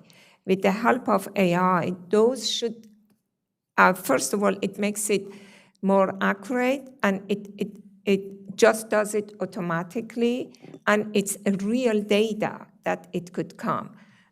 We just have to do it. We haven't done that yet, but this is something that it's pretty necessary, in my opinion, to get a better data in our hand. Okay, I just want to touch on, we do get DPS data, I think permit data, and so we do have it, and it is something we can join to our existing data. I do think that because it comes from DTS, we should provide them the opportunity to know how their data is being used and make sure that they have the opportunity to quality control it. We spend an extensive amount of time quality controlling our data, and I think they should have the opportunity to know how it's going to be used, and that they can make sure that it meets the standards they expect, especially because sometimes the fields that we are using aren't necessarily the fields that people expected to be used, say for unit counts, for example. So I think that's one thing. The other aspect of bringing further data in is just that to make sure that we're not making it more brittle. For example, if it's all based around one related table, make sure that means that table has to be very accurate. Right now, we've started associating site plans to preliminary plans. Well, if that child-parent relationship isn't there, then you miss it, and can you catch it? So it adds additional complexity, and sometimes that additional complexity can make things more brittle. So we just need to be, I think, cognizant of that and aware of that as we move forward. I understand that. One thing that I was saying, that we're talking about use and occupancy permits, and you're going to create a dashboard that they need that. So I was hoping at one point, as soon as they issue the use and permit, it automatically fits into your system that this project is now in the system and adds to the number of the project. So you don't have to do anything. It just does automatically. in the ideal world, we should be able to do that. I think you're right in the ideal world, but you know, as Gabe said, we do an extensive amount of quality control on our data, and we would want to afford DPS the same opportunity. You know, when I pull building permits, I usually ask, you know, Juliana on their staff to make sure that they are correct, accurate, because I know they do quality control also. It just sometimes that makes it a little bit more complicated, but we are committed to, you know, working with the Department of Permitting Services to find the ways that we can, you know, streamline as much as possible while ensuring that the data is accurate and quality controlled, and that they are okay and feel like that we're using their data appropriately. I would also point out that, you know, what was on the screen here was relatively simplified. Lisa did go into a little bit more detail, but in the staff report, there's even more information here, and specifically with regard to this, it talks about cross-linking information across DPS and planning. I think this really gets at what you're mentioning, Commissioner Pedawin. You know, exploring ways to cross-link information across DPS and planning platforms to make it easier for residents to follow the full life cycle of a project. So, you know, it will be an ongoing conversation with how can we better share data and ensure that what we're sharing publicly is our data that we're all comfortable with, and that it's providing, it's a value added in providing that. We're going to see what we can do to add those different levels of nuance, and that goes well beyond what we typically have been tracking. So, yeah, great. Just a couple. Yeah, we've not beat it to death, but is any way we talked about? I know DPS saying they're about to redo their some date, you know, system to, and if there are any sort of proper links or stuff, it could be designed into that, as you know, and I know that there's this quality control, but maybe if there's some process that both have it on both sides, that you know things. If you know you're going to use certain data from there, then maybe there's some protocols that data will be in that certain set. You know, it takes a lot of heavy lifting up front, but maybe at the end of the day, it could be something that could be useful for both. That's all. You know, yeah. I don't know the systems, but yeah. Good afternoon. Ihsan Mutazili, Deputy Director with DPS for the record. So I think at the end of the day, I think we have a really good relationship. I mean, you know, your team over here leading by Lisa and our folks, you know, IT and our data analysts to share the data. But as she mentioned, you know, the accuracy of the data, I think, is paramount.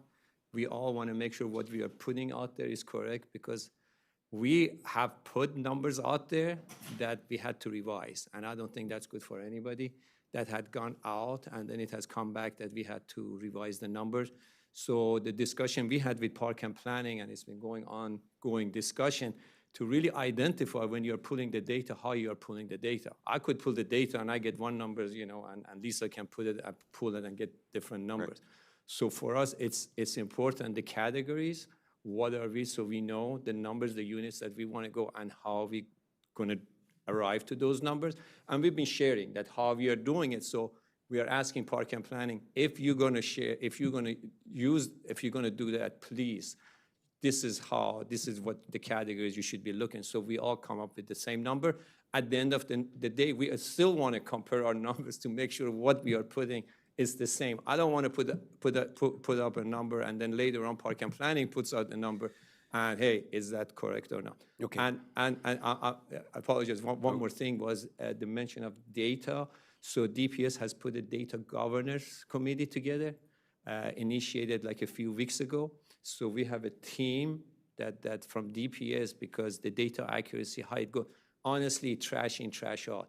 And the data is everybody's responsibility. It's becoming at DPS now. From the time it comes at the intake, make sure these are the numbers it's coming, it captured correctly. Then it goes to the plan reviewer and everything else from retention policy. So we are putting that together. And I have no problem, Juliana, reach out to you if you guys want to be part of that, so we have those discussions going forward. Yeah, thank you. Thank you for that. Okay. So a couple of things. I like your recommendations, and I just have a caveat on a couple. One is one is to create a development approval specialist. And what I'd like to see, or maybe it's down the road, is like flesh that out better, because if it's someone to just really track the project from every, from our level to DPS to the applicant or developer to whatever, why is it not moving forward, blah, blah, blah, blah.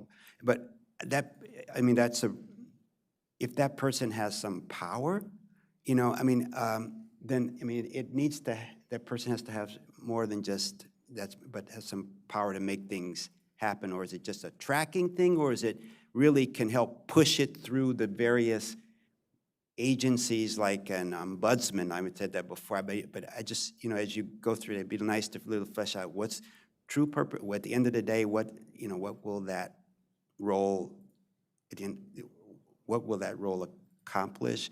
I'd love to, can talk about it now or talk about it later, but I think I wouldn't want to have, thinking of that role without some real power to make things happen in through the process. So but it's a good concept, but I just want to, at the end of the day, that. And then on the rent stabilization, could it be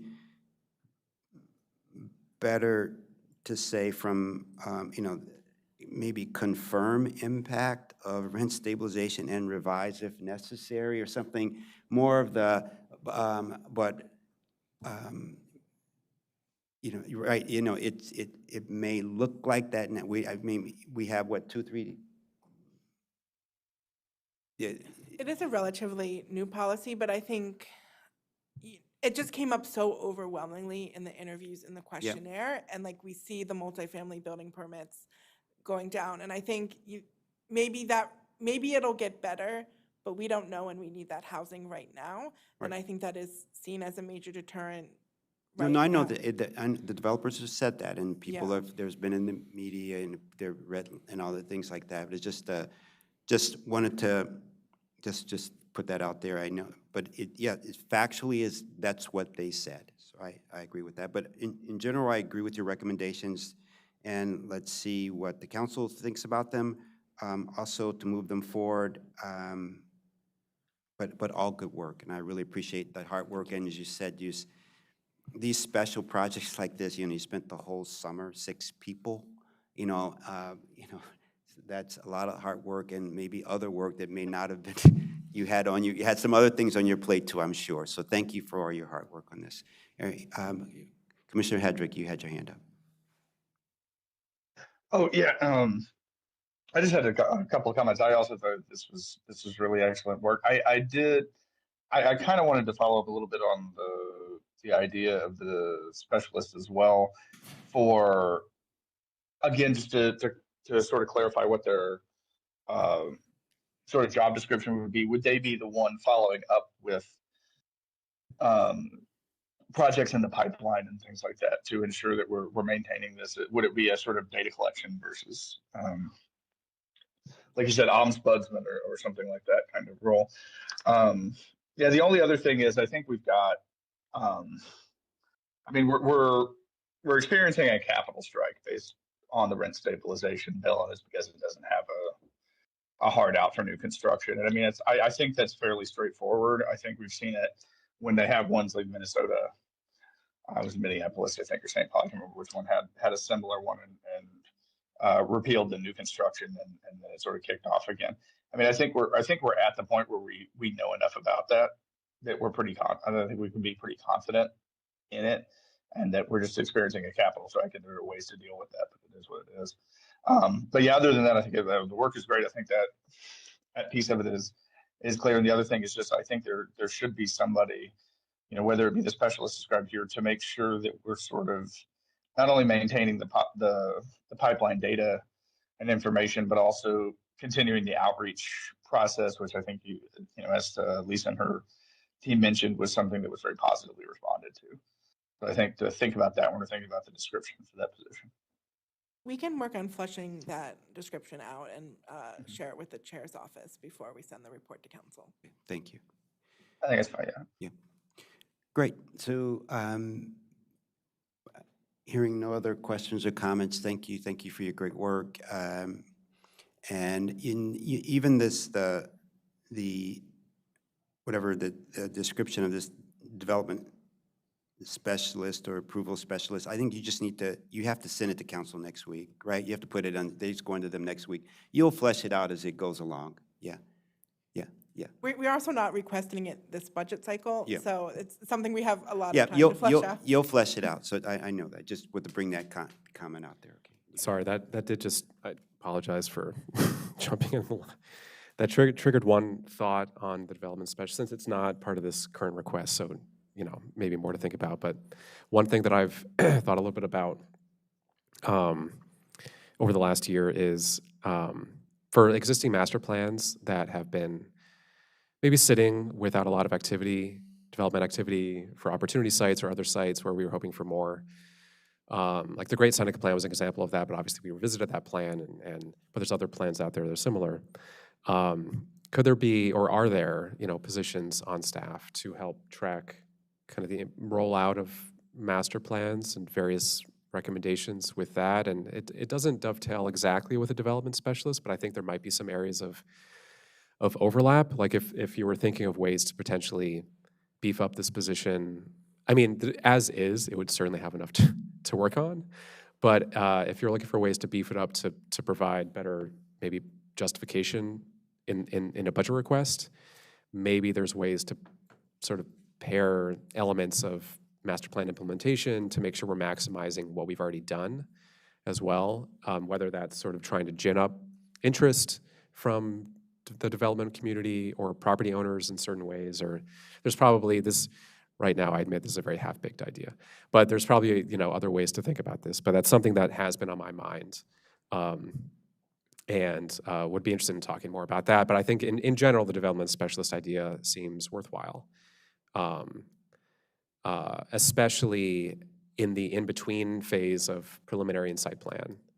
That seems to be maybe more of what we can positively impact, and what comes after that, there's many of your other recommendations probably impact that. But yeah, thanks for this work. It's just to echo others, it's really, really well done. Yeah, great. So, I'm sorry. Well, I was just going to respond that this is something that we'll definitely think about. We also heard some similar things through the OLO report that talked about how we share information on implementation of our master plans on our website. And there was a discussion about being able to track it more real time. And we had a request from our Research and Strategic Projects Division for a position that would help with doing that. It's not going to be part of the request that we're going forward with now. We just generally don't have the capacity to do that on a regular basis and everything else that we're already doing. I would add that I also think that we did want to give a quick demonstration. I don't know if we still have a little bit of time of the, is that right? We did. We're happy to We're just not send fully around done. the link if, I didn't notice that we are 20 minutes over, so I know you have design excellence tonight, but we're happy to demo it right now or send a link for. You will, yeah, we don't know how long the next one's going to take, so why don't we do the, we appreciate you putting it together, but if you could send a link, or we, and maybe at one of our next meetings, if we have, it may be under the director's report or something like that, we can demonstrate it, okay? Yeah, so why don't we do that? But you can still send the link, because we want, Commissioner Linden to play with it before.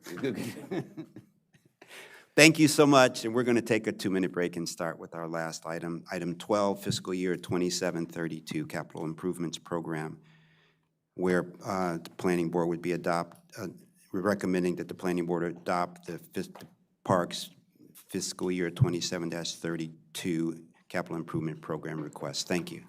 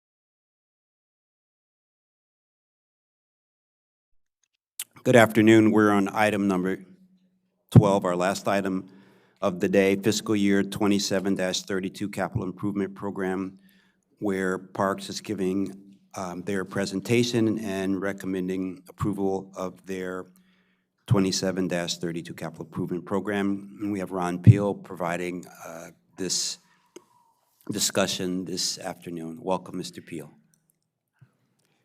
Thank you, Mr. Chairman, and good afternoon, Mr. Chairman and members of the Planning Board. For the record, I'm Ron Peel, the CIP manager for Montgomery Parks. And thank you for the opportunity to be able to present the FY 27-32 CIP to the board this afternoon.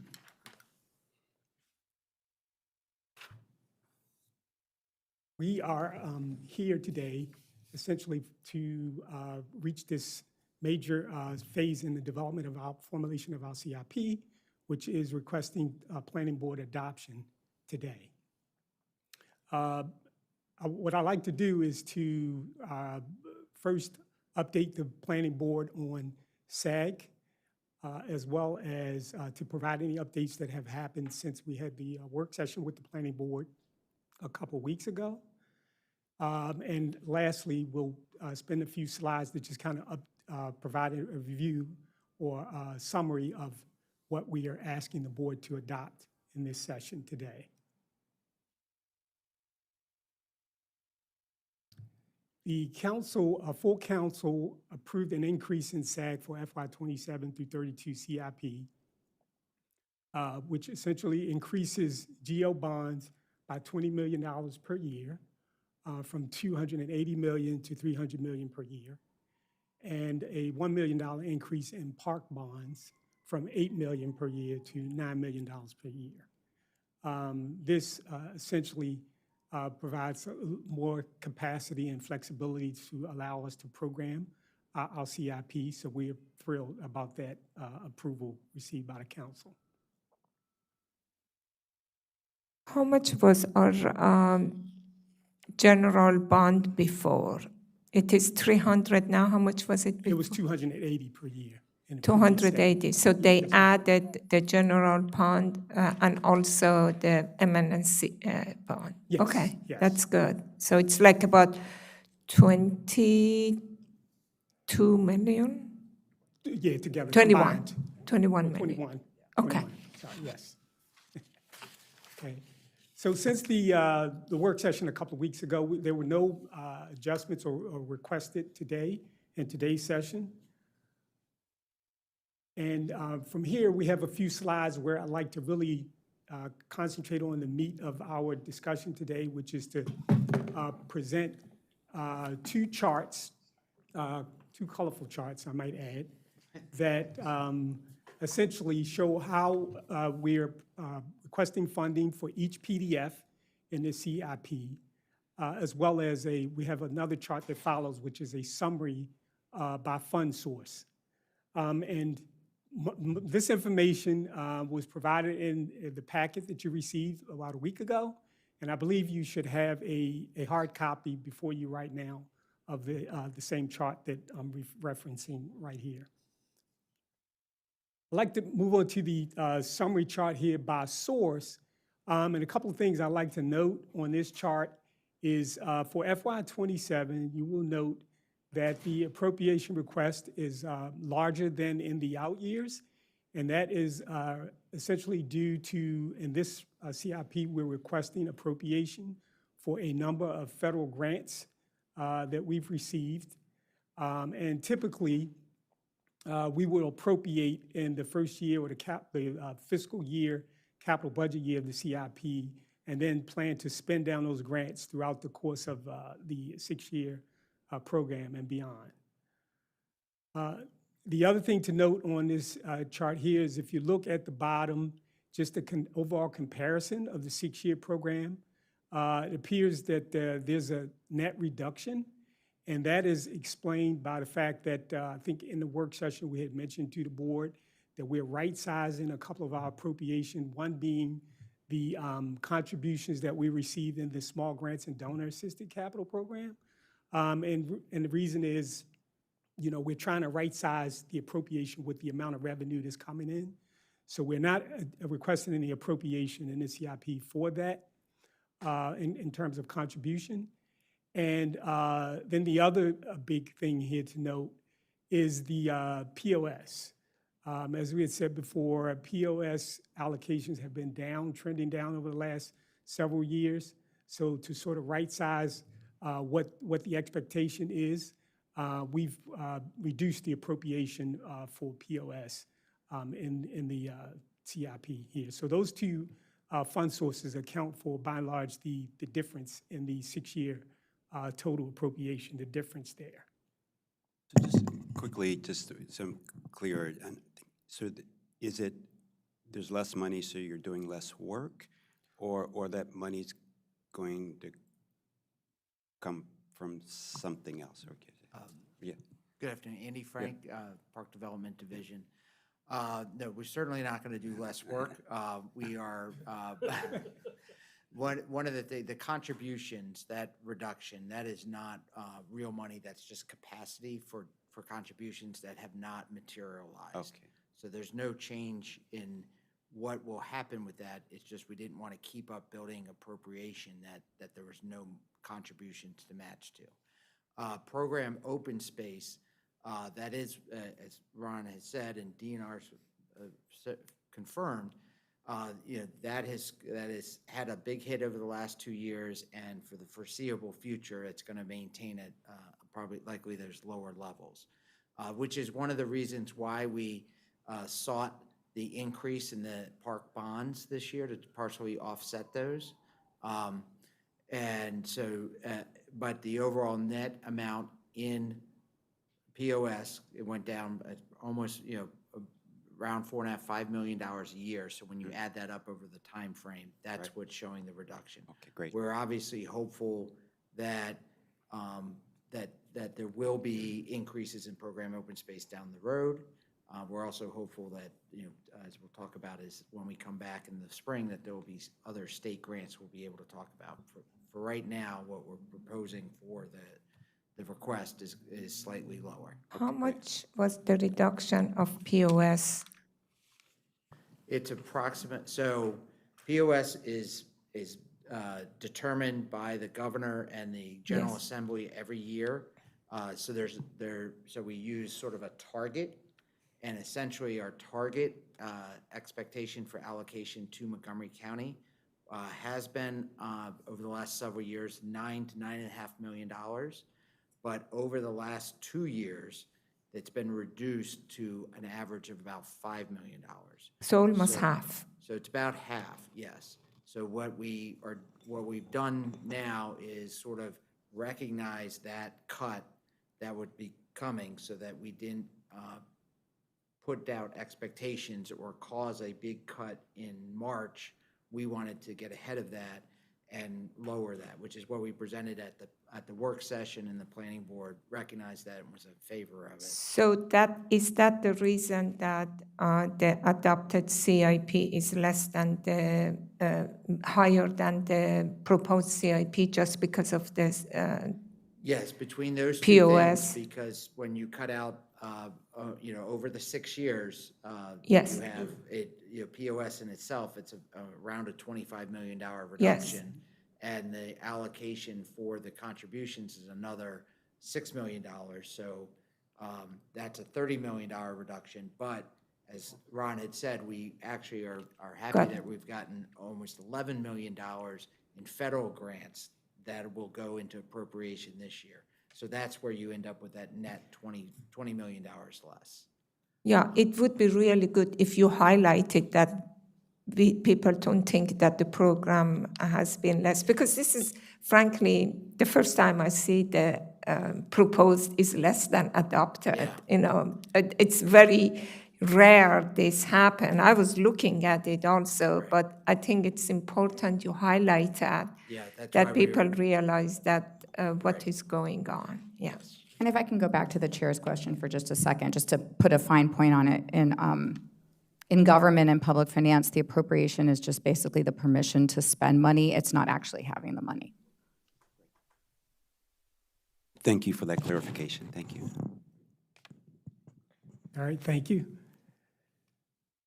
So I think this next slide will kind of sort of reinforce and add further context to what Andy was discussing about the, the ins and outs and the puts and takes of all of the sources. Although there's a sort of a net reduction when you look at the total CIP, but there are some sources here where, as we've said before, where we are getting increases. I think we talked about contributions, what we're doing there to adjust the appropriation.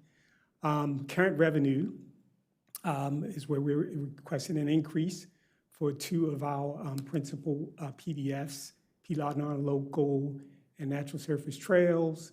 And then obviously we're getting, a good bump in our federal grants appropriation this cycle. And then geo bonds, as we mentioned, there's been an increase in SAG. So we're, programming additional geo bonds for Wheaton Regional Park Action Sports Park, and also in support of the solar initiative. The board supported solar initiative, which will go into our energy conservation non-local PDF. The other sources slightly down, and park bonds. Again, as Andy mentioned, we're taking that increase and programming it into our park refreshers to partially offset the reduction in POS. And next, obviously, is the POS that we've kind of discussed, in terms of that, lower allocation over recent time. And state aid is explained by, typically during the development of the CIP, state aid, as we come to the planning board for adoption, state aid tends to look kind of quirky because it looks a lot lower. But obviously, we're working on things now to hopefully bump that up, i.e., bond bills and other state grants, which we won't know until after the legislative session in April. And if we're successful there, obviously, we expect that bar, the orange part of the bar, to kind of go up some. So we'll keep our fingers crossed about that. And lastly, water quality bonds slightly increased, as we had talked about in the work session, that we're doing additional projects in conjunction with DEP, so we're increasing our water quality bonds there.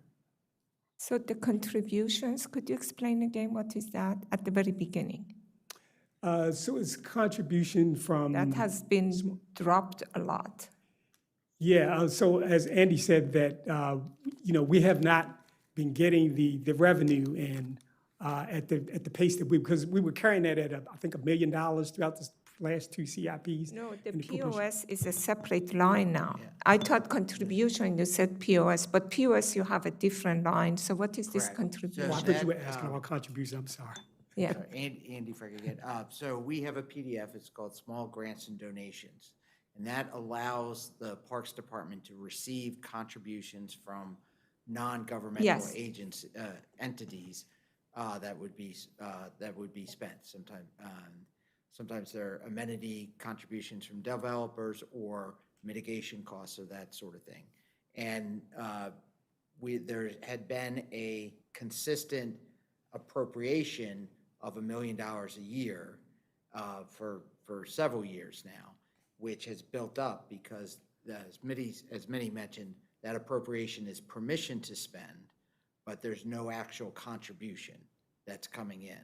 So that appropriation was sort of had a big backlog, and in order not to continue growing a backlog that would not be recognized in the near future, we decided that it makes sense to not take any more appropriation for contributions for this cycle, which obviously can be updated if contributions come in, but we have a backlog of available. Wasn't that the impact tax for parks that from planning would go there? Wasn't that for this? That was an original use of it, and that's part of how we're funding the Bottle Works Park project for that. Yeah, that should, but we don't have that expectation.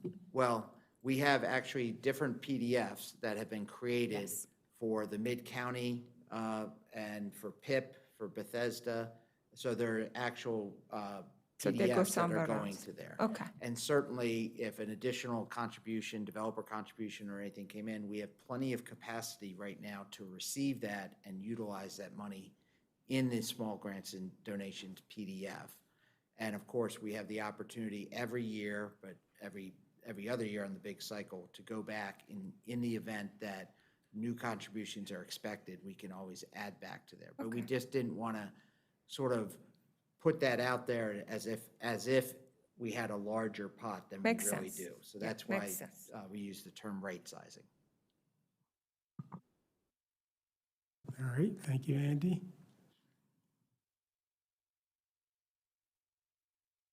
So the next steps in the development of the CIP is hopefully today, with any adjustments, we'll hope for the board's adoption of the CIP today.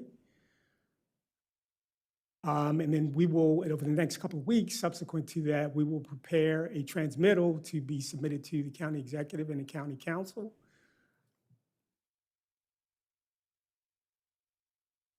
And the county executive will, over the subsequent months after that, will release his recommended CIP on January 15th or thereabouts, 2026. And staff will return to the board for any adjustments needed at that time in early February. And then the council process sort of kicks into gear with public hearings in February, and then committee hearings in February, March. And then council reconciliation will take place somewhere in in April and May, and then with final council adoption in late May of 2026.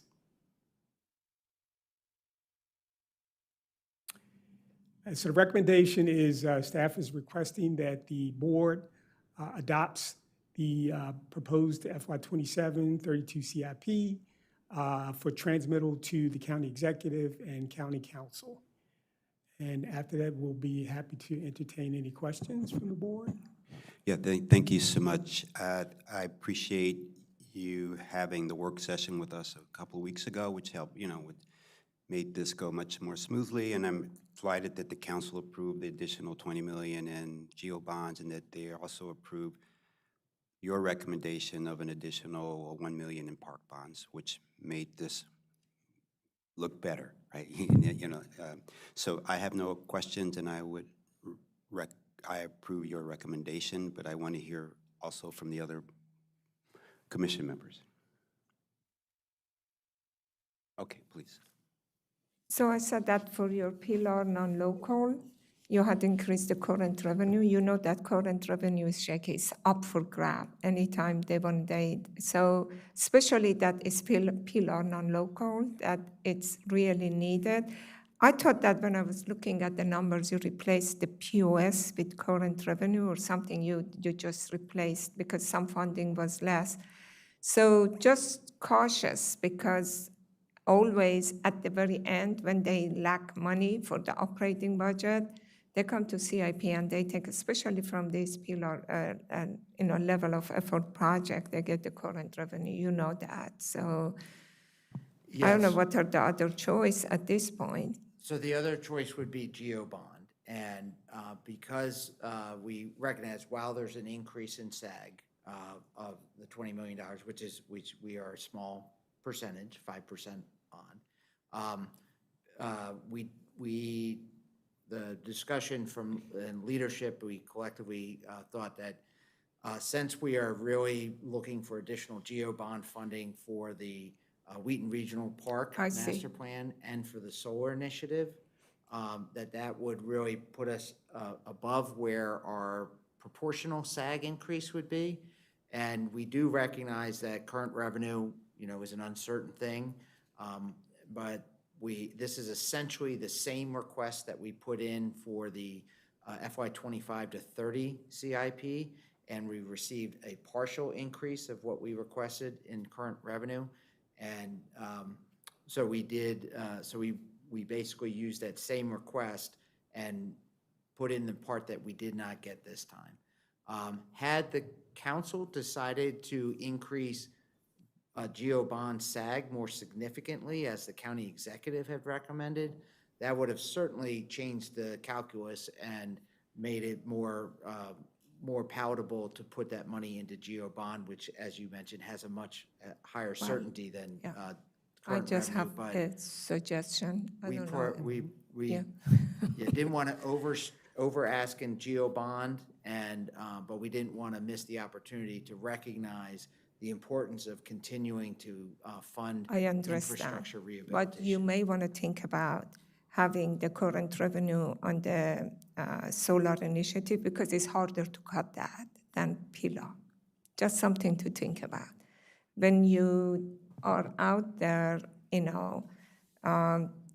pillar doesn't have a face. It just says pillar. So it's not specific for a project. So it's easier to cut that than when a project has a face and has a name. So you're in a better place. That's what, I don't know, that's what I think. No, that's a Just good- that is a- something to think about. That is a good point. Thank you. Thank you. Any other questions or comments? Hearing none, do I have a motion to approve Parks proposed fiscal year 27-32 capital improvements program for transmittal to the county executive and the county council? I move to approve the proposed FY 2732 CIP for transmittal to the county executive and county council. Second. All in favor? Aye. Aye. The ayes have it 5-0. Thank you so much. I appreciate it. And this ends our planning board meeting for today, and we will see you next Thursday. Thank you.